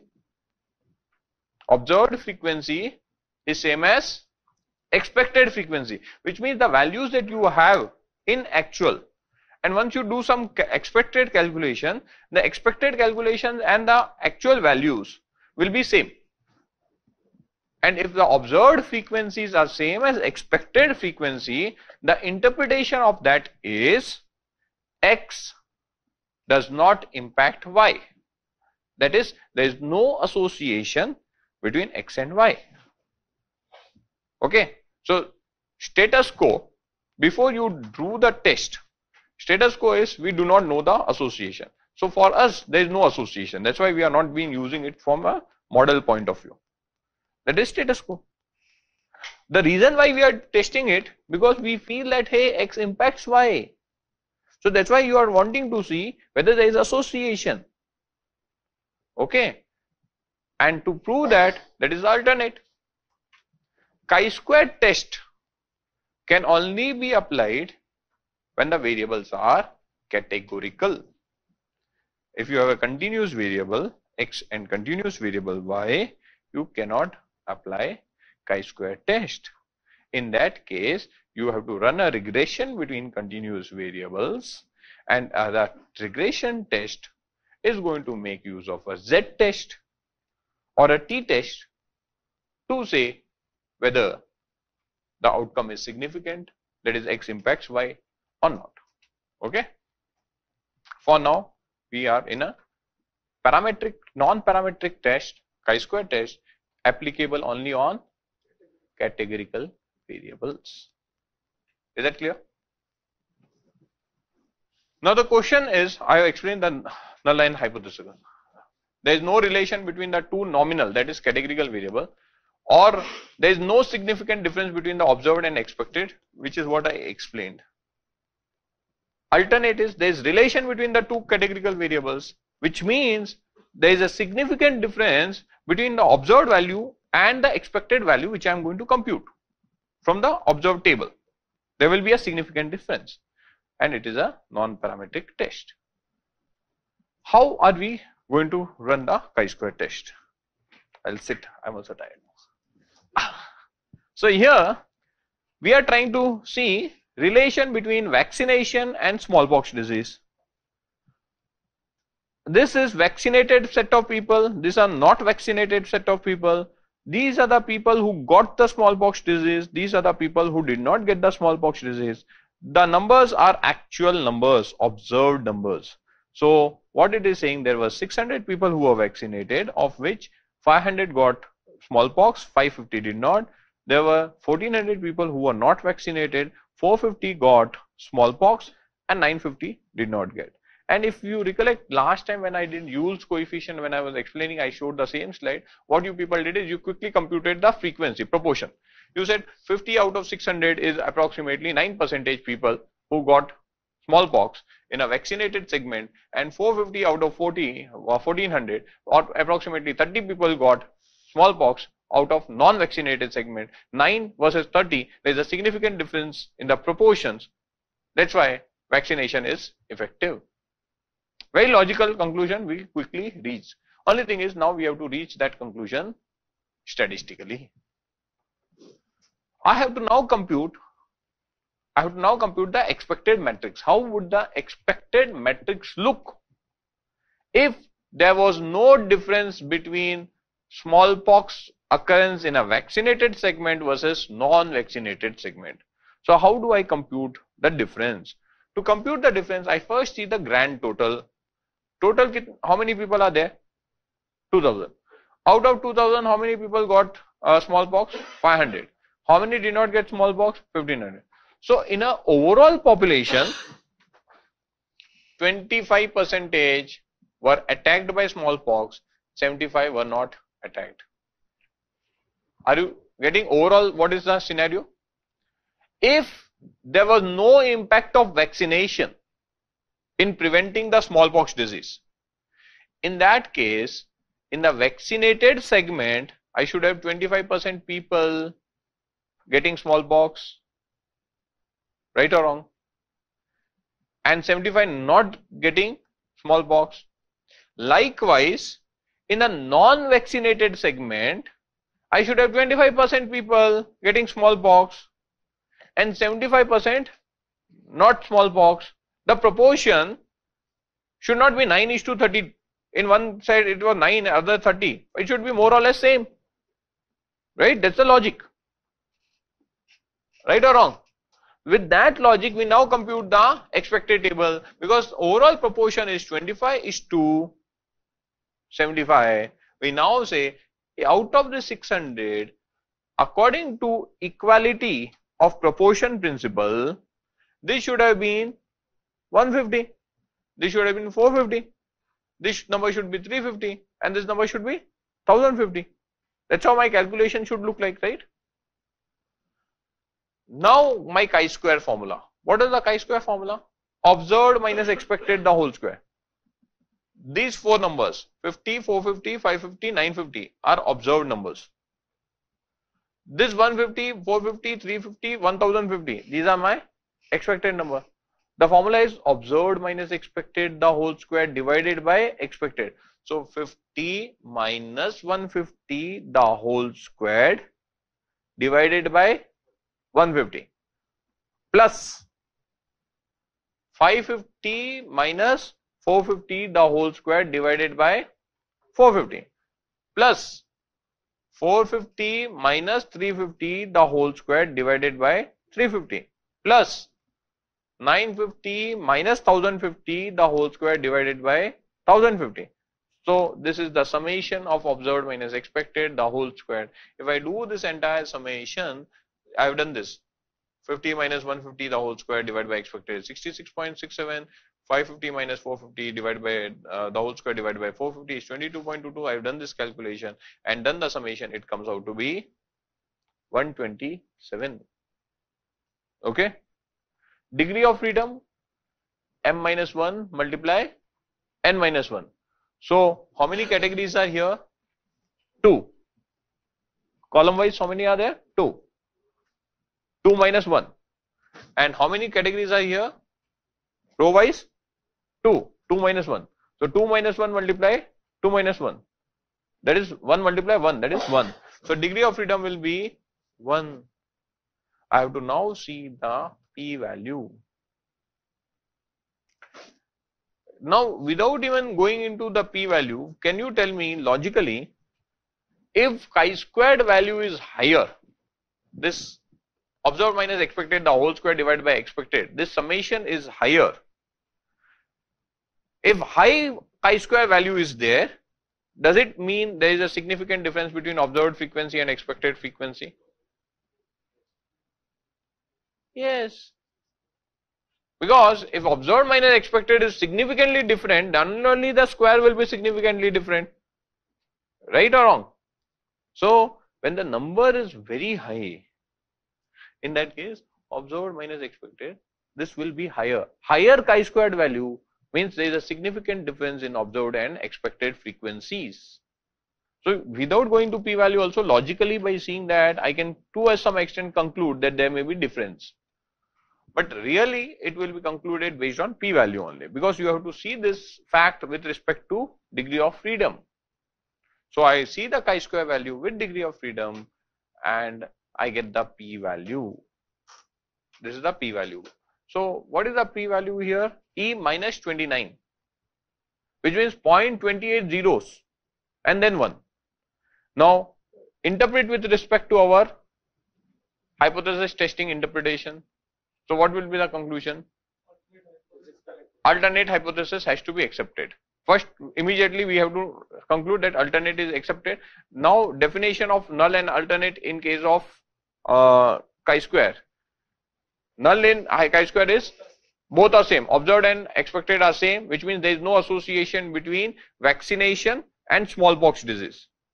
Alternate is observed and expected frequencies are different, which means there is an association between vaccination and smallpox. And alternate hypothesis is validated, and by physically seeing the numbers, we see that inoculation is reducing the occurrence of the disease.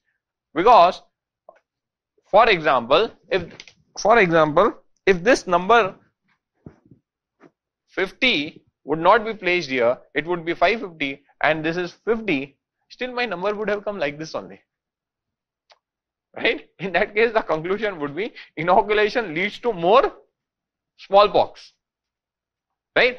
Here the test is only saying you whether there is a association or not. But whether it is a positive association or negative association, the test is not saying you. I hope you are getting the point. Yes, no? Right? So, physically, while finally making the conclusion that inoculation is effective, you have to see the proportions and then make the conclusion statement. Yes, sir. I was just asking, how did we calculate the p-value? I read the last line. Okay, p-value, yeah. In Excel, this is the formula. Okay. Can someone give me the statistical book? I did not explain the F-test, but I said you that when you interpret F-test, it's slightly complicated, because if you see F-test, there is a degree of freedom here, there is a degree of freedom here. Both the sides there are degree of freedom. Why? Because there is a numerator degree of freedom, that was k minus 1, and there was a denominator degree of freedom n minus k. So when you are seeing F-test, you have the F value, you have degree of freedom, 2 degree of freedom. That's how you go through it, and it's not that easy. That's why I did not want it to complicate. It's taking 5-6 pages. Okay.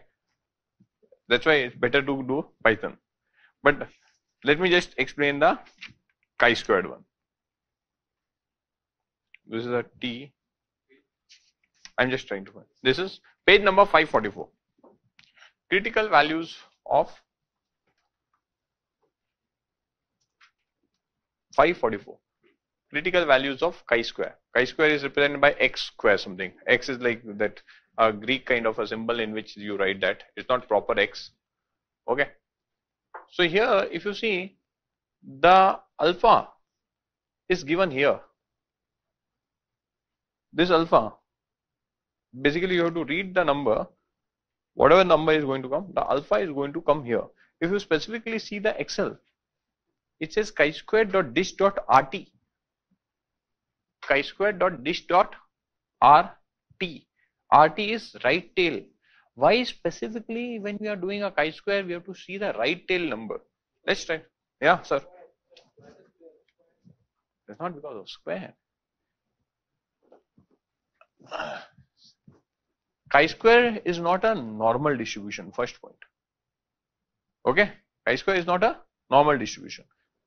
It's a non-parametric test, right? Now, the way on the x-axis is the chi-square. On the x-axis, you have the chi-square value. This would be one chi-square distribution graph. Say it is for degree of freedom 1. Then you will have another distribution graph which will be for degree of freedom 2. Then you will have another graph which will for degree of freedom 3, degree of freedom 4, degree of freedom 5. How that chi-square created all of those, we don't have to go. But they created all, that is huge thing. Okay. So first you have this distribution graph you have to see with respect to a degree of freedom. Now logically think, if observed frequency and expected frequency are not matching, will the chi-square value be higher or will the chi-square value be lower? It will be higher. Now as my chi-square value go higher, let's assume we bother about the black graph because that is for degree of freedom 1. As the difference in the observed and expected is becoming higher and higher, what it means is null hypothesis should be more, we should become more confident in rejecting it and accepting the alternate. This value, this line, as chi-square value go higher, this line will keep moving up.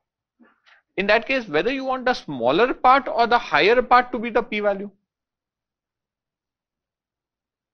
P-value is always for the null hypothesis. P-value is always for the null hypothesis. As the value goes higher, that is, there is a more difference in observed and expected frequency, only then the chi-square will be higher, right? In that case, you want the p-value to come higher or lower? Lower. That's why logically you have to take the right hand part of the tail, right? Not the left hand side. Because as the value goes higher, the left hand part will keep increasing. If the value p value comes higher, you will say null hypothesis accepted. But on the contrary, what we have to accept is the alternate. That's why it's a RT, right tail. So you have to see the right tail element. That's why in Excel the function is given chi-square.dish.rt clearly. Okay.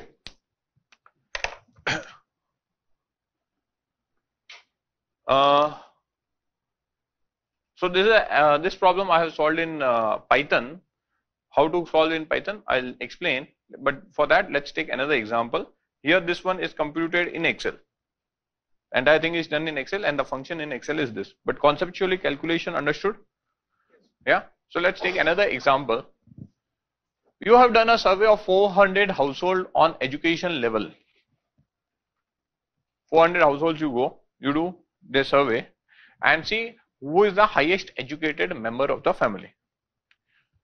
Based on education level and the place they stay, so education level you have classified 4 categories: graduation, post graduation, professional, illiterate, something. So you have got 4 categories which I have given. And based on the flat, apartment, chawl, wherever they are saying, you have made them 3 buckets. The socio-economic status is above, middle, below. Based on education and socio-economic status, you have to now draw a conclusion.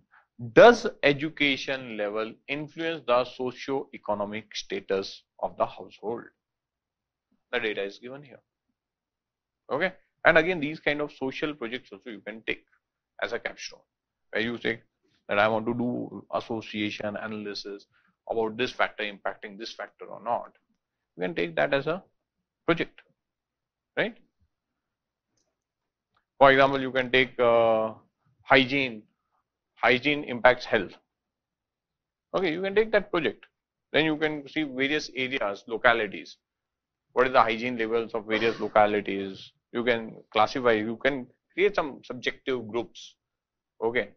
And based on that subjective groups and based on some survey, you can get how many people are in that area getting ill, hospitalized or something. Right? At a 0.05 level of significance, is there a evidence of relation between socio-economic status and education level? Is the question. So the observed frequency is given. Expected frequency, you copy paste the numbers in Excel and create the expected frequency and chi-square. Only when you do, you will understand the calculation. So compute the expected frequencies and compute the chi-square value. How to do in Python is there. If those who are bothered of the code, Python code is there. NP chi-square contingency. I have to put this in a contingency format. I compute from the formula. I compute the chi-square. I compute the p. I compute the degree of freedom. I compute the expected frequency matrix. I get all of those output. Okay. How to do in Python? Given. Right. For calculations, you see this, compute the expected table, outcome of expected table is here. This is the outcome you should be getting as an expected table. Then observed minus expected, the whole square summation you do, this is the value you should get for the chi-square. This is the value you will get for degree of freedom. And this is the p value. So all of this is given in the next slide, but try to do it in Excel. Python is 4 lines copy paste code, which you don't even have to do. It's given in IPython notebook. The values are coming in decimal, because in this case, obviously, so we'll take the decimals. Those who are not able to compute or taking time, I got a, I'm doing the calculation here. First is what we have to find is the row proportion, the overall proportion. How is the overall 400 data distributed? Okay, so 164 divided by 400, F4, enter. So I know the distribution is like this. What it means, I have to create the expected table, which means above, middle, below. For the category wise, education level wise, the distribution should be 80 into 0.41. Okay, so let me put F4. F4, if I move right, I want C becoming D and D becoming E. So I'll require that thing. So right? So I did that, sir. So this is how Excel becomes fast. Okay, so done. You need to just cross check whether the calculation is right. In that case, you have to do summation. The summation is coming 44. No, the value should have been 80, which means somewhere I am wrong. So C 21.4. Middle should be 21.4. The middle should be 20. So I have to make this also constant, right? So I now need to make F constant. F should become constant. Okay. So sometimes very fast Excel can give you wrong output. But now it is correct. 80, right? This is a cross check. Sometimes what happens when you do these F4 and all those things, we may go wrong. So cross check, my numbers, row totals are matching. 200, row total is matching 40, row total is matching 80. So that is my calculation. So now this is, let me put the header, merge, let me say it is expected. What is chi-square? Again, you have to simply do tuck, copy, create a same structure and then say equal to observed minus expected the whole squared. This time I don't have to do any dollars. F4 so I don't have to run. Tuck, Control V. Chi-square is equal to summation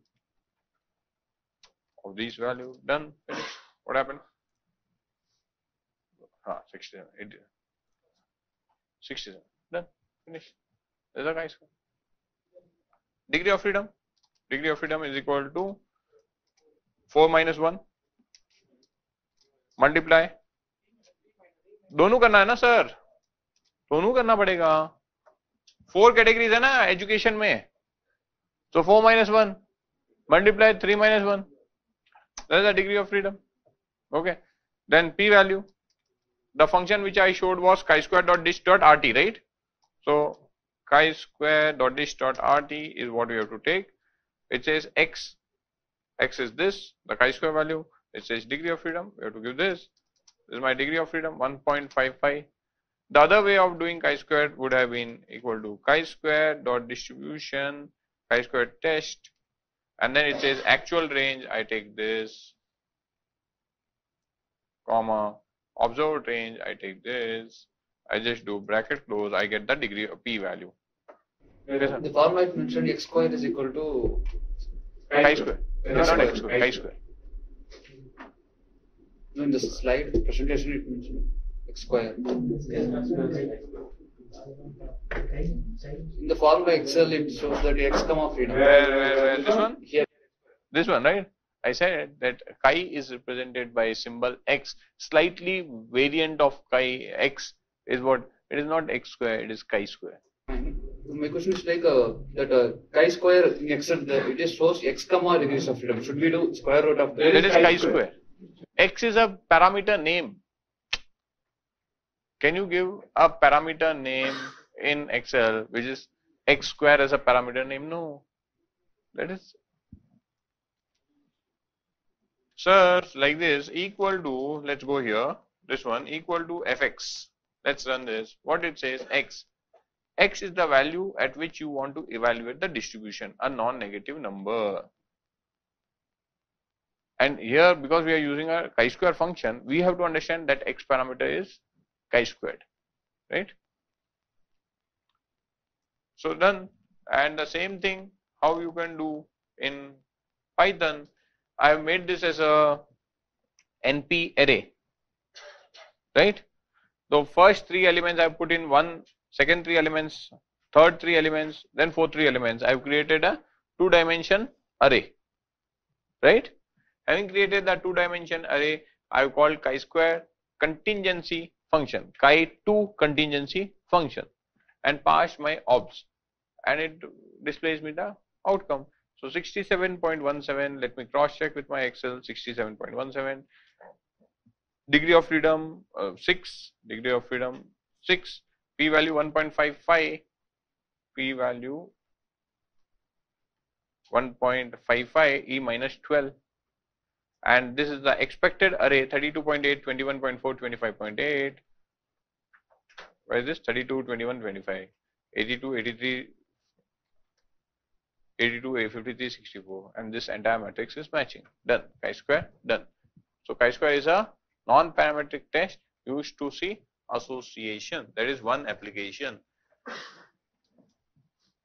This is another. I don't have to create array. I don't wish to create array. The data is already in my data frame. Okay. If data is already in my data frame, I am taking two columns, categorical column, occupation versus target. Okay.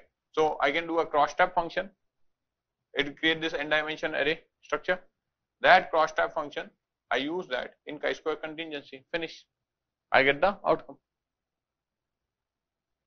You need not type, right? Someone will say, sir taught us how to type and create a series, but my data is actually in rows and column in data frame. So how do you do? Two column you want to do, automatically the frequency cross-tab is done, and you run the contingency function, you automatically get the outcome. Done. Chi-square, I said two applications. One is goodness of fit and second is association of attribute. What we saw was association of attribute. Now I am going to explain goodness of fit. This goodness of fit is now going to clash with your KNN what you learned. In KNN what you learned was you want to prove the alternate is true, right? You want the variable to be significant. That's what you learned, right? You wanted to, because the reason why you wanted to do is the model variable is significant is what you are trying to prove. Now if the problem statement I have is I have created the model. Now my problem statement is the model fitting the actual? Now my objective is not to verify whether the variable, individual variable in the model is significant or not. My objective is now is the model overall, the outcome of the model fitting the actual. Okay. So in that case, typically what will happen is you have an actual column, that is probably you had the column as target. What was the column name? Target. So diagnosis. So diagnosis was the column name. Let's also call it diagnosis is our target. Okay. And here you had something called malignant,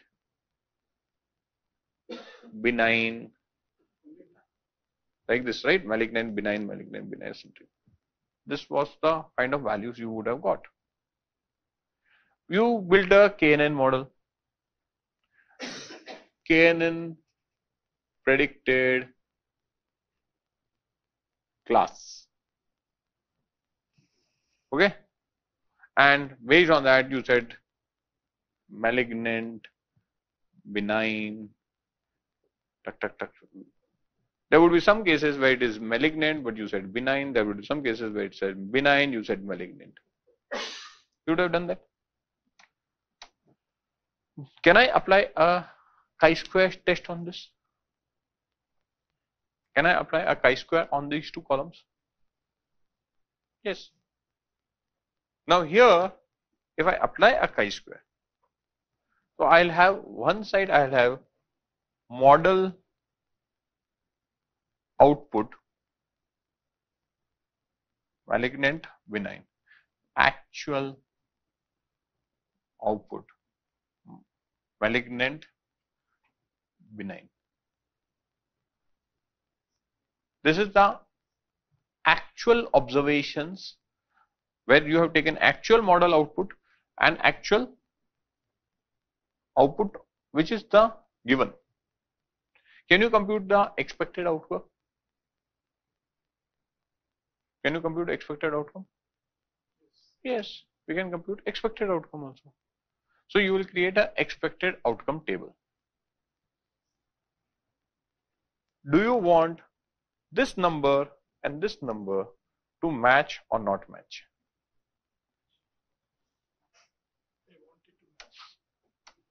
Why you want it to match? Because only then, if the expected numbers were very close to what is the model, in case model is right, right? So in this case, your objective will be null hypothesis to hold or null hypothesis to fail, to hold. So in this case, your objective is to see how good is the model fitting to the data. And that's why the test here is not to see association. The test here is to see goodness of fit. So this is called goodness of fit test, where we can use a chi-square. So here I've just created that a model has given me very high, high, moderate, low, very low risk levels, 5 risk levels, and these are the actual frauds and no frauds. Compared to that, there is a model classified frauds and no fraud. Okay, so if actual and model numbers are matching, my model is a good model. Right or wrong? Actual and observed, a model predicted numbers. In high risk, the actual numbers were 25 and 500 no fraud. Model predicted in that there will be 22 cases of real fraud and 503 no fraud. These two numbers are very close to each other. So observed minus expected will not be different. So model is able to categorize. Here in very low, it says model was saying there is actual 3 frauds and 2000 no frauds. Model said here I should only have 1 fraud and 2002 no frauds. Numbers are very close to each other. If I do a chi-square test, it will tell me how good is the model fitting. So that is what a goodness of fit test. Are you getting? So with this was 175th slide. Yeah. So now we just have one more some practical application. So A/B testing. How many of you know what is A/B testing? A/B testing. So you're done A/B testing? Yeah. So how do you finally validate that A/B test is working, not working? Basically, just trying to run 2 offers at the same time. Yeah. You know which offer is performing better. So how do you finally judge whether A offer is better or B offer is better? Based on the response rate. So here one side you got 14%, A you got 14%, B you got 15%. Which is better? 15 is better, but you cannot say statistically. So do you just see 14, 15 and then 15 is more, then you go and say 15 is better? No, how many the customer operate for that and finally conversion also you see. So I assume 14% conversion, 15% conversion. Then, right? Do a t-test or do a z-test. So basically what you will have to do, whether really this is working or not. Okay. Please understand what we are discussing was A/B test. In A/B test, what you do is you take offer A, you offer B, you have say probably you are seeing click rates.